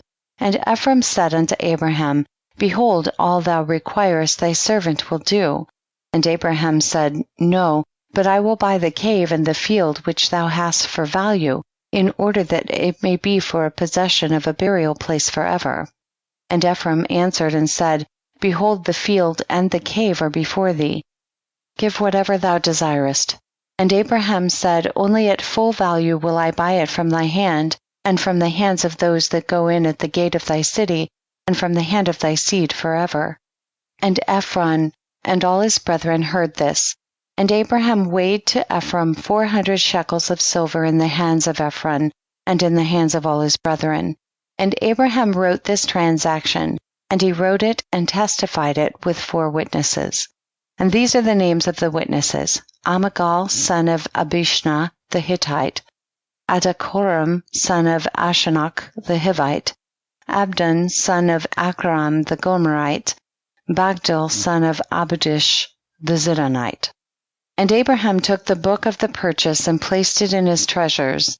And these are the words that Abraham wrote in the book, namely, that the cave and the field Abraham bought from Ephraim the Hittite, and from his seed, and from those that go out of his city, and from their seed forever, are to be a purchase to Abraham, and to his seed, and to those that go forth from his loins, for a possession of a burial place forever. And he put a signet to it, and testified it with witnesses. And the field and the cave that was in it, and all that place were made sure unto Abraham, and unto his seed after him, from the children of Heth. Behold, it is before Mamre in Hebron, which is in the land of Canaan. And after this Abraham buried his wife Sarah there, and that place and all its boundary became to Abraham and unto his seed for a possession of a burial place. And Abraham buried Sarah with pomp, as observed at the interment of kings, and she was buried in very fine and beautiful garments. And at her bier was Shem, his sons Eber and Abimelech, together with Anar, Ashkol, and Mamre, and all the grandees of the land followed her bier. And the days of Sarah were 127 years, and she died. And Abraham made a great and heavy mourning, and he performed the rites of mourning for 7 days. And all the inhabitants of the land comforted Abraham and Isaac his son on account of Sarah. And when the days of their mourning passed by, Abraham sent away his son Isaac, and he went to the house of Shem and Eber to learn the ways of the Lord and his instructions. And Abraham remained there 3 years. At that time Abraham rose up with all his servants, and they went and returned homeward to Beersheba. And Abraham and all his servants remained in Beersheba. And at the revolution of the year, Abimelech the king of the Philistines died in that year. He was 193 years old at his death, And Abraham went with his people to the land of the Philistines, and they comforted the whole household and all his servants. And he then turned and went home. And it was after the death of Abimelech that the people of Gerar took Ben-Molech his son, and he was only 12 years old, and they made him king in the place of his father. And they called his name Abimelech, after the name of his father, for thus was it their custom to do in Gerar. And Abimelech reigned instead of Abimelech, his father, and he sat upon his throne. And Lot the son Haran also died in those days, in the 39th year of the life of Isaac, and all the days that Lot lived were 140 years, and he died. And these are the children of Lot that were born to him by his daughters. The name of the firstborn was Moab, and the name of the second was Ben-Ammi. And the two sons of Lot went and took themselves wives from the land of Canaan, and they bare children to them, and the children of Moab were Ed, Maon, Tarsus, and Canville, 4 sons. These are the fathers to the children of Moab unto this day. And all the families of the children of Lot went to dwell wherever they should light upon, for they were fruitful and increased abundantly. And they went and built themselves cities in the land where they dwelt, and they called the names of their cities which they built after their own names. And Nahor the son of Terah, brother to Abraham, died in those days in the 40th year of the life of Isaac. And all the days of Nahor were 172 years, and he died and was buried in Haran. And when Abraham heard that his brother was dead, he grieved sadly, and he mourned over his brother many days. And Abraham called for Eliezer his head servant to give him orders concerning his house, and he came and stood before him. And Abraham said to him, Behold, I am old, I do not know the day of my death, for I am advanced in days. Now therefore rise up, go forth, and do not take a wife for my son from this place and from this land, from the daughters of the Canaanites amongst whom we dwell, but go to my land and to my birthplace, and take from thence a wife for my son. And the Lord God of heaven and earth, who took me from my father's house and brought me to this place, and said unto me, To thy seed will I give this land for an inheritance forever, he will send his angel before thee and prosper thy way, that thou mayest obtain a wife for my son from my family and from my father's house. And the servant answered his master Abraham and said, Behold, I go to thy birthplace and to thy father's house, and take a wife for thy son from there. But if the woman be not willing to follow me to this land, shall I take thy son back to the land of thy birthplace? And Abraham said unto him, Take heed that thou bring not my son hither again, for the Lord before whom I have walked, he will send his angel before thee and prosper thy way. And Eliezer did as Abraham ordered him, and Eliezer swore unto Abraham his master upon this matter. And Eliezer rose up and took 10 camels of the camels of his master, and 10 men from his master's servants with him, and they rose up and went to Haran, the city of Abraham and Nahor, in order to fetch a wife for Isaac the son of Abraham. And whilst they were gone, Abraham sent to the house of Shem and Eber, and they brought from thence his son Isaac. And Isaac came home to his father's house to Beersheba, whilst Eliezer and his men came to Haran. And they stopped in the city by the watering place, and he made his camels kneel down by the water, and they remained there. And Eliezer, Abraham's servant, prayed and said, O God of Abraham my master, send me, I pray thee, good speed this day, and show kindness unto my master, that thou shalt appoint this day a wife for my master's son from his family.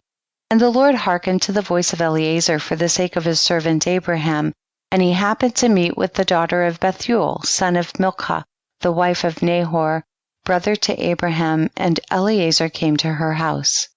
And Eliezer related to them all his concerns, and that he was Abraham's servant, and they greatly rejoiced at him. And they all blessed the Lord who brought this thing about, and they gave him Rebekah, the daughter of Bethuel, for a wife for Isaac. And the young woman was of very comely appearance. She was a virgin, and Rebekah was 10 years old in those days.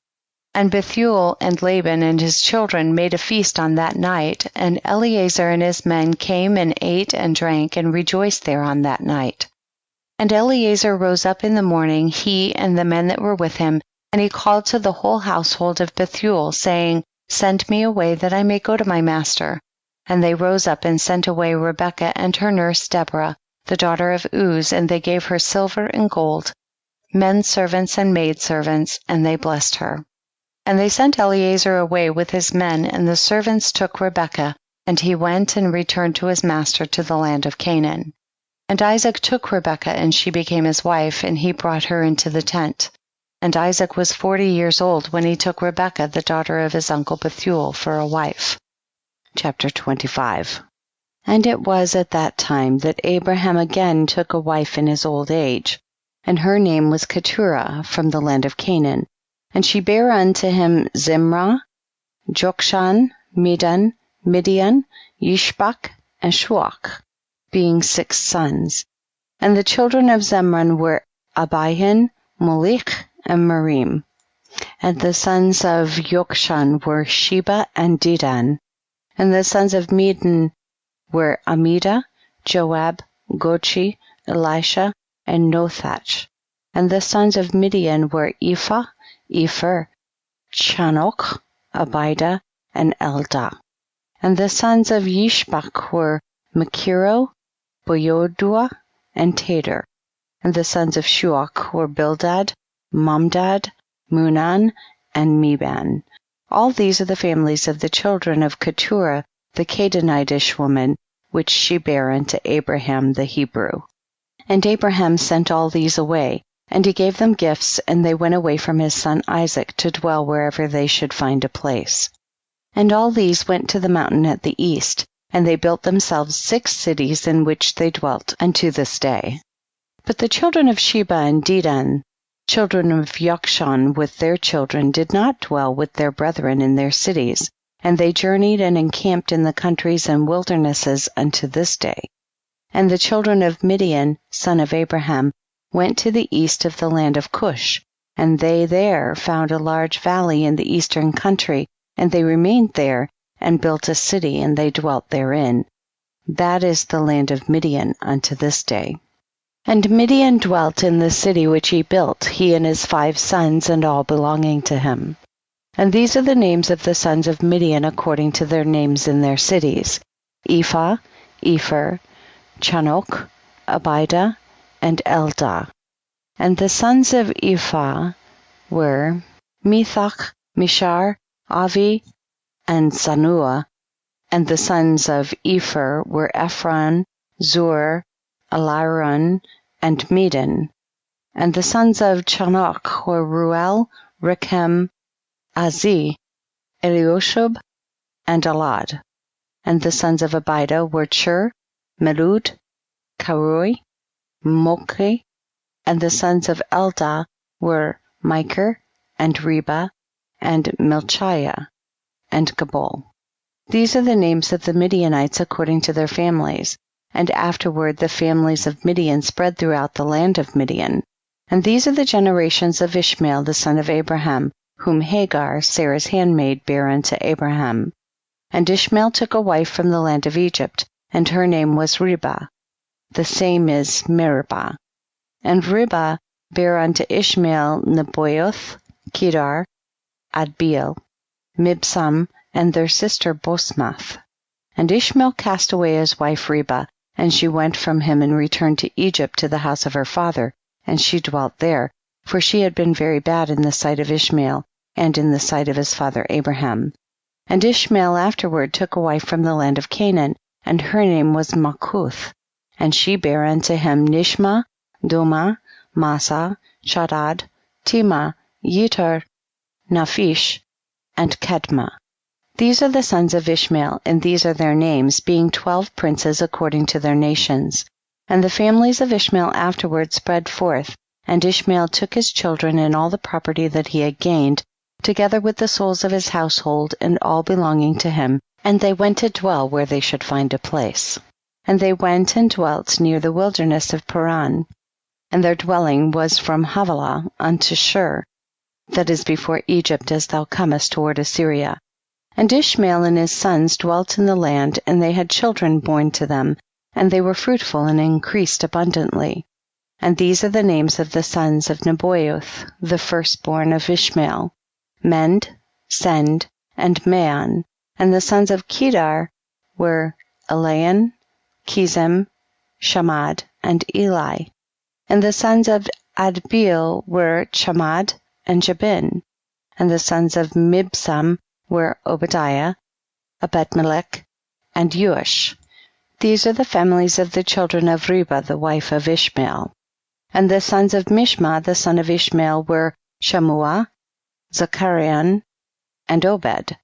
And the sons of Duma were Kazed, Eli, Machmad, and Ahmed. And the sons of Massa were Milan, Mula, and Ebededon. And the sons of Chedad were Azar, Minzar, and Abedmelech.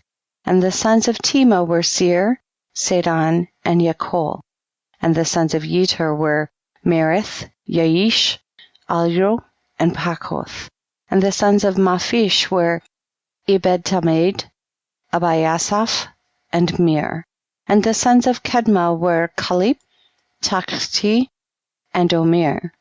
These were the children of Malchuth, the wife of Ishmael, according to their families. All these are the families of Ishmael according to their generations, and they dwelt in those lands wherein they had built themselves cities unto this day.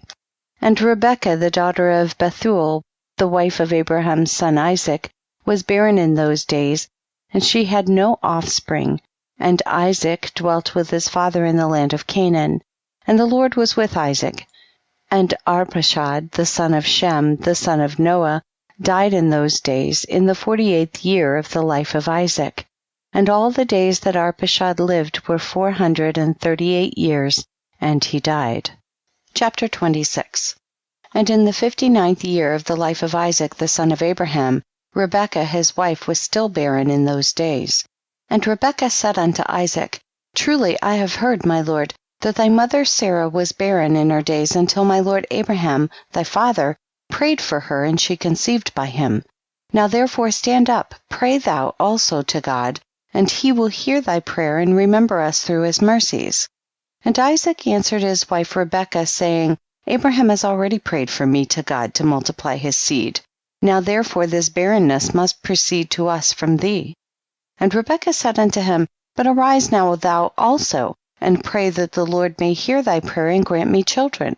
And Isaac hearkened to the words of his wife.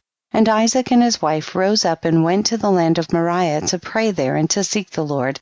And when they had reached that place, Isaac stood up and prayed to the Lord on account of his wife, because she was barren.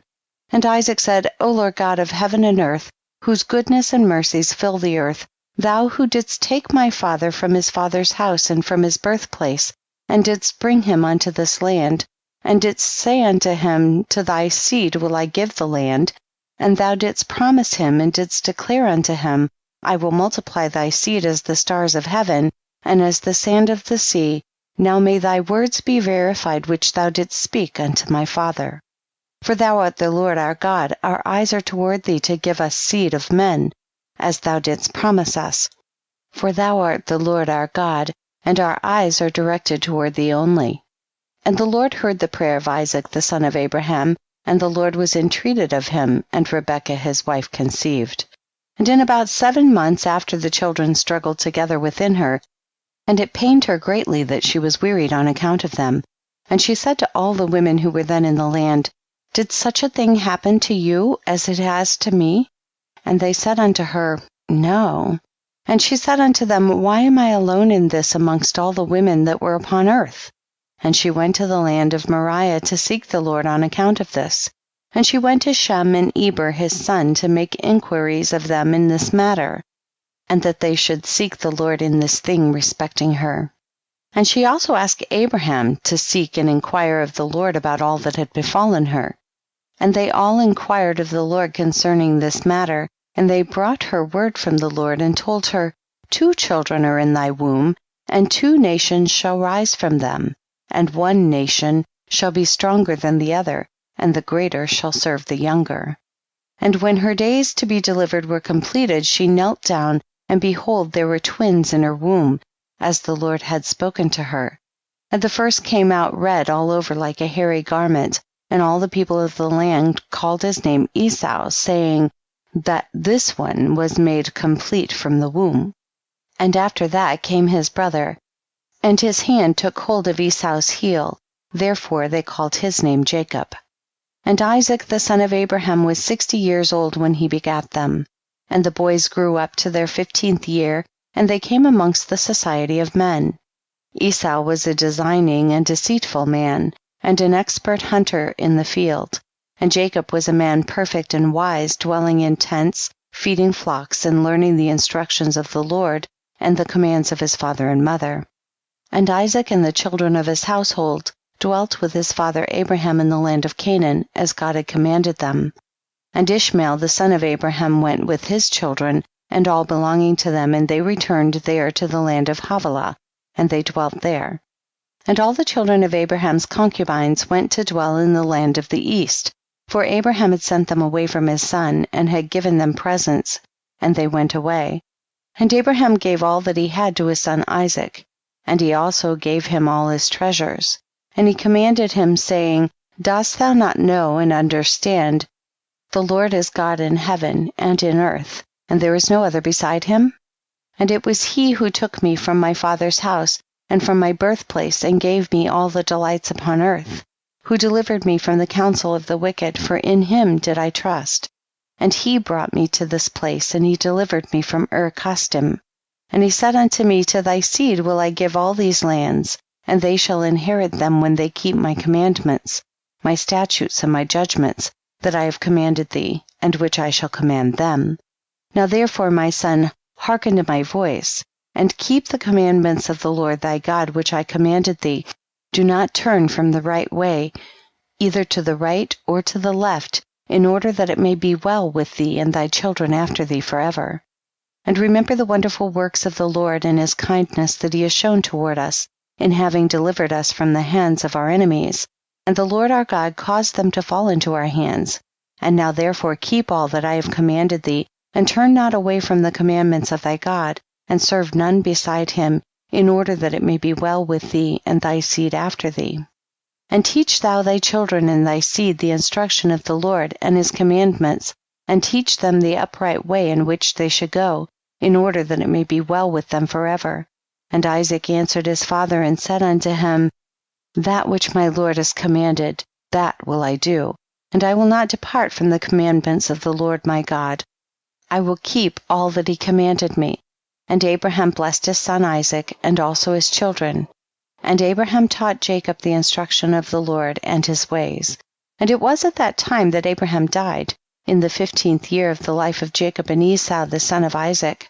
And all the days of Abraham were 175 years, and he died, and was gathered to his people in good old age, old and satisfied with days.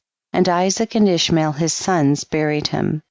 And when the inhabitants of Canaan heard that Abraham was dead, they all came with their kings and princes and all their men to bury Abraham. And all the inhabitants of the land of Haran, and all the families of the house of Abraham, and all the princes and grandees, and the sons of Abraham by the concubines, all came when they heard of Abraham's death. And they requited Abraham's kindness, and comforted Isaac his son. And they buried Abraham in the cave which he bought from Ephraim the Hittite, and his children for the possession of a burial place. And all the inhabitants of Canaan, and all those who had known Abraham, wept for Abraham a whole year, and men and women mourned over him. And all the little children and all the inhabitants of the land wept on account of Abraham, for Abraham had been good to them all, and because he had been upright with God and men. And there arose not a man who feared God like unto Abraham, for he had feared his God from his youth, and had served the Lord, and had gone in all his ways during his life, from his childhood to the day of his death. And the Lord was with him, and delivered him from the counsel of Nimrod and his people. And when he made war with the 4 kings of Elam, he conquered them. And he brought all the children of the earth to the service of God, and he taught them the ways of the Lord, and caused them to know the Lord. And he formed a grove, and he planted a vineyard therein, and he had always prepared in his tent meat and drink to those that passed through the land, that they might satisfy themselves in his house. And the Lord God delivered the whole earth on account of Abraham. And it was after the death of Abraham that God blessed his son Isaac and his children. And the Lord was with Isaac as he had been with his father Abraham, for Isaac kept all the commandments of the Lord, as Abraham his father had commanded him. He did not turn to the right or to the left from the right path which his father had commanded him. And Esau at that time, after the death of Abraham, frequently went into the field to hunt. And Nimrod, king of Babel, the same was Amraphel, also frequently went with his mighty men to hunt in the field, and to walk about with his men in the cool of the day. And Nimrod was observing Esau all the days, for a jealousy was forming in the heart of Nimrod against Esau all the days. And on a certain day Esau went into the field to hunt, and he found Nimrod walking in the wilderness with his 2 men. And all his mighty men and his people were with him in the wilderness, but they removed at a distance from him, and they went from him in different directions to hunt. And Esau concealed himself for Nimrod, and he lurked for him in the wilderness. And Nimrod and his men that were with him did not know him, and Nimrod and his men frequently walked about in the field at the cool of the day, and to know where his men were hunting in the field. And Nimrod and 2 of his men that were with him came to the place where they were, when Esau started suddenly from his lurking place, and drew his sword and hastened and ran to Nimrod and cut off his head. And Esau fought a desperate fight with the 2 men that were with Nimrod, and when they called out to him, Esau turned to them and smote them to death with his sword. And all the mighty men of Nimrod who had left him to go to the wilderness heard the cry at a distance, and they knew the voices of those 2 men, and they ran to know the cause of it, when they found their king and the 2 men that were with him lying dead in the wilderness. And when Esau saw the mighty men of Nimrod coming at a distance, he fled, and thereby escaped. And Esau took the valuable garments of Nimrod, which Nimrod's father had bequeathed to Nimrod, and with which Nimrod prevailed over the whole land, and he ran and concealed them in his house. And Esau took those garments and ran into the city on account of Nimrod's men, and he came unto his father's house wearied and exhausted from fight. And he was ready to die through grief when he approached his brother Jacob and sat before him. And he said unto his brother Jacob, Behold, I shall die this day, and wherefore then do I want the birthright? And Jacob acted wisely with Esau in this matter, and Esau sold his birthright to Jacob, for it was so brought about by the Lord. And Esau's portion in the cave of the field of Machpelah, which Abraham had bought from the children of Heth for the possession of a burial ground, Esau also sold to Jacob, and Jacob bought all this from his brother Esau for value given. And Jacob wrote the whole of this in a book, and he testified the same with witnesses, and he sealed it, and the book remained in the hands of Jacob.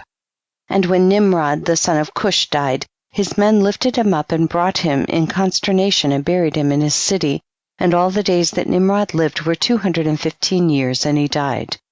And the days that Nimrod reigned upon the people of the land were 185 years, and Nimrod died by the sword of Esau in shame and contempt. And the seed of Abraham caused his death, as he had seen in his dream. And at the death of Nimrod his kingdom became divided into many divisions, and all those parts that Nimrod reigned over were restored to the respective kings of the land, who recovered them after the death of Nimrod, and all the people of the house of Nimrod were for a long time enslaved to all the other kings of the land. Chapter 28. And in those days after the death of Abraham, in that year the Lord brought a heavy famine in the land. And whilst the famine was raging in the land of Canaan, Isaac rose up to go down to Egypt on account of the famine, as his father Abraham had done. And the Lord appeared that night to Isaac, and he said to him, Do not go down to Egypt, but rise and go to Gerar, to Abimelech king of the Philistines, and remain there till the famine shall cease. And Isaac rose up and went to Gerar as the Lord had commanded him, and he remained there a full year. And when Isaac came to Gerar, the people of the land saw that Rebekah his wife was of a beautiful appearance, and the people of Gerar asked Isaac concerning his wife, and he said, She is my sister. For he was afraid to say she was his wife, lest the people of the land should slay him on account of her. And the princes of Abimelech went and praised the woman to the king, but he answered them not, neither did he attend to their words. But he heard them say that Isaac declared her to be his sister, so the king reserved this within himself. And when Isaac had remained 3 months in the land, Abimelech looked out at the window, and he saw, and behold, Isaac was sporting with Rebekah his wife. For Isaac dwelt in the outer house belonging to the king, so that the house of Isaac was opposite the house of the king. And the king said unto Isaac, What is this thou hast done to us in saying of thy wife, She is my sister? How easily might one of the great men of the people have lain with her, and thou wouldst then have brought guilt upon us. And Isaac said unto Abimelech, Because I was afraid lest I die on account of my wife, therefore I said, She is my sister. At that time Abimelech gave orders to all his princes and great men, and they took Isaac and Rebekah his wife, and brought them before the king. And the king commanded that they should dress them in princely garments, and make them ride through the streets of the city, and proclaim before them throughout the land, saying, This is the man, and this is his wife. Whoever toucheth this man or his wife shall surely die. And Isaac returned with his wife to the king's house, and the Lord was with Isaac, and he continued to wax great, and lacked nothing. And the Lord caused Isaac to find favor in the sight of Abimelech, and in the sight of all his subjects. And Abimelech acted well with Isaac, for Abimelech remembered the oath and the covenant that existed between his father and Abraham. And Abimelech said unto Isaac, Behold, the whole earth is before thee. Dwell wherever it may seem good in thy sight, until thou shalt return to thy land. And Abimelech gave Isaac fields and vineyards, and the best part of the land of Gerar, to sow and reap, and eat the fruits of the ground until the days of the famine should have passed by. And Isaac sowed in that land, and received 100-fold in the same year, and the Lord blessed him. And the man waxed great, and he had possession of flocks, and possession of herds, and great store of servants. And when the days of the famine had passed away, the Lord appeared to Isaac, and said unto him, Rise up, go forth from this place, and return to thy land, to the land of Canaan. And Isaac rose up and returned to Hebron, which is in the land of Canaan, he and all belonging to him, as the Lord had commanded him. And after this, Shelah, the son of Arpachshad, died in that year, which is the 18th year of the lives of Jacob and Esau. And all the days that Shelah lived were 433 years, and he died. At that time Isaac sent his younger son Jacob to the house of Shem and Eber, and he learned the instructions of the Lord. And Jacob remained in the house of Shem and Eber for 32 years. And Esau his brother did not go, for he was not willing to go, and he remained in his father's house in the land of Canaan. And Esau was continually hunting in the fields to bring home what he could get, so did Esau all the days. And Esau was a designing and deceitful man, one who hunted after the hearts of men, and inveigled them. And Esau was a valiant man in the field, and in the course of time went as usual to hunt. And he came as far as the field of Seir, the same as Edom. And he remained in the land of Seir, hunting in the field 1 year and 4 months. And Esau there saw in the land of Seir the daughter of a man of Canaan, and her name was Jehudath, the daughter of Beri, son of Ephraim, from the families of Heth, the son of Canaan. And Esau took her for a wife, and he came unto her. 40 years old was Esau when he took her, and he brought her to Hebron, the land of his father's dwelling place, and he dwelt there.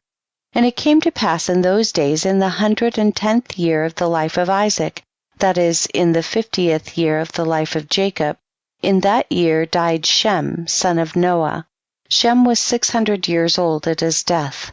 And when Shem died, Jacob returned to his father to Hebron, which is in the land of Canaan. And in the 56th year of the life of Jacob, people came from Haran. And Rebekah was told concerning her brother Laban, the son of Bethuel. For the wife of Laban was barren in those days, and bare no children. And also all his handmaids bare none to him. And the Lord afterward remembered Adinah, the wife of Laban, and she conceived and bare twin daughters. And Laban called the names of his daughters, the name of the elder Leah, and the name of the younger Rachel. And those people came and told these things to Rebekah, and Rebekah rejoiced greatly that the Lord had visited her brother, and that he had got children. Chapter 29. And Isaac the son of Abraham became old and advanced in days, and his eyes became heavy through age. They were dim and could not see. At that time Isaac called unto Esau his son, saying, Get, I pray thee, thy weapons, thy quiver, and thy bow. Rise up and go forth into the field, and get me some venison, and make me savory meat, and bring it to me, that I may eat, in order that I may bless thee before my death. as I have now become old and gray-headed. And Esau did so, and he took his weapon and went forth into the field to hunt for venison, as usual, to bring to his father as he had ordered him, so that he might bless him. And Rebekah heard all the words that Isaac had spoken unto Esau, and she hastened and called her son Jacob, saying, Thus did thy father speak unto thy brother Esau, and thus did I hear. Now therefore hasten thou, and make that which I shall tell thee. Rise up and go, I pray thee, to the flock, and fetch me 2 fine kids of the goats, and I will get the savory meat for thy father. And thou shalt bring the savory meat, that he may eat before thy brother shall have come from the chase, in order that thy father may bless thee. And Jacob hastened and did as his mother had commanded him, and he made the savory meat and brought it before his father, before Esau had come from his chase. And Isaac said unto Jacob, Who art thou, my son? And he said, I am thy firstborn Esau. I've done as thou didst order me. Now therefore rise up, I pray thee, and eat of my hunt, in order that thy soul may be blessed as thou didst speak unto me. And Isaac rose up, and he ate and he drank, and his heart was comforted. And he blessed Jacob, and Jacob went away from his father. And as soon as Isaac had blessed Jacob, and he had gone away from him, behold, Esau came from his hunt from the field, and he also made savory meat, and brought it to his father to eat thereof, and to bless him. And Isaac said unto Esau, And who is he that has taken venison, and brought it me before thou camest, and whom I did bless? And Esau knew that his brother Jacob had done this, and the anger of Esau was kindled against his brother Jacob, that he acted thus toward him. And Esau said, Is he not rightly called Jacob? For he has supplanted me twice. He took away my birthright, and now he has taken away my blessing. And Esau wept greatly. And when Isaac heard the voice of his son Esau weeping, Isaac said unto Esau, What can I do, my son? Thy brother came with subtlety, and took away thy blessing. And Esau hated his brother Jacob on account of the blessing that his father had given him, and his anger was greatly roused against him. And Jacob was very much afraid of his brother Esau, and he rose up and fled the house of Eber the son of Shem, and he concealed himself there on account of his brother. And Jacob was 63 years old when he went forth from the land of Canaan from Hebron, and Jacob was concealed in Eber's house 14 years on account of his brother Esau. And he there continued to learn the ways of the Lord and his commandments. And when Esau saw that Jacob had fled and escaped from him, and that Jacob had cunningly obtained the blessing, then Esau grieved exceedingly. And he was also vexed at his father and mother. And he also rose up and took his wife, and went away from his father and mother to the land of Seir, and he dwelt there. And Esau saw there a woman from amongst the daughters of Heth, whose name was Basmath, the daughter of Elon the Hittite, and he took her for a wife in addition to his first wife. And Esau called her name Adah, saying the blessing had in that time passed from him. And Esau dwelt in the land of Seir 6 months without seeing his father and mother, and afterwards Esau took his wives and rose up and returned to the land of Canaan. And Esau placed his 2 wives in his father's house in Hebron. And the wives of Esau vexed and provoked Isaac and Rebekah with their works, for they walked not in the ways of the Lord, but served their fathers' gods of wood and stone as their father had taught them, and they were more wicked than their father. And they went according to the evil desires of their hearts, and they sacrificed and burnt incense to the Baalim, and Isaac and Rebekah became weary of them. And Rebekah said, I am weary of my life because of the daughters of Heth. If Jacob take a wife of the daughters of Heth, such as these which are of the daughters of the land, what good then is life unto me? And in those days Adah the wife of Esau conceived and bare him a son, and Esau called the name of the son that was born unto him Eliphaz, and Esau was 65 years old when she bare him.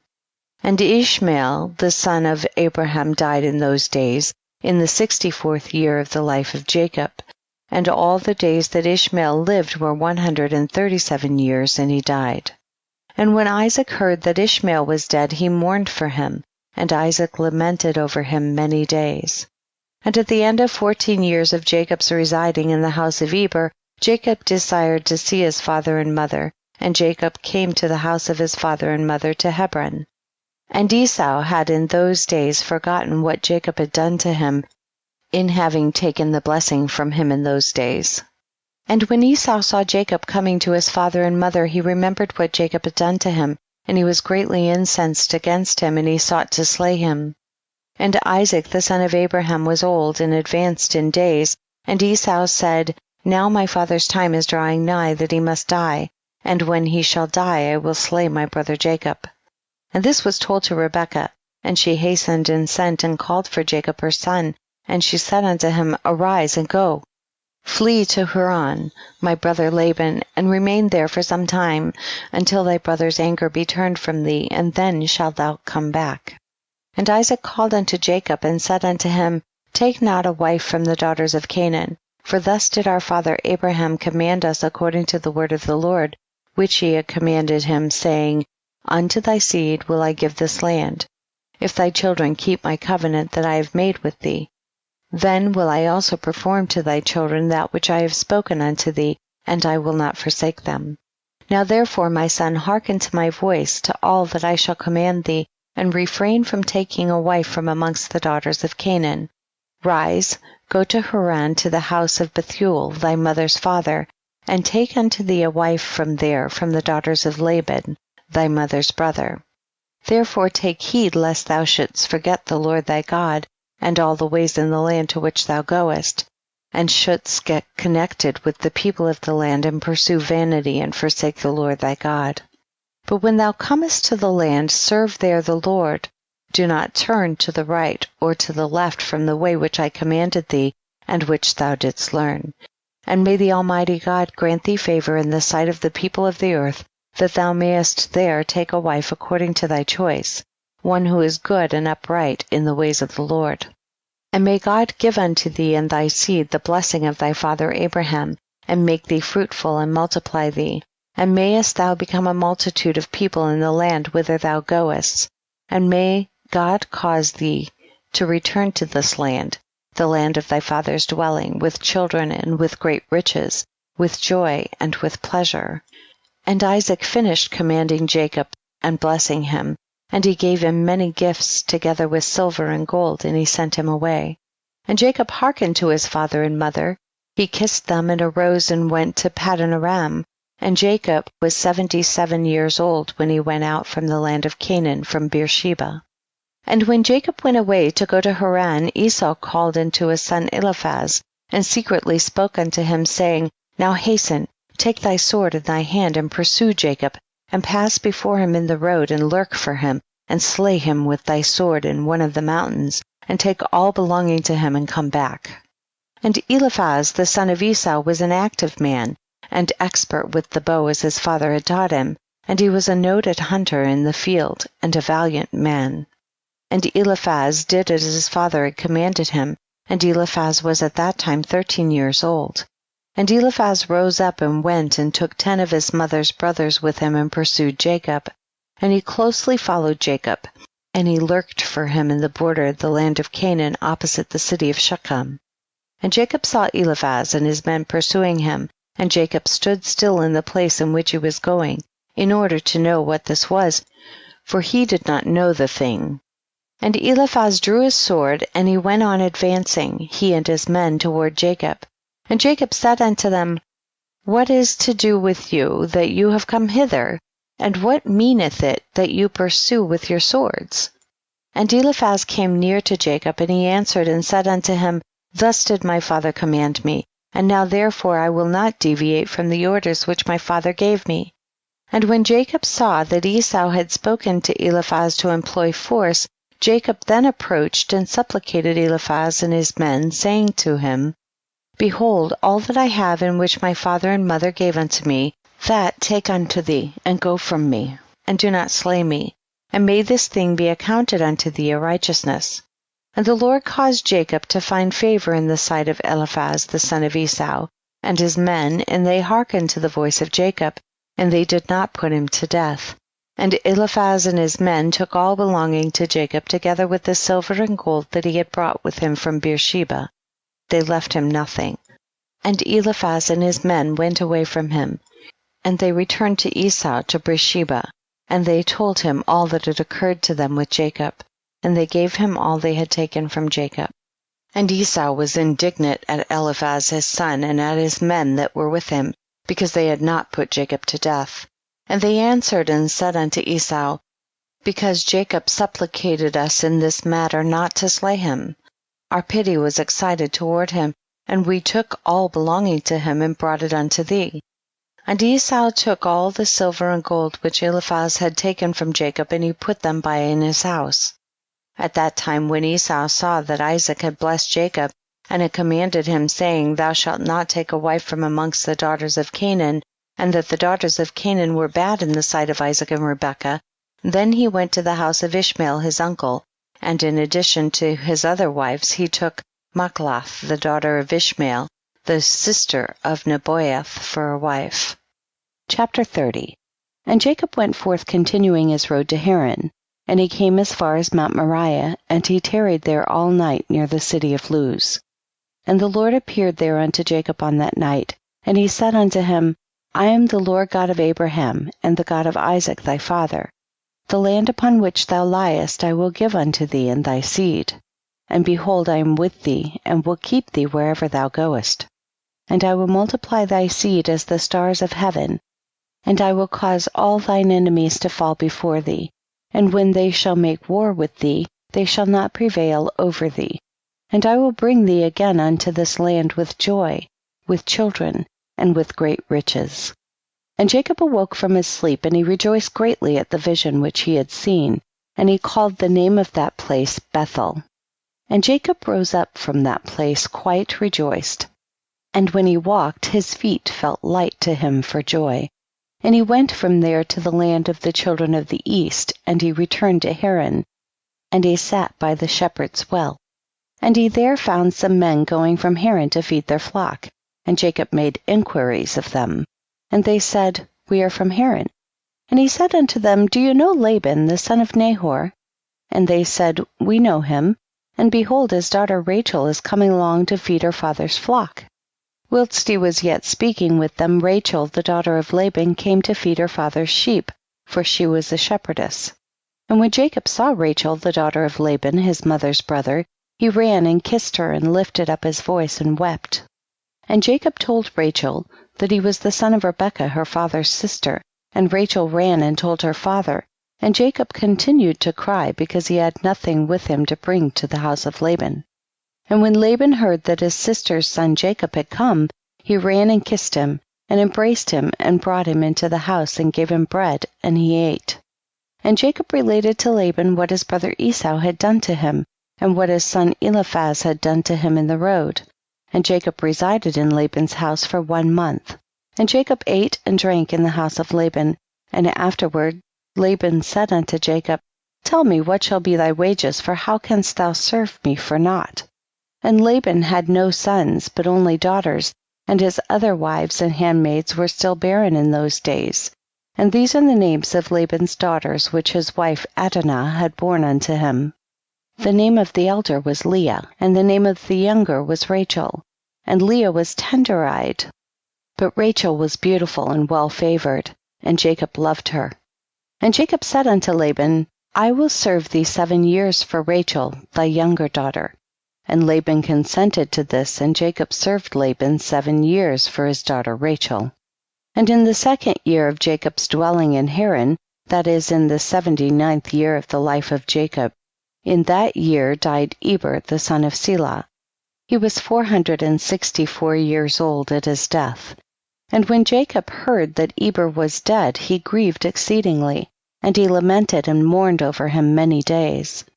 And in the 3rd year of Jacob's dwelling in Haran, Basmath, the daughter of Ishmael, the wife of Esau, bare unto him a son, and Esau called his name Ruel. And in the 4th year of Jacob's residence in the house of Laban, the Lord visited Laban, and remembered him on account of Jacob. And sons were born unto him, and his firstborn was Beor, his second was Alib, and the third was Chorash. And the Lord gave Laban riches and honor, sons and daughters, and the man increased greatly on account of Jacob. And Jacob in those days served Laban in all manner of work, in the house and in the field, and the blessing of the Lord was in all that belonged to Laban in the house and in the field. And in the 5th year died Jehudath, the daughter of Beri, the wife of Esau, in the land of Canaan, and she had no sons but daughters only. And these are the names of her daughters, which she bare to Esau. The name of the elder was Marzith, and the name of the younger was Puath. And when Jehudath died, Esau rose up and went to Seir to hunt in the field as usual, and Esau dwelt in the land of Seir for a long time. And in the 6th year Esau took for a wife, in addition to his other wives, Ahlibamah, the daughter of Zibeon the Hivite, and Esau brought her to the land of Canaan.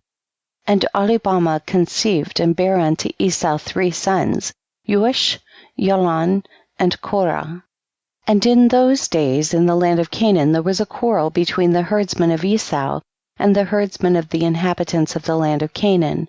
For Esau's cattle and goods were too abundant for him to remain in the land of Canaan, in his father's house, and the land of Canaan could not bear him on account of his cattle.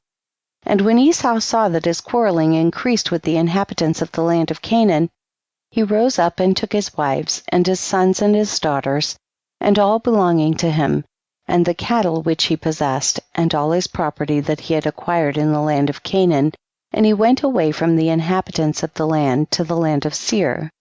And Esau and all belonging to him dwelt in the land of Seir. But from time to time Esau would go and see his father and mother in the land of Canaan. And Esau intermarried with the Horites, and he gave his daughters to the sons of Seir the Horite. And he gave his elder daughter Marzith to Anah, the son of Zibeon, his wife's brother, and Puath he gave to Azar, the son of Bilhan the Horite.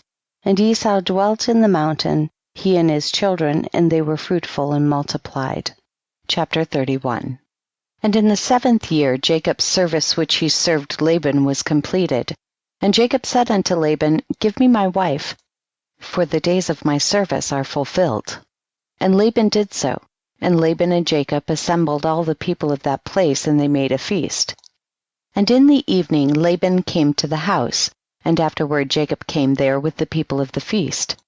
And Laban extinguished all the lights that were in the house. And Jacob said unto Laban, Wherefore dost thou do this thing unto us? And Laban answered, Such is our custom to act in this land.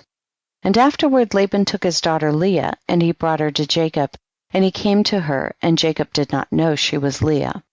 And Laban gave his daughter Leah his maid Zilpah for a handmaid.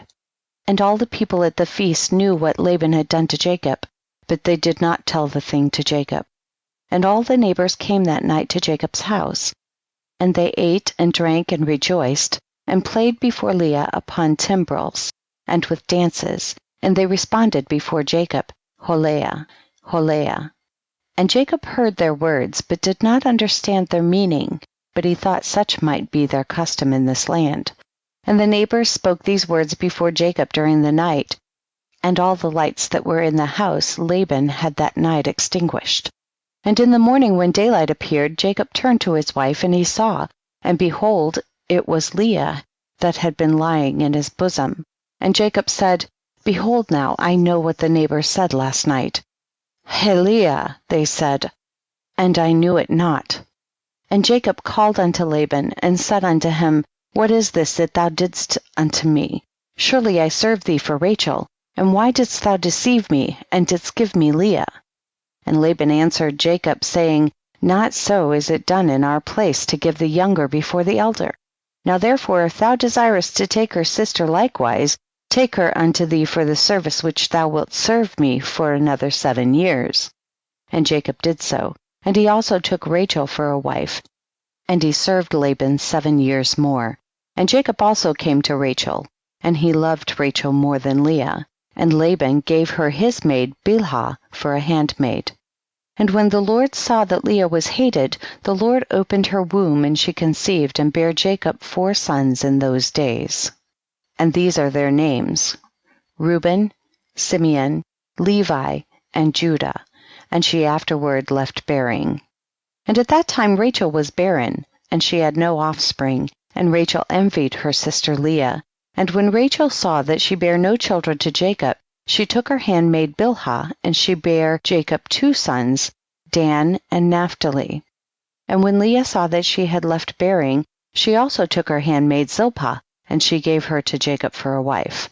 And Jacob also came to Zilpah, and she also bare Jacob 2 sons, Gad and Asher. And Leah again conceived and bare Jacob in those days 2 sons and 1 daughter, and these are their names, Issachar, Zebulun, and their sister Dinah. And Rachel was still barren in those days, and Rachel prayed unto the Lord at that time, and she said, O Lord God, remember me, and visit me, I beseech thee, for now my husband will cast me off, for I have borne him no children. Now, O Lord God, hear my supplication before thee, and see my affliction, and give me children like one of the handmaids, that I may no more bear my reproach. And God heard her, and opened her womb, and Rachel conceived and bare a son, and she said, The Lord has taken away my reproach. And she called his name Joseph, saying, May the Lord add to me another son. And Jacob was 91 years old when she bare him. At that time Jacob's mother Rebekah sent her nurse Deborah the daughter of Uz, and 2 of Isaac's servants unto Jacob. And they came to Jacob to Haran, and they said to him, Rebekah has sent us to thee, that thou shalt return to thy father's house to the land of Canaan. And Jacob hearkened unto them in this which his mother had spoken. At that time the other 7 years which Jacob served Laban for Rachel were completed, and it was at the end of 14 years that he had dwelt in Haran, that Jacob said unto Laban, Give me my wives, and send me away, that I may go to my land, for behold, my mother did send unto me from the land of Canaan, that I should return to my father's house. And Laban said unto him, Not so, I pray thee, if I have found favor in thy sight, do not leave me. Appoint me thy wages, and I will give them, and remain with me. And Jacob said unto him, This is what thou shalt give me for wages, that I shall this day pass through all thy flock, and take away from them every lamb that is speckled and spotted, and such as are brown amongst the sheep and amongst the goats. And if thou wilt do this thing for me, I will return and feed thy flock, and keep them as at first. And Laban did so, and Laban removed from his flock all that Jacob had said, and gave them to him. And Jacob placed all that he had removed from Laban's flock in the hands of his sons, and Jacob was feeding the remainder of Laban's flock. And when the servants of Isaac, which he had sent unto Jacob, saw that Jacob would not then return with them to the land of Canaan to his father, they then went away from him, and they returned home to the land of Canaan. And Deborah remained with Jacob in Haran, and she did not return with the servants of Isaac to the land of Canaan. And Deborah resided with Jacob's wives and children in Haran.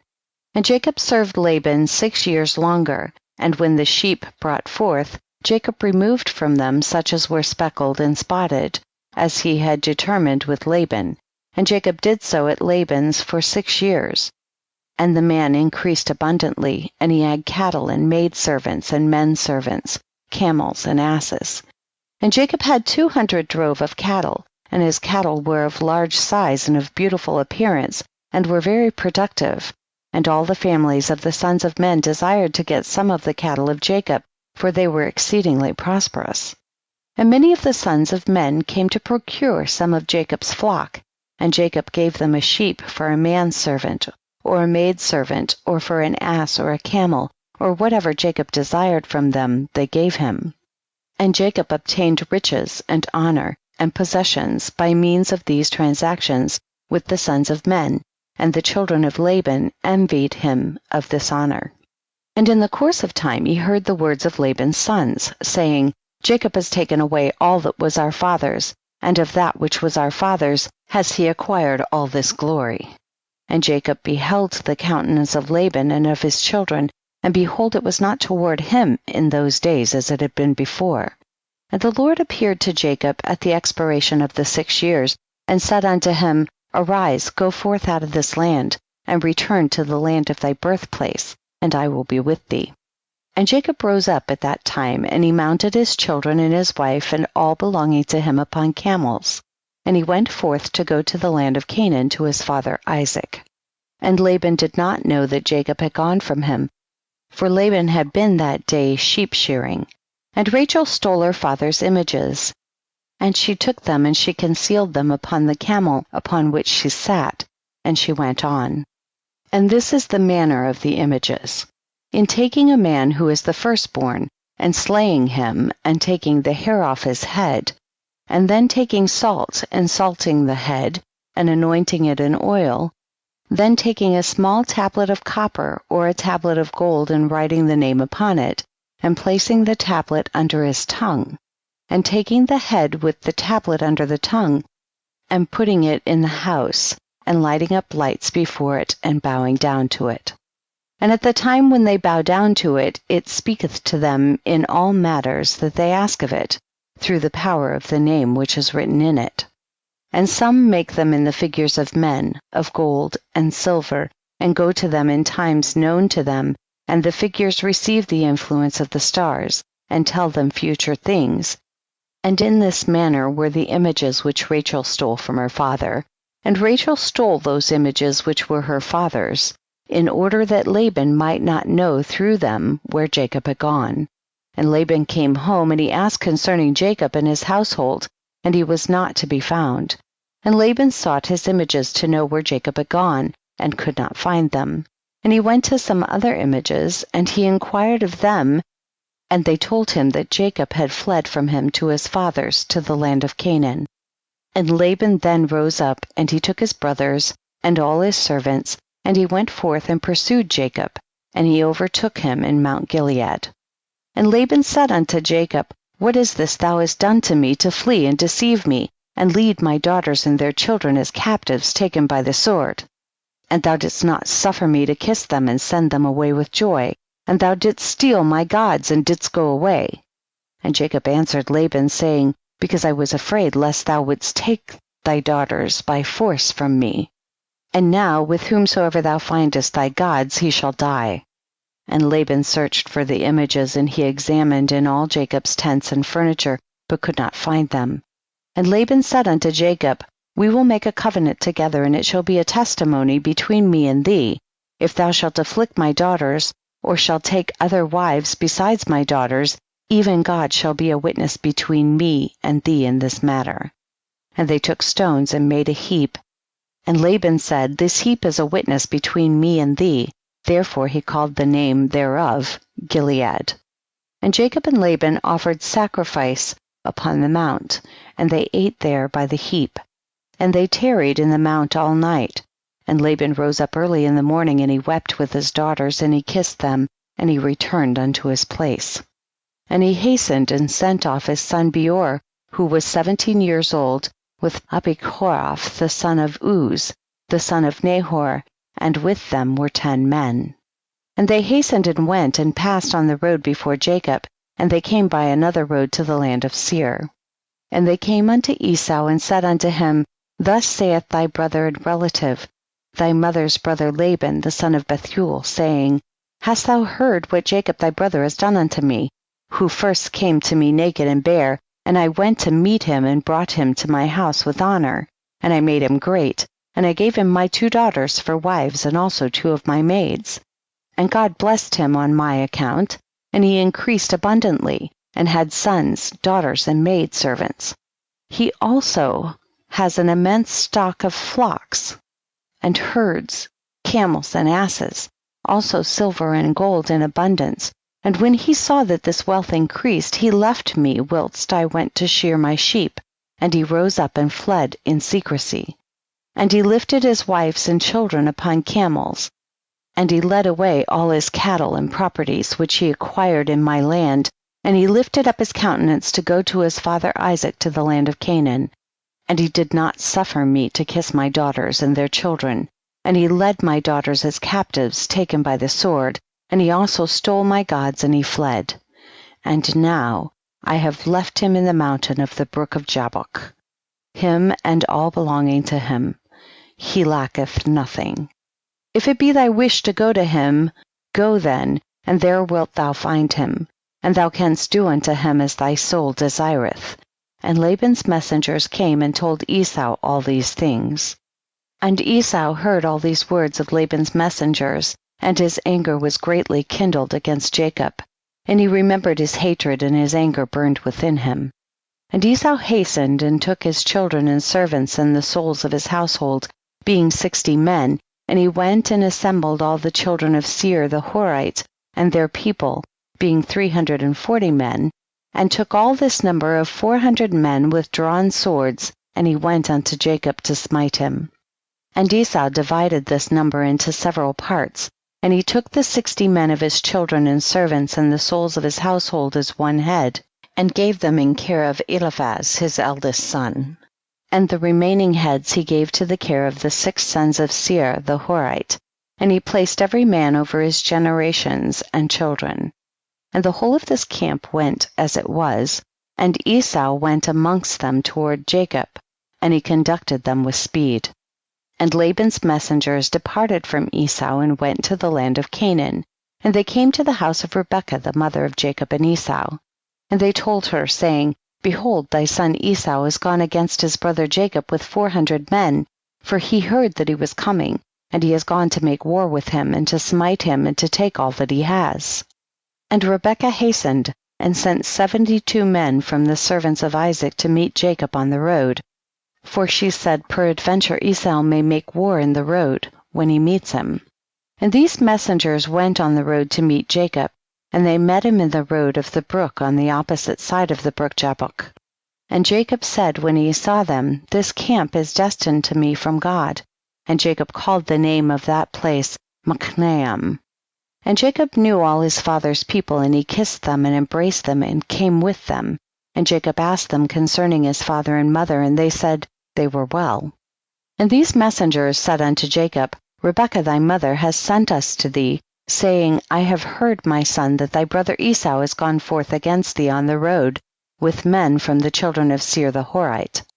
And therefore, my son, hearken to my voice, and see with thy counsel what thou wilt do. And when he cometh up to thee, supplicate him, and do not speak rashly to him, and give him a present from what thou possessest, and from what God has favored thee with. And when he asketh thee concerning thy affairs, conceal nothing from him. Perhaps he may turn from his anger against thee, and thou wilt thereby save thy soul, thou and all belonging to thee, for it is thy duty to honor him, for he is thy elder brother. And when Jacob heard the word of his mother which the messengers had spoken to him, Jacob lifted up his voice and wept bitterly, and did as his mother then commanded him. Chapter 32. And at that time Jacob sent messengers to his brother Esau toward the land of Seir, and he spoke to him words of supplication. And he commanded them, saying, Thus shall ye say to my lord, to Esau, Thus saith thy servant Jacob, Let not my lord imagine that my father's blessing with which he did bless me has proved beneficial to me. For I have been these 20 years with Laban, and he deceived me and changed my wages 10 times, as it has all been already told unto my lord. And I served him in his house very laboriously, and God afterwards saw my affliction, my labor, and the work of my hands, and he caused me to find grace and favor in his sight. And I afterward, through God's great mercy and kindness, acquired oxen and asses and cattle, and men servants and maid servants. And now I am coming to my land and my home, to my father and mother, who are in the land of Canaan. And I have sent to let my lord know all this in order to find favor in the sight of my lord, so that he may not imagine that I have of myself obtained wealth, or that the blessing with which my father blessed me has benefited me. And those messengers went to Esau, and found him on the borders of the land of Edom, going toward Jacob. And 400 men of the children of Seir the Horite were standing with drawn swords. And the messengers of Jacob told Esau all the words that Jacob had spoken to them concerning Esau. And Esau answered them with pride and contempt, and said unto them, Surely I have heard, and truly it has been told unto me what Jacob has done to Laban, who exalted him in his house, and gave him his daughters for wives, and he begat sons and daughters, and abundantly increased in wealth and riches in Laban's house through his means. And when he saw that his wealth was abundant, and his riches great, he fled with all belonging to him from Laban's house, and he led Laban's daughters away from the face of their father as captives taken by the sword, without telling him of it. And not only to Laban has Jacob done thus, but also unto me has he done so. and has twice supplanted me, and shall I be silent? Now therefore I have this day come with my camps to meet him, and I will do unto him according to the desire of my heart. And the messengers returned, and came to Jacob, and said unto him, We came to thy brother Esau, and we told him all thy words, and thus he has answered us. And behold, he cometh to meet thee with 400 men. Now then know and see what thou shalt do, and pray before God to deliver thee from him. And when he heard the words of his brother which he had spoken to the messengers of Jacob, Jacob was greatly afraid, and he was distressed. And Jacob prayed to the Lord his God, and he said, O Lord God of my fathers, Abraham and Isaac, thou didst say unto me when I went away from my father's house, saying, I am the Lord God of thy father Abraham, and the God of Isaac.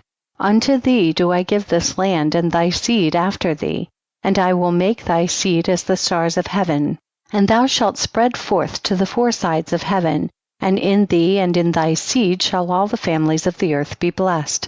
And thou didst establish thy words, and didst give unto me riches and children and cattle, as the utmost wishes of my heart didst thou give unto thy servant.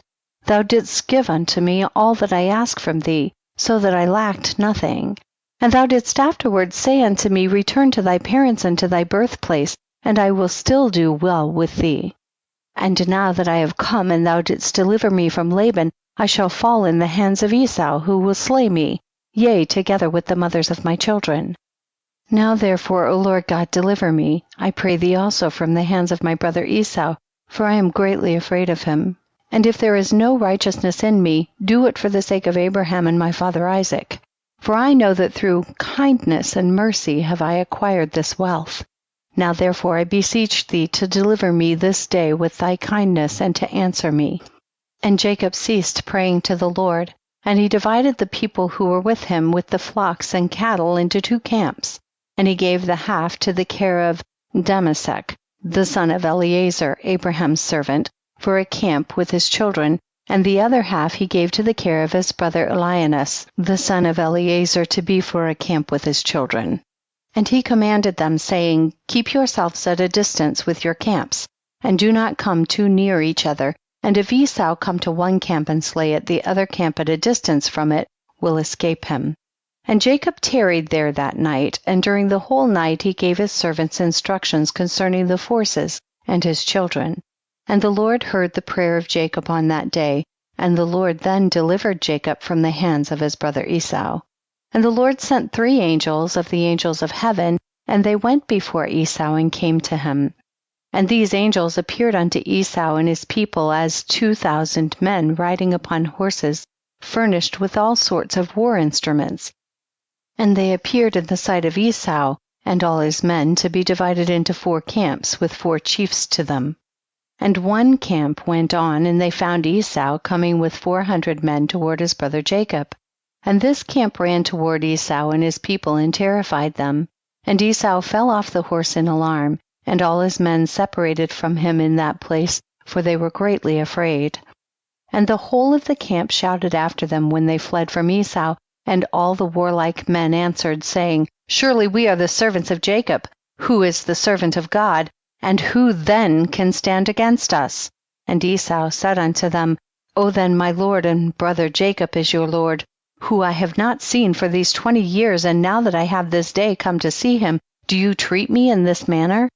And the angels answered him, saying, As the Lord liveth, were not Jacob, of whom thou spokest, thy brother, we had not left one remaining from thee and thy people, but only on account of Jacob we will do nothing to them. And this camp passed from Esau and his men, and it went away. And Esau and his men had gone from them about a league, when the second camp came toward him with all sorts of weapons, and they also did unto Esau and his men as the first camp had done to them. And when they had left it to go on, behold, the 3rd camp came toward him, and they were all terrified. And Esau fell off the horse, and the whole camp cried out and said, Surely we are the servants of Jacob, who is the servant of God, and who can stand against us? And Esau again answered them, saying, O then, Jacob my lord and your lord is my brother. And for 20 years I have not seen his countenance, and hearing this day that he was coming, I went this day to meet him, and do you treat me in this manner? And they answered him and said unto him, As the Lord liveth, were not Jacob thy brother, as thou didst say, we had not left a remnant from thee and thy men, but on account of Jacob, of whom thou spokest, being thy brother, we will not meddle with thee or thy men. And the third camp also passed from them, and he still continued his road with his men toward Jacob. When the fourth camp came toward him, and they also did unto him and his men as the others had done. And when Esau beheld the evil which the 4 angels had done to him and to his men, he became greatly afraid of his brother Jacob, and he went to meet him in peace. And Esau concealed his hatred against Jacob, because he was afraid of his life on account of his brother Jacob, and because he imagined that the 4 camps that he had lighted upon were Jacob's servants. And Jacob tarried that night with his servants in their camps, and he resolved with his servants to give unto Esau a present from all that he had with him, and from all his property. And Jacob rose up in the morning, he and his men, and they chose from amongst the cattle a present for Esau.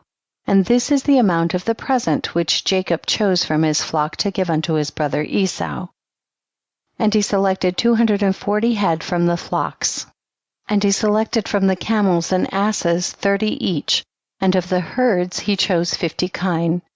And he put them all in 10 droves, and he placed each sort by itself, and he delivered them into the hands of 10 of his servants, each drove by itself. And he commanded them and said unto them, Keep yourselves at a distance from each other, and put a space between the droves. And when Esau and those who are with him shall meet you and ask you, saying, Whose are you, and whither do you go, and to whom belongeth all this before you, you shall say unto them, We are the servants of Jacob, and we have come to meet Esau in peace, and behold, Jacob cometh behind us. And that which is before us is a present sent from Jacob to his brother Esau. And if they shall say unto you, Why doth he delay behind you from coming to meet his brother and to see his face? Then you shall say unto them, Surely he cometh joyfully behind us to meet his brother, for he said, I will appease him with the present that goeth to him, and after this I will see his face, peradventure he will accept of me. So the whole present passed on in the hands of his servants, and went before him on that day, and he lodged that night with his camps by the border of the Brook of Jasher. And he rose up in the midst of the night, and he took his wives and his maidservants, and all belonging to him, and he that night passed them over the ford Jabbok. And when he had passed all belonging to him over the brook, Jacob was left by himself, and a man met him, and he wrestled with him that night until the breaking of the day, and the hollow of Jacob's thigh was out of joint through wrestling with him. And at the break of day the man left Jacob there, and he blessed him and went away. And Jacob passed the brook at the break of day, and he halted upon his thigh. And the sun rose upon him when he had passed the brook, and he came to the place of his cattle and children. And they went on until midday, and whilst they were going, the present was passing on before them. And Jacob lifted up his eyes and looked, and behold, Esau was at a distance, coming along with many men, about 400, and Jacob was greatly afraid of his brother. And Jacob hastened and divided his children unto his wives and his handmaids, and his daughter Dinah he put in a chest, and delivered her into the hands of his servants. And he passed before his children and wives to meet his brother, and he bowed down to the ground, yea, he bowed down 7 times until he approached his brother, and God caused Jacob to find grace and favor in the sight of Esau and his men, for God had heard the prayer of Jacob. And the fear of Jacob and his terror fell upon his brother Esau, for Esau was greatly afraid of Jacob for what the angels of God had done to Esau, and Esau's anger against Jacob was turned into kindness. And when Esau saw Jacob running toward him, he also ran toward him, and he embraced him, and he fell upon his neck, and they kissed, and they wept. And God put fear and kindness toward Jacob in the hearts of the men that came with Esau, and they also kissed Jacob and embraced him. And also Eliphaz the son of Esau with his 4 brothers, sons of Esau, wept with Jacob, and they kissed him and embraced him, for the fear of Jacob had fallen upon them all. And Esau lifted up his eyes and saw the women with their offspring, the children of Jacob, walking behind Jacob and bowing along the road to Esau. And Esau said unto Jacob, Who are these with thee, my brother? Are they thy children or thy servants? And Jacob answered Esau and said, They are my children, which God hath graciously given to thy servant. And whilst Jacob was speaking to Esau and his men, Esau beheld the whole camp, and he said unto Jacob, Whence didst thou get the whole of the camp that I met yesternight? And Jacob said, To find favor in the sight of my Lord, it is that which God graciously gave to thy servant. And the present came before Esau, and Jacob pressed Esau, saying, Take, I pray thee, the present that I have brought to my Lord. And Esau said, Wherefore is this my purpose? Keep that which thou hast unto thyself. And Jacob said, It is incumbent upon me to give all this, since I have seen thy face, that thou still livest in peace. And Esau refused to take the present. And Jacob said unto him, I beseech thee, my Lord, if now I have found favor in thy sight, then receive my present at my hand. For I have therefore seen thy face as though I had seen a godlike face, because thou wast pleased with me. And Esau took the present, and Jacob also gave unto Esau silver and gold and bdellium, for he pressed him so much that he took them. And Esau divided the cattle that was in the camp, and he gave the half to the men who had come with him, for they had come on hire, and the other half he delivered unto the hands of his children. And the silver and gold and bdellium he gave in the hands of Eliphaz his eldest son. And Esau said unto Jacob, Let us remain with thee, and we will go slowly along with thee until thou comest to my place with me, that we may dwell there together. And Jacob answered his brother and said, I would do as my Lord speaketh unto me, but my Lord knoweth that the children are tender, and that the flocks and herds with their young who are with me go but slowly. For if they went swiftly, they would all die, for thou knowest their burdens and their fatigue. Therefore let my Lord pass on before his servant, and I will go on slowly for the sake of the children and the flock, until I come to my Lord's place to Seir. And Esau said unto Jacob, I will place with thee some of the people that are with me to take care of thee in the road, and to bear thy fatigue and burden. And he said, What needeth it, my Lord, if I may find grace in thy sight? Behold, I will come unto thee to Seir, to dwell there together as thou hast spoken. Go thou then with thy people, for I will follow thee. And Jacob said this to Esau in order to remove Esau and his men from him, so that Jacob might afterward go to his father's house to the land of Canaan. And Esau hearkened to the voice of Jacob, and Esau returned with the 400 men that were with him on their road to Seir, and Jacob and all belonging to him went that day as far as the extremity of the land of Canaan in its borders, and he remained there some time. Chapter 33. And in some time after Jacob went away from the borders of the land, and he came to the land of Shalem, that is the city of Shechem, which is in the land of Canaan, and he rested in front of the city. And he bought a parcel of the field which was there from the children of Hamor, the people of the land, for 5 shekels. And Jacob there built himself a house, and he pitched his tent there, and he made booths for his cattle, and therefore he called the name of the place Succoth. And Jacob remained in Succoth 1 year and 6 months. At that time some of the women of the inhabitants of the land went to the city of Shechem to dance and rejoice with the daughters of the people of the city. And when they went forth, then Rachel and Leah, the wives of Jacob with their families, also went to behold the rejoicing of the daughters of the city. And Dinah, the daughter of Jacob, also went along with them, and saw the daughters of the city. And they remained there before these daughters, whilst all the people of the city were standing by them, to behold their rejoicings, and all the great people of the city were there. And Shechem, the son of Hamor, the prince of the land, was also standing there to see them. And Shechem beheld Dinah, the daughter of Jacob, sitting with her mother before the daughters of the city, and the damsel pleased him greatly. And he there asked his friends and his people, saying, Whose daughter is that sitting amongst the women, whom I do not know in this city? And they said unto him, Surely this is the daughter of Jacob, the son of Isaac, the Hebrew, who has dwelt in this city for some time. And when it was reported that the daughters of the land were going forth to rejoice, she went with her mother and maidservants to sit amongst them, as thou seest.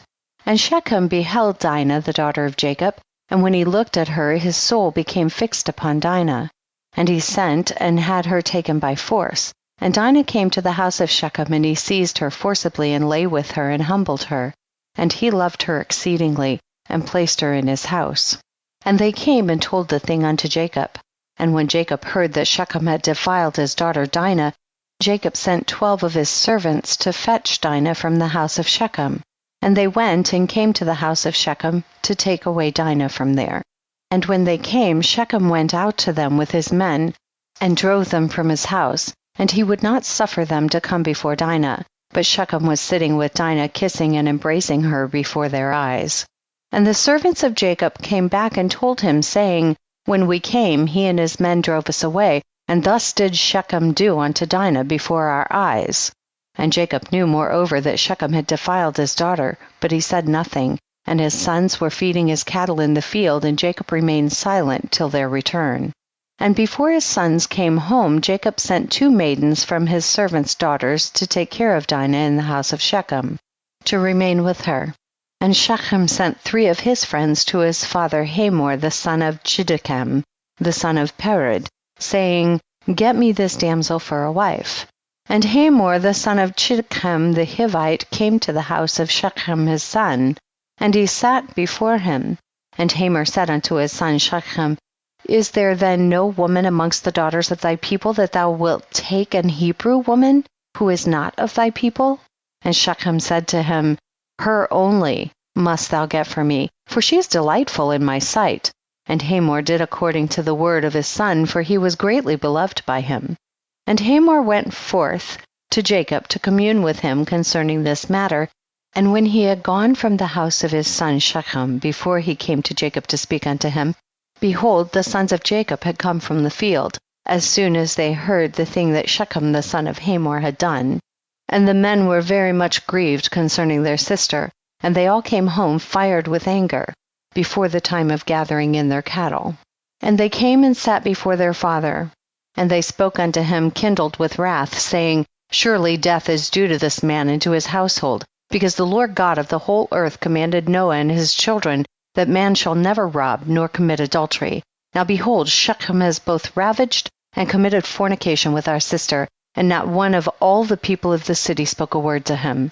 Surely thou knowest and understandest that the judgment of death is due to Shechem and to his father, and to the whole city on account of the thing which he has done. And whilst they were speaking before their father in this matter, behold, Hamor the father of Shechem came to speak to Jacob the words of his son concerning Dinah. And he sat before Jacob and before his sons.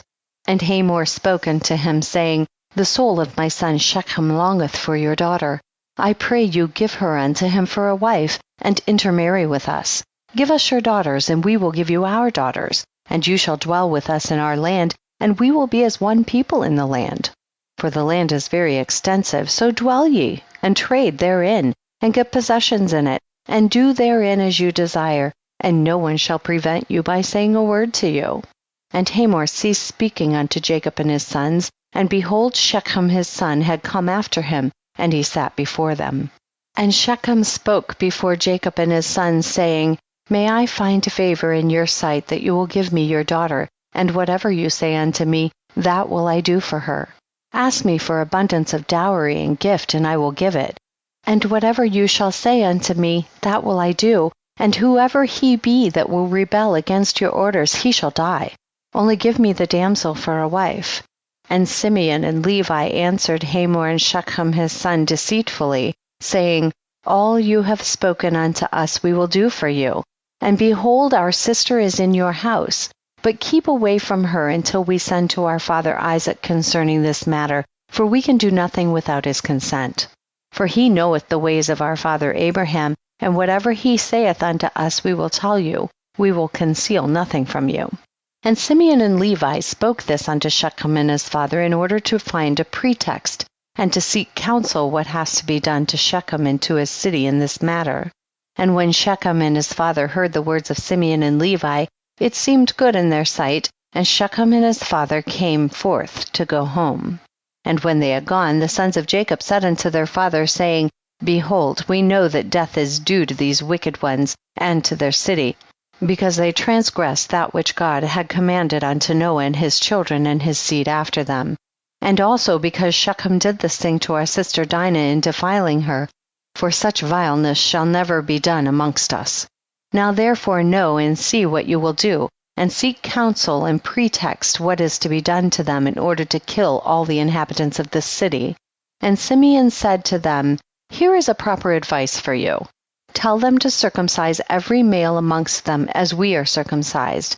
And if they do not wish to do this, we shall take our daughter from them and go away. And if they consent to do this, and will do it, then when they are sunk down with pain, we will attack them with our swords, as upon one who is quiet and peaceable, and we will slay every male person amongst them.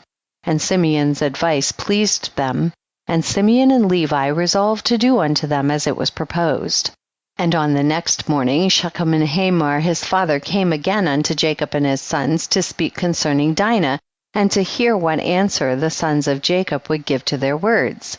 And the sons of Jacob spoke deceitfully to them, saying, We told our father Isaac all your words, and your words pleased him. But he spoke unto us, saying, Thus did Abraham his father command him from God the Lord of the whole earth, that any man who is not of his descendants that should wish to take one of his daughters shall cause every male belonging to him to be circumcised, as we are circumcised, and then we may give him our daughter for a wife. Now we have made known to you all our ways that our father spoke unto us, for we cannot do this of which you spoke unto us, to give our daughter to an uncircumcised man, for it is a disgrace to us. But herein we will consent to you to give you our daughter, and we will also take unto ourselves your daughters, and will dwell amongst you, and be one people as you have spoken, if you will hearken to us, and consent to be like us, to circumcise every male belonging to you, as we are circumcised. And if you will not hearken unto us, to have every male circumcised as we are circumcised, as we have commanded, then we will come to you and take our daughter from you and go away. And Shechem and his father Hamor heard the words of the sons of Jacob, and the thing pleased them exceedingly. And Shechem and his father Hamor hastened to do the wishes of the sons of Jacob, for Shechem was very fond of Dinah, and his soul was riveted to her. And Shechem and his father Hamor hastened to the gate of the city, and they assembled all the men of their city, and spoke unto them the words of the sons of Jacob, saying, We came to these men, the sons of Jacob, and we spoke unto them concerning their daughter. And these men will consent to do according to our wishes, and behold, our land is of a great extent for them, and they will dwell in it and trade in it, and we shall be one people. We will take their daughters, and our daughters we will give unto them for wives. But only on this condition will these men consent to do this thing, that every male amongst us be circumcised, as they are circumcised, as their God commanded them. And when we shall have done according to their instructions to be circumcised, then will they dwell amongst us, together with their cattle and possessions, and we shall be as one people with them. And when all the men of the city heard the words of Shechem and his father Hamor, then all the men of their city were agreeable to this proposal, and they obeyed to be circumcised. For Shechem and his father Hamor were greatly esteemed by them, being the princes of the land. And on the next day Shechem and Hamor his father rose up early in the morning, and they assembled all the men of their city into the middle of the city, and they called for the sons of Jacob, who circumcised every male belonging to them on that day and the next.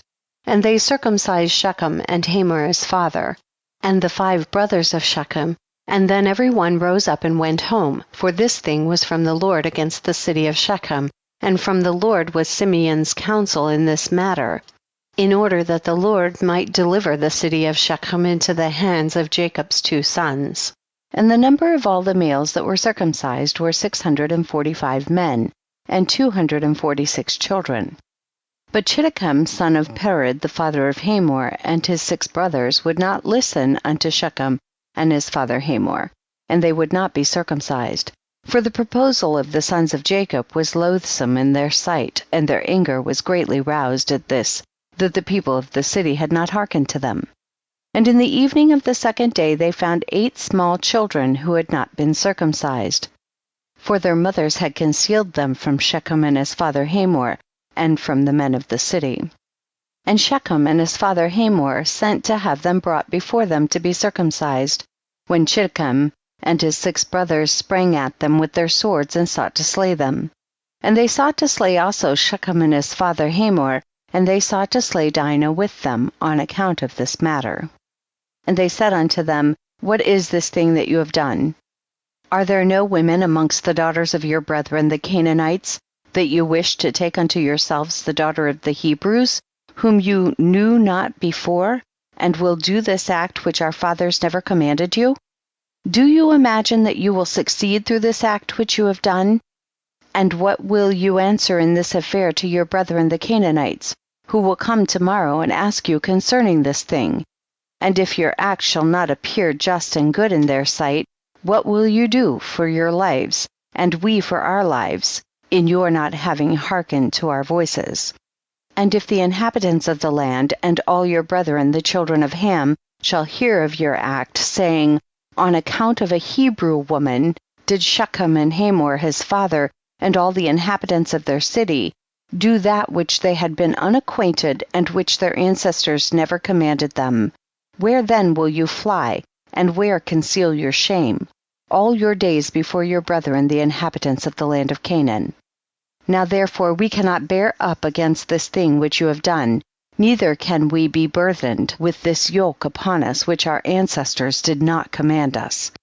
Behold, tomorrow we will go and assemble all our brethren, the Canaanitish brethren who dwell in the land, and we will all come and smite you and all those who trust in you, that there shall not be a remnant left from you or them.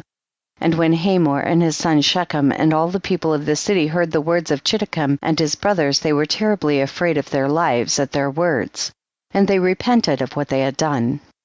And Shechem and his father Hamor answered their father Chiddekem and his brethren, and they said unto them, All the words which you spoke unto us are true. Now do not say nor imagine in your hearts that on account of the love of the Hebrews we did this thing, that our ancestors did not command us. But because we saw that it was not their intention and desire to accede to our wishes concerning their daughter as to our taking her, except on this condition, so we hearkened to their voices and did this act which you saw, in order to obtain our desire from them. And when we shall have obtained our request from them, we will then return to them, and do unto them that which you say unto us. We beseech you then to wait and tarry until our flesh shall be healed, and we again become strong, and we will then go together against them, and do unto them that which is in your hearts and in ours. And Dinah the daughter of Jacob heard all these words which Chiddekem and his brothers had spoken, and what Hamor and his son Shechem and the people of their city had answered them. And she hastened and sent one of her maidens that her father had sent to take care of her in the house of Shechem, to Jacob her father and to her brethren, saying, Thus did Chiddekem and his brothers advise concerning you, and thus did Hamor and Shechem and the people of the city answer them. And when Jacob heard these words, he was filled with wrath, and he was indignant at them, and his anger was kindled against them. And Simeon and Levi swore and said, As the Lord liveth, the God of the whole earth, by this time tomorrow there shall not be a remnant left in the whole city. And 20 young men had concealed themselves who were not circumcised. And these young men fought against Simeon and Levi, and Simeon and Levi killed 18 of them, and 2 fled from them and escaped to some lime pits that were in the city, and Simeon and Levi sought for them but could not find them. And Simeon and Levi continued to go about in the city, and they killed all the people of the city at the edge of the sword, and they left none remaining. And there was a great consternation in the midst of the city, and the cry of the people of the city ascended to heaven, and all the women and children cried aloud. And Simeon and Levi slew all the city. They left not a male remaining in the whole city. And they slew Hamor and Shechem his son at the edge of the sword, and they brought away Dinah from the house of Shechem, and they went from there. And the sons of Jacob went and returned, and came upon the slain, and spoiled all their property which was in the city and the field. And whilst they were taking the spoil, 300 men stood up and threw dust at them, and struck them with stones. When Simeon turned to them, and he slew them all with the edge of the sword, and Simeon turned before Levi, and came into the city. And they took away their sheep and their oxen and their cattle, and also the remainder of the women and little ones, and they led all these away.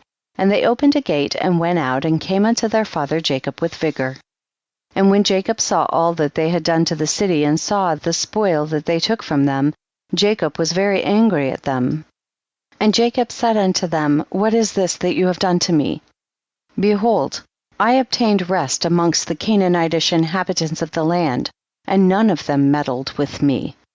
And now you have done to make me obnoxious to the inhabitants of the land, amongst the Canaanites and the Perizzites?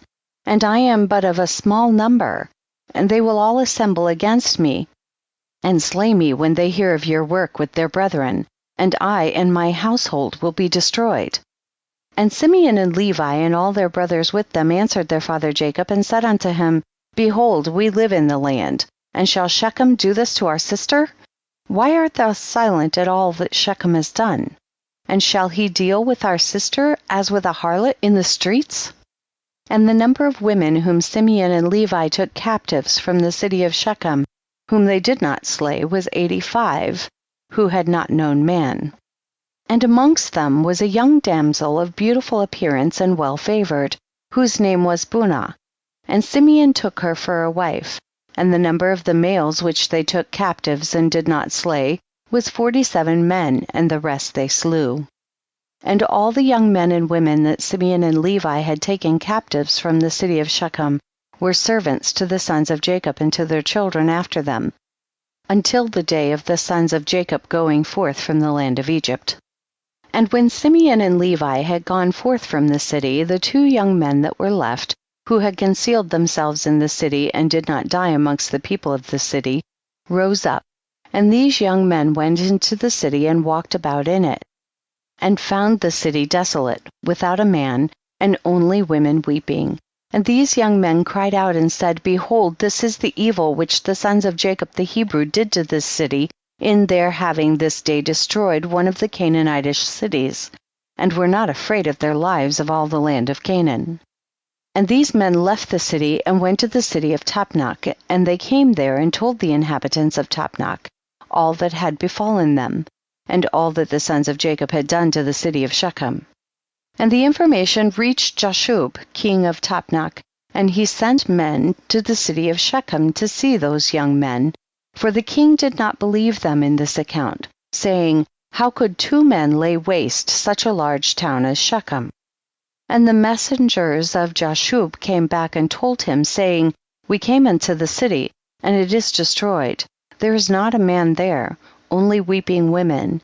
Neither is any flock or cattle there, for all that was in the city the sons of Jacob took away. And Jashub wondered at this, saying, How could 2 men do this thing to destroy so large a city, and not one man able to stand against them? For the like has not been from the days of Nimrod, and not even from the remotest time has the like taken place. And Jashub, king of Tapnach, said to his people, Be courageous, and we will go and fight against these Hebrews, and do unto them as they did unto the city, and we will avenge the cause of the people of the city. And Jashub, king of Tapnach, consulted with his counselors about this matter, and his advisers said unto him, Alone thou wilt not prevail over the Hebrews, for they must be powerful to do this work to the whole city. If 2 of them laid waste the whole city, and no one stood against them, surely if thou wilt go against them, they will all rise against us and destroy us likewise. But if thou wilt send to all the kings that surround us, and let them come together, then we will go with them and fight against the sons of Jacob. Then wilt thou prevail against them.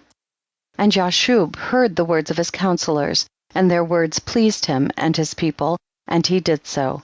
And Jashub, king of Tapnach, sent to all the kings of the Amorites that surrounded Shechem and Tapnach, saying, Go up with me, and assist me, and we will smite Jacob the Hebrew and all his sons, and destroy them from the earth. For thus did he do to the city of Shechem. And do you not know of it?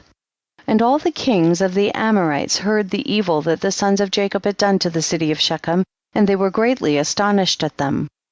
And the 7 kings of the Amorites assembled with all their armies, about 10,000 men with drawn swords, and they came to fight against the sons of Jacob. And Jacob heard that the kings of the Amorites had assembled to fight against his sons, and Jacob was greatly afraid, and it distressed him. And Jacob exclaimed against Simeon and Levi, saying, What is this act that you did? Why have you injured me, to bring against me all the children of Canaan, to destroy me and my household? For I was at rest, even I and my household, and you have done this thing to me, and provoked the inhabitants of the land against me by your proceedings. And Judah answered his father, saying, Was it for naught my brothers Simeon and Levi killed all the inhabitants of Shechem? Surely it was because Shechem had humbled our sister, and transgressed the command of our God to Noah and his children. For Shechem took our sister away by force, and committed adultery with her. And Shechem did all this evil, and not one of the inhabitants of his city interfered with him, to say, Why wilt thou do this? Surely for this my brothers went and smote the city, and the Lord delivered it into their hands, because its inhabitants had transgressed the commands of our God. Is it then for naught that they have done all this? And now why art thou afraid or distressed? And why art thou displeased at my brothers? And why is thine anger kindled against them? Surely our God, who delivered into their hand the city of Shechem and its people, he will also deliver into our hands all the Canaanitish kings who are coming against us. And we will do unto them as my brothers did unto Shechem. Now be tranquil about them, and cast away thy fears. But trust in the Lord our God, and pray unto him to assist us, and deliver our enemies into our hands. And Judah called to one of his father's servants, Go now and see where those kings who are coming against us are situated with their armies.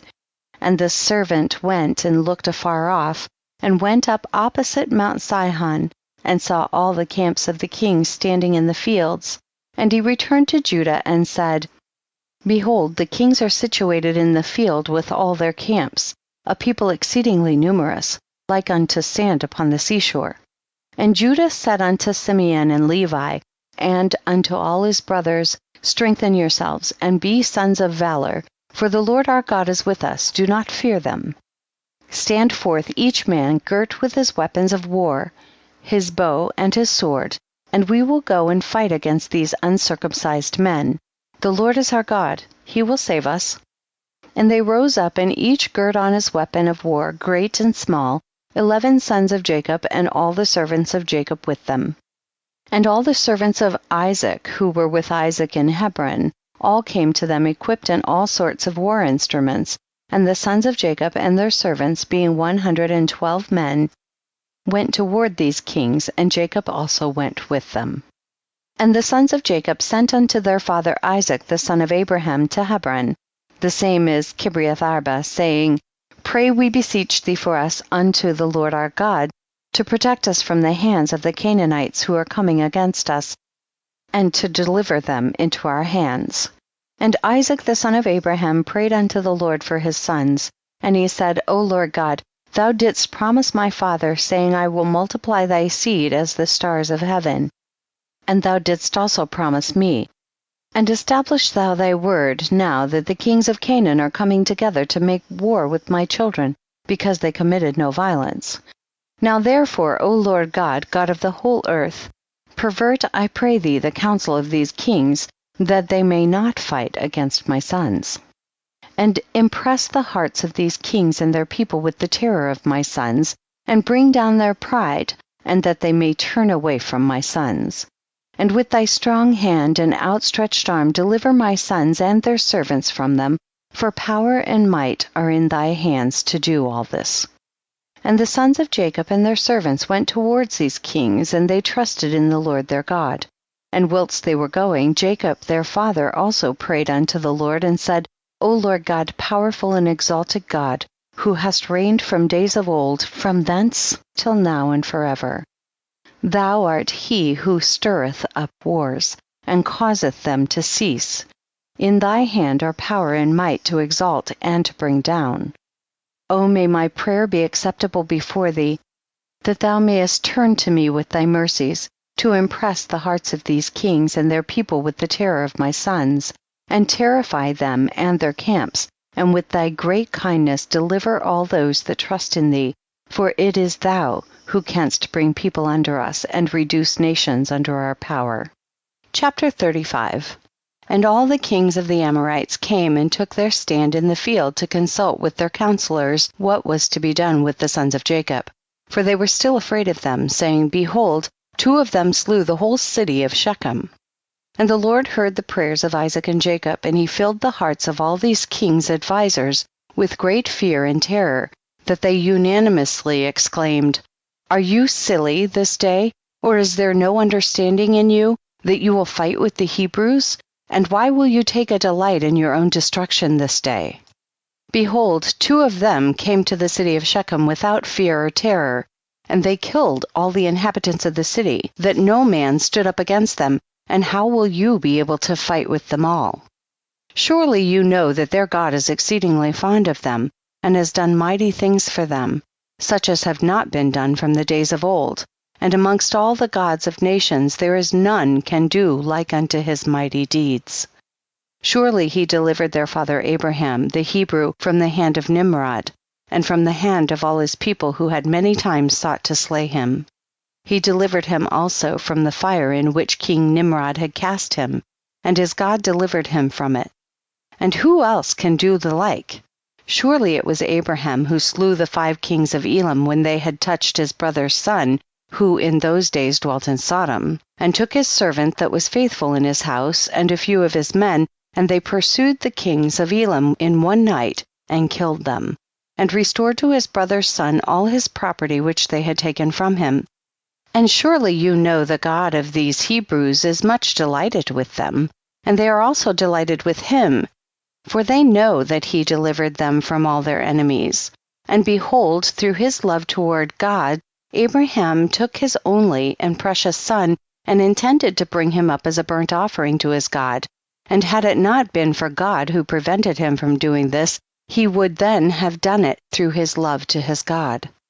And God saw all his works, and swore unto him, and promised him that he would deliver his sons and all his seed from every trouble that would befall them, because he had done this thing, and through his love to his God stifled his compassion for his child. And have you not heard what their God did to Pharaoh, king of Egypt, and to Abimelech, king of Gerar, through taking Abraham's wife, who said of her, She is my sister, lest they might slay him on account of her, and think of taking her for a wife? And God did unto them and their people all that you heard of. And behold, we ourselves saw with our eyes that Esau, the brother of Jacob, came to him with 400 men, with the intention of slaying him, for he called to mind that he had taken away from him his father's blessing. And he went to meet him, when he came from Syria, to smite the mother with the children. And who delivered him from his hands, but his God in whom he trusted? He delivered him from the hand of his brother, and also from the hands of his enemies, and surely he again will protect them. Who does not know that it was their God who inspired them with strength to do to the town of Shechem the evil which you heard of? Could it then be with their own strength that 2 men could destroy such a large city as Shechem, had it not been for their God in whom they trusted? He said and did unto them all this to slay the inhabitants of the city in their city. And can you then prevail over them who have come forth together from your city to fight with the whole of them? Even if 1,000 times as many more should come to your assistance. Surely you know and understand that you do not come to fight with them, but you come to war with their God, who made choice of them, and you have therefore all come this day to be destroyed. Now therefore, refrain from this evil which you are endeavoring to bring upon yourselves, and it will be better for you not to go to battle with them, although they are but few in numbers, because their God is with them. And when the kings of the Amorites heard all the words of their advisers, their hearts were filled with terror, and they were afraid of the sons of Jacob and would not fight against them.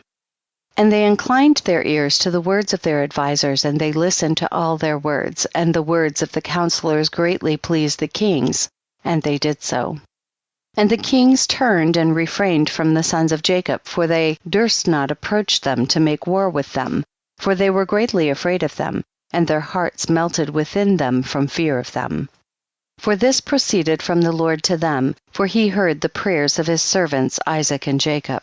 For they trusted in him, And all these kings returned with their camps on that day, each to his own city, and they did not at that time fight with the sons of Jacob.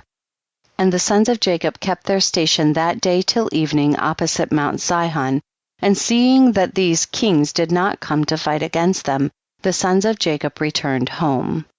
Chapter 36. At that time the Lord appeared unto Jacob, saying, Arise, go to Bethel and remain there, and make there an altar to the Lord who appeareth unto thee, who delivered thee and all thy sons from affliction. And Jacob rose up with his sons and all belonging to him, and they went and came to Bethel according to the word of the Lord. And Jacob was 99 years old when he went up to Bethel, and Jacob and his sons and all the people that were with him remained in Bethel in Luz, and he there built an altar to the Lord who appeared unto him. And Jacob and his sons remained in Bethel 6 months. At that time died Deborah the daughter of Uz, the nurse of Rebekah, who had been with Jacob. And Jacob buried her beneath Bethel under an oak that was there. And Rebekah the daughter of Bethuel, the mother of Jacob, also died at that time in Hebron. The same is Kiriath Arba, and she was buried in the cave of Machpelah, which Abraham had bought from the children of Heth. And the life of Rebekah was 133 years, and she died. And when Jacob heard that his mother Rebekah was dead, he wept bitterly for his mother, and made a great mourning for her, and for Deborah her nurse beneath the oak. And he called the name of that place Alambakuth.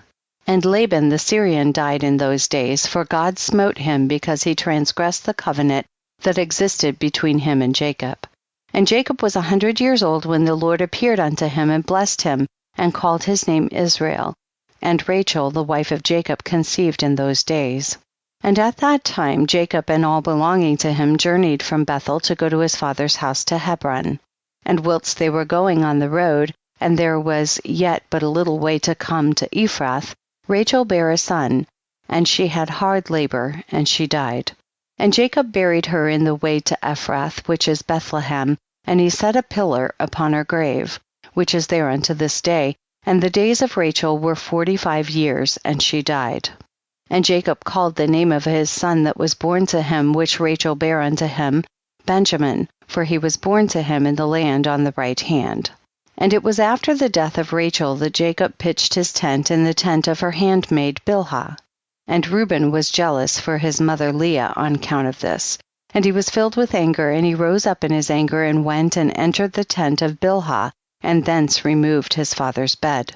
At that time the portion of the birthright, together with the kingly and priestly offices, was removed from the sons of Reuben, for he had profaned his father's bed, and the birthright was given unto Joseph, the kingly office to Judah, and the priesthood unto Levi, because Reuben had defiled his father's bed.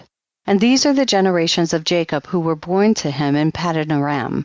And the sons of Jacob were 12. The sons of Leah were Reuben the firstborn, and Simeon, Levi, Judah, Issachar, Zebulun, and their sister Dinah. And the sons of Rachel were Joseph and Benjamin. The sons of Zilpah, Leah's handmaid, were Gad and Asher, and the sons of Bilhah, Rachel's handmaid, were Dan and Naphtali. These are the sons of Jacob which were born to him in Paddan Aram. And Jacob and his sons and all belonging to him journeyed and came to Mamre, which is Kiriath Arba, that is in Hebron, where Abraham and Isaac sojourned. And Jacob with his sons and all belonging to him dwelt with his father in Hebron. And his brother Esau and his sons and all belonging to him went to the land of Seir and dwelt there and had possessions in the land of Seir. And the children of Esau were fruitful and multiplied exceedingly in the land of Seir. And these are the generations of Esau that were born to him in the land of Canaan, and the sons of Esau were 5. And Adah bare to Esau his firstborn Eliphaz, and she also bare to him Ruel. And Ahlibamah bare to him Jeush, Yalam, and Korah. These are the children of Esau who were born to him in the land of Canaan. And the sons of Eliphaz, the sons of Esau, were Timon, Omar, Zepho, Gatam, Kenaz, and Amaleks. And the sons of Ruel were Nakhath, Zerach, Shammah, and Mizah. And the sons of Jeush were Timnah, Alva, Jetheth, and the sons of Yalam were Allah, Phinor, and Kenaz. And the sons of Korah were Teman, Mibzar, Magdiel, and Iram. These are the families of the sons of Esau according to their dukedoms in the land of Seir. And these are the names of the sons of Seir the Horite, inhabitants of the land of Seir: Lotan, Shobal, Zibeon, Anah, Dishan, Ezer, and Dishon, being 7 sons. And the children of Lotan were Hori, Heman, and their sister Timnah, that is Timnah who came to Jacob and his sons, and they would not give ear to her. And she went and became a concubine to Eliphaz the son of Esau, and she bore to him Amalek. And the sons of Shobal were Alvan, Manahath, Ebal, Shepho, and Onam. And the sons of Zibeon were Ajah and Anah. This was that Anah who found the Yemen in the wilderness, when he fed the asses of Zibeon his father. And whilst he was feeding his father's asses, he led them to the wilderness at different times to feed them. And there was a day that he brought them to one of the deserts on the seashore, opposite the wilderness of the people. And whilst he was feeding them, behold, a very heavy storm came from the other side of the sea, and rested upon the asses that were feeding there, and they all stood still. And afterward, about 120 great and terrible animals came out from the wilderness at the other side of the sea, and they all came to the place where the asses were, and they placed themselves there. And those animals from their middle downward were in the shape of the children of men, and from their middle upward some had the likeness of bears, and some the likeness of kephas, with tails behind them from between their shoulders reaching down to the earth, like the tails of the duchipath. And these animals came and mounted and rode upon these asses, and led them away, and they went away unto this day. And one of these animals approached Anah and smote him with his tail, and then fled from that place. And when he saw this work, he was exceedingly afraid of his life, and he fled and escaped to the city. And he related to his sons and brothers all that had happened to him, and many men went to seek the asses, but could not find them. And Anah and his brothers went no more to that place from that day following, for they were greatly afraid of their lives. And the children of Anah the son of Seir were Dishon and his sister Ahlibamah, and the children of Dishon were Hemdan, Ishban, Ithran, and Shiran. And the children of Ezer were Bilhan, Zavan, and Akan, and the children of Dishon were Uz and Aran. These are the families of the children of Seir the Horite, according to their dukedoms in the land of Seir. And Esau and his children dwelt in the land of Seir the Horite, the inhabitant of the land. And they had possessions in it, and were fruitful and multiplied exceedingly. And Jacob and his children and all belonging to them dwelt with their father Isaac in the land of Canaan, as the Lord had commanded Abraham their father. Chapter 37. And in the 105th year of the life of Jacob, that is the 9th year of Jacob's dwelling with his children in the land of Canaan, he came from Paddan Aram. And in those days Jacob journeyed with his children from Hebron, and they went and returned to the city of Shechem, they and all belonging to them, and they dwelt there. For the children of Jacob obtained good and fat pasture land for their cattle in the city of Shechem, the city of Shechem having then been rebuilt, and there were in it about 300 men and women. And Jacob and his children and all belonging to him dwelt in the part of the field which Jacob had bought from Hamor, the father of Shechem, when he came from Paddan Aram, before Simeon and Levi had smitten the city. And all those kings of the Canaanites and Amorites that surrounded the city of Shechem heard that the sons of Jacob had again come to Shechem and dwelt there. And they said, Shall the sons of Jacob the Hebrew again come to the city and dwell therein, after that they have smitten its inhabitants and driven them out? Shall they now return and also drive out those who are dwelling in the city, or slay them? And all the kings of Canaan again assembled, and they came together to make war with Jacob and his sons. And Jashub, king of Tapnach, sent also to all his neighboring kings, to Elan, king of Gash, and to Ehuri, king of Shiloh, and to Parathon, king of Shazar, and to Susi, king of Sarton, and to Laban, king of Bethoran, and to Shebar, king of Othnamah, saying, Come up to me and assist me, and let us smite Jacob the Hebrew and his sons, and all belonging to him, for they are again come to Shechem to possess it, and to slay its inhabitants as before. And all these kings assembled together and came with all their camps, a people exceedingly plentiful like the sand upon the seashore, and they were all opposite to Tapnach. And Jashub king of Tapnach went forth to them with all his army, and he encamped with them opposite to Tapnach without the city, and all these kings they divided into 7 divisions, being 7 camps against the sons of Jacob. And they sent a declaration to Jacob and his son, saying, Come you all forth to us, that we may have an interview together in the plain, and revenge the cause of the men of Shechem, whom you slew in their city. And you will now again return to the city of Shechem and dwell therein, and slay its inhabitants as before. And the sons of Jacob heard this, and their anger was kindled exceedingly at the words of the kings of Canaan. And 10 of the sons of Jacob hastened and rose up, and each of them girt on his weapons of war. And there were 102 of their servants with them equipped in battle array. And all these men, the sons of Jacob with their servants, went toward these kings, and Jacob their father was with them, and they all stood upon the heap of Shechem. And Jacob prayed to the Lord for his sons, and he spread forth his hands to the Lord, and he said, O God, thou art an almighty God, thou art our Father, thou didst form us, and we are the works of thine hands. I pray thee, deliver my sons through thy mercy from the hand of their enemies, who are this day coming to fight with them, and save them from their hand, for in thy hand is power and might, to save the few from the many. And give unto my sons thy servants strength of heart, and might to fight with their enemies, to subdue them and make their enemies fall before them, and let not my sons and their servants die through the hands of the children of Canaan. But if it seemeth good in thine eyes to take away the lives of my sons and their servants, take them in thy great mercy through the hand of thy ministers, that they may not perish this day by the hands of the kings of the Amorites.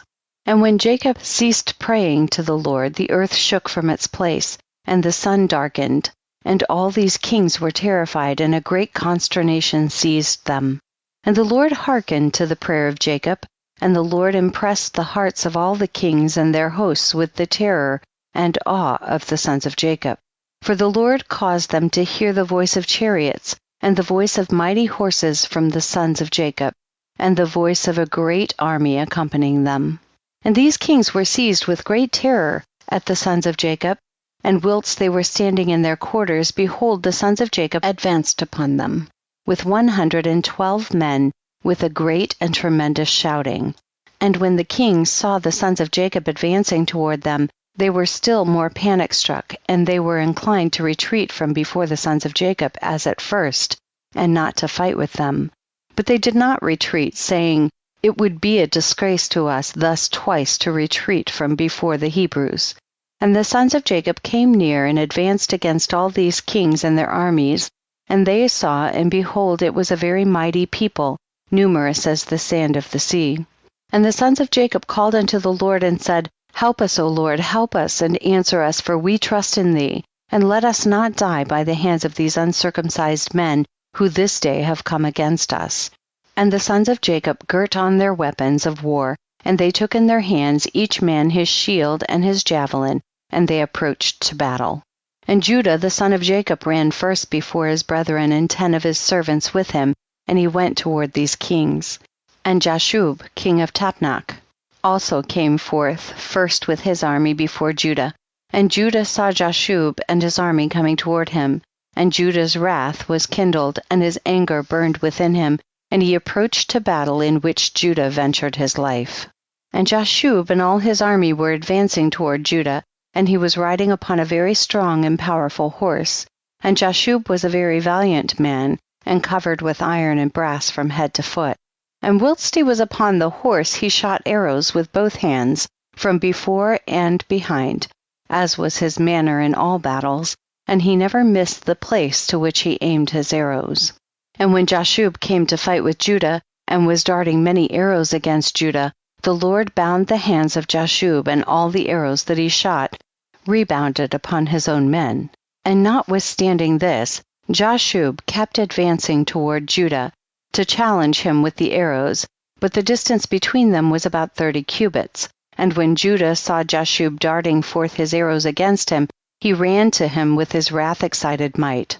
And Judah took up a large stone from the ground, and its weight was 60 shekels. And Judah ran toward Jashub, and with the stone struck him on his shield, that Jashub was stunned with the blow, and fell off from his horse to the ground.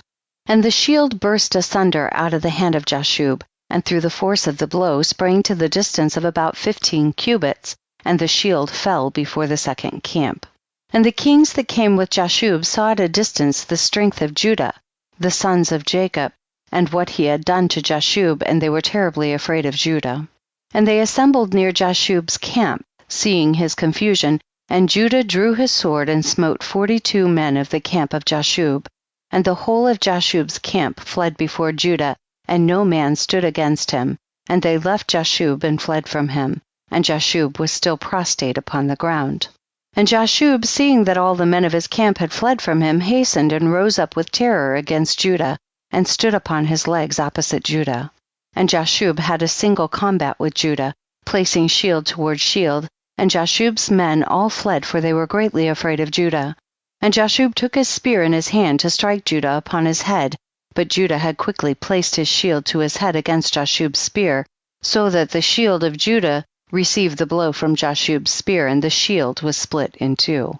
And when Judah saw that his shield was split, he hastily drew his sword and smote Jashub at his ankles, and cut off his feet, that Jashub fell upon the ground, and the spear fell from his hand. And Judah hastily picked up Jashub's spear, with which he severed his head and cast it next to his feet. And when the sons of Jacob saw what Judah had done to Jashub, they all ran into the ranks of the other kings, and the sons of Jacob fought with the army of Jashub, and the armies of all the kings that were there. And the sons of Jacob caused 15,000 of their men to fall, and they smote at them as if smiting with the gourds, and the rest fled for their lives. And Judah was still standing by the body of Jashub, and stripped Jashub of his coat of mail. And Judah also took off the iron and brass that was about Jashub, and behold, 9 men of the captains of Jashub came alone to fight against Judah. And Judah hastened and took up a stone from the ground, and with it smote one of them upon the head, and his skull was fractured, and the body also fell from the horse to the ground. And the 8 captains that remained, seeing the strength of Judah, were greatly afraid, and they fled. And Judah with his 10 men pursued them, and they overtook them and slew them. And the sons of Jacob were still smiting the armies of the kings, and they slew many of them, but those kings daringly kept their stand with their captains, and did not retreat from their places. And they exclaimed against those of their armies that fled from before the sons of Jacob, but none would listen to them, for they were afraid of their lives lest they should die. And all the sons of Jacob, after having smitten the armies of the kings, returned and came before Judah, and Judah was still slaying the 8 captains of Jashub, and stripping off their garments. And Levi saw Elon, king of Gash, advancing toward him with his 14 captains to smite him, but Levi did not know it for certain. And Elon with his captains approached nearer, and Levi looked back and saw that battle was given him in the rear, and Levi ran with 12 of his servants, and they went and slew Elon and his captains with the edge of the sword. Chapter 38. And haYashar, king of Shiloh, came up to assist Elon, and he approached Jacob. When Jacob drew his bow that was in his hand, and with an arrow struck haYashar, which caused his death. And when haYashar, king of Shiloh, was dead, the 4 remaining kings fled from their station with the rest of the captains, and they endeavored to retreat, saying, "We have no more strength with the Hebrews after their having killed the 3 kings and their captains who were more powerful than we are." And when the sons of Jacob saw that the remaining kings had removed from their station, they pursued them, and Jacob also came from the heap of Shechem from the place where he was standing, and they went after the kings, and they approached them with their servants. And the kings and the captains with the rest of their armies, seeing that the sons of Jacob approached them, were afraid of their lives, and fled till they reached the city of Shazar. And the sons of Jacob pursued them to the gate of the city of Shazar, and they smote a great smiting amongst the kings and their armies, about 4,000 men, and whilst they were smiting the army of the kings, Jacob was occupied with his bow, confining himself to smiting the kings, and he slew them all.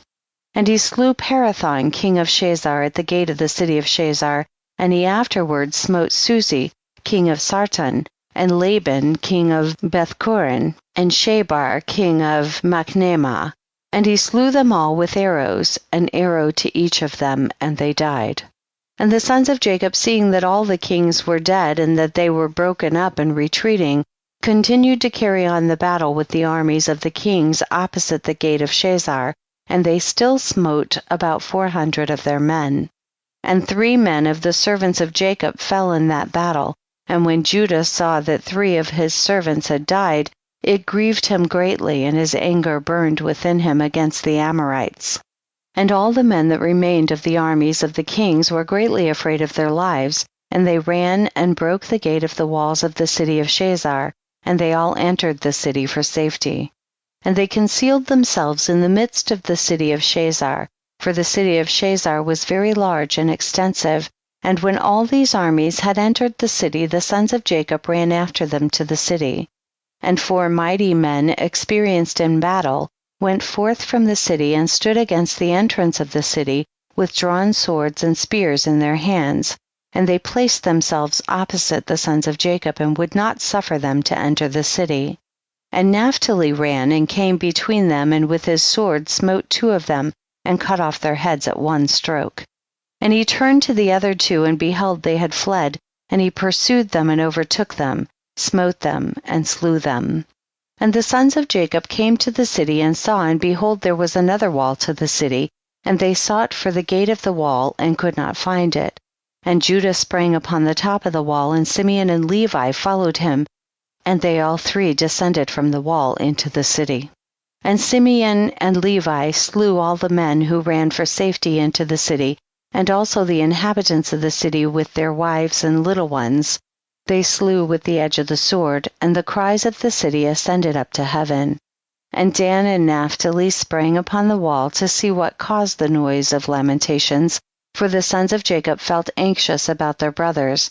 And they heard the inhabitants of the city speaking with weeping and supplications, saying, "Take all that we possess in the city and go away, only do not put us to death." And when Judah, Simeon, and Levi had ceased smiting the inhabitants of the city, they ascended the wall and called to Dan and Naphtali who were upon the wall, and to the rest of their brothers, and Simeon and Levi informed them of the entrance into the city, and all the sons of Jacob came to fetch the spoil. And the sons of Jacob took the spoil of the city of Shazar, the flocks and herds and the property, and they took all that could be captured and went away that day from the city. And on the next day the sons of Jacob went to Sarton, for they heard that the men of Sarton who had remained in the city were assembling to fight with them for having slain their king, and Sarton was a very high and fortified city, and it had a deep rampart surrounding the city. And the pillar of the rampart was about 50 cubits, and its breadth 40 cubits, and there was no place for a man to enter the city on account of the rampart. And the sons of Jacob saw the rampart of the city, and they sought an entrance in it, but could not find it. For the entrance to the city was at the rear, and every man that wished to come into the city came by that road and went round the whole city, and he afterward entered the city. And the sons of Jacob, seeing they could not find the way into the city, their anger was kindled greatly, and the inhabitants of the city, seeing that the sons of Jacob were coming to them, were greatly afraid of them, for they had heard of their strength and what they had done in Shazar. And the inhabitants of the city of Sarton could not go out toward the sons of Jacob after having assembled in the city to fight against them, lest they might thereby get into the city. But when they saw that they were coming toward them, they were greatly afraid of them, for they had heard of their strength and what they had done to Shazar. So the inhabitants of Sarton speedily took away the bridge of the road of the city from its place before the sons of Jacob came, and they brought it into the city. And the sons of Jacob came and sought the way into the city and could not find it, and the inhabitants of the city went up to the top of the wall and saw, and behold, the sons of Jacob were seeking an entrance into the city. And the inhabitants of the city reproached the sons of Jacob from the top of the wall, and they cursed them, and the sons of Jacob heard the reproaches, and they were greatly incensed, and their anger burned within them. And the sons of Jacob were provoked at them, and they all rose and sprang over the rampart with the force of their strength, and through their might passed the 40 cubits breadth of the rampart. And when they had passed the rampart, they stood under the wall of the city, and they found all the gates of the city enclosed with iron doors. And the sons of Jacob came near to break open the doors of the gates of the city, and the inhabitants did not let them, for from the top of the wall they were casting stones and arrows upon them. And the number of the people that were upon the wall was about 400 men, and when the sons of Jacob saw that the men of the city would not let them open the gates of the city, they sprang and ascended to the top of the wall, and Judah went up first to the east part of the city, and Gad and Asher went up after him to the west corner of the city, and Simeon and Levi to the north, and Dan and Reuben to the south. And the men who were on the top of the wall, the inhabitants of the city, seeing that the sons of Jacob were coming up to them, they all fled from the wall, descended into the city, and concealed themselves in the midst of the city. And Issachar and Naphtali that remained under the wall approached and broke the gates of the city, and kindled a fire at the gates of the city that the iron melted, and all the sons of Jacob came into the city, they and all their men, and they fought with the inhabitants of the city of Sarton, and smote them with the edge of the sword, and no man stood up before them. And about 200 men fled from the city, and they all went and hid themselves in a certain tower in the city, and Judah pursued them to the tower, and he broke down the tower which fell upon the men, and they all died. And the sons of Jacob went up the road of the roof of that tower, and they saw, and behold, there was another strong and high tower at a distance in the city, and the top of it reached to heaven. And the sons of Jacob hastened and descended, and went with all their men to that tower, and found it filled with about 300 men, women, and little ones. And the sons of Jacob smote a great smiting amongst those men in the tower, and they ran away and fled from them. And Simeon and Levi pursued them, when 12 mighty and valiant men came out to them from the place where they had concealed themselves. And those 12 men maintained a strong battle against Simeon and Levi, and Simeon and Levi could not prevail over them. And those valiant men broke the shields of Simeon and Levi, and one of them struck at Levi's head with his sword. When Levi hastily placed his hand to his head, for he was afraid of the sword, and the sword struck Levi's hand, and it wanted but little to the hand of Levi being cut off. And Levi seized the sword of the valiant man in his hand, and took it forcibly from the man, and with it he struck at the head of the powerful man, and he severed his head. And 11 men approached to fight with Levi, for they saw that one of them was killed, and the sons of Jacob fought, but the sons of Jacob could not prevail over them, for those men were very powerful. And the sons of Jacob, seeing that they could not prevail over them, Simeon gave a loud and tremendous shriek, and the 11 powerful men were stunned at the voice of Simeon's shrieking. And Judah at a distance knew the voice of Simeon's shouting, and Naphtali and Judah ran with their shields to Simeon and Levi, and found them fighting with those powerful men, unable to prevail over them as their shields were broken. And Naphtali saw that the shields of Simeon and Levi were broken, and he took 2 shields from his servants and brought them to Simeon and Levi. And Simeon, Levi, and Judah on that day fought all 3 against the 11 mighty men until the time of sunset, but they could not prevail over them. And this was told unto Jacob, and he was sorely grieved, and he prayed unto the Lord, and he and Naphtali his son went against these mighty men. And Jacob approached and drew his bow, and came nigh unto the mighty men, and slew 3 of their men with the bow, and the remaining 8 turned back. Behold, the war waged against them in the front and rear, and they were greatly afraid of their lives, and could not stand before the sons of Jacob, and they fled from before them. And in their flight they met Dan and Asher coming toward them, and they suddenly fell upon them, and fought with them, and slew 2 of them. And Judah and his brothers pursued them, and smote the remainder of them, and slew them. And all the sons of Jacob returned and walked about the city, searching if they could find any men. And they found about 20 young men in a cave in the city, and Gad and Asher smote them all, and Dan and Naphtali lighted upon the rest of the men who had fled and escaped from the second tower, and they smote them all. And the sons of Jacob smote all the inhabitants of the city of Sarton, but the women and little ones they left in the city, and did not slay them.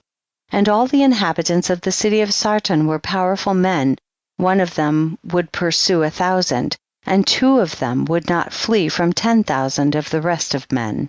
And the sons of Jacob slew all the inhabitants of the city of Sarton with the edge of the sword, that no man stood up against them, and they left the women in the city. And the sons of Jacob took all the spoil of the city and captured what they desired, and they took flocks and herds and property from the city. And the sons of Jacob did unto Sarton and its inhabitants as they had done to Shazar and its inhabitants, and they turned and went away.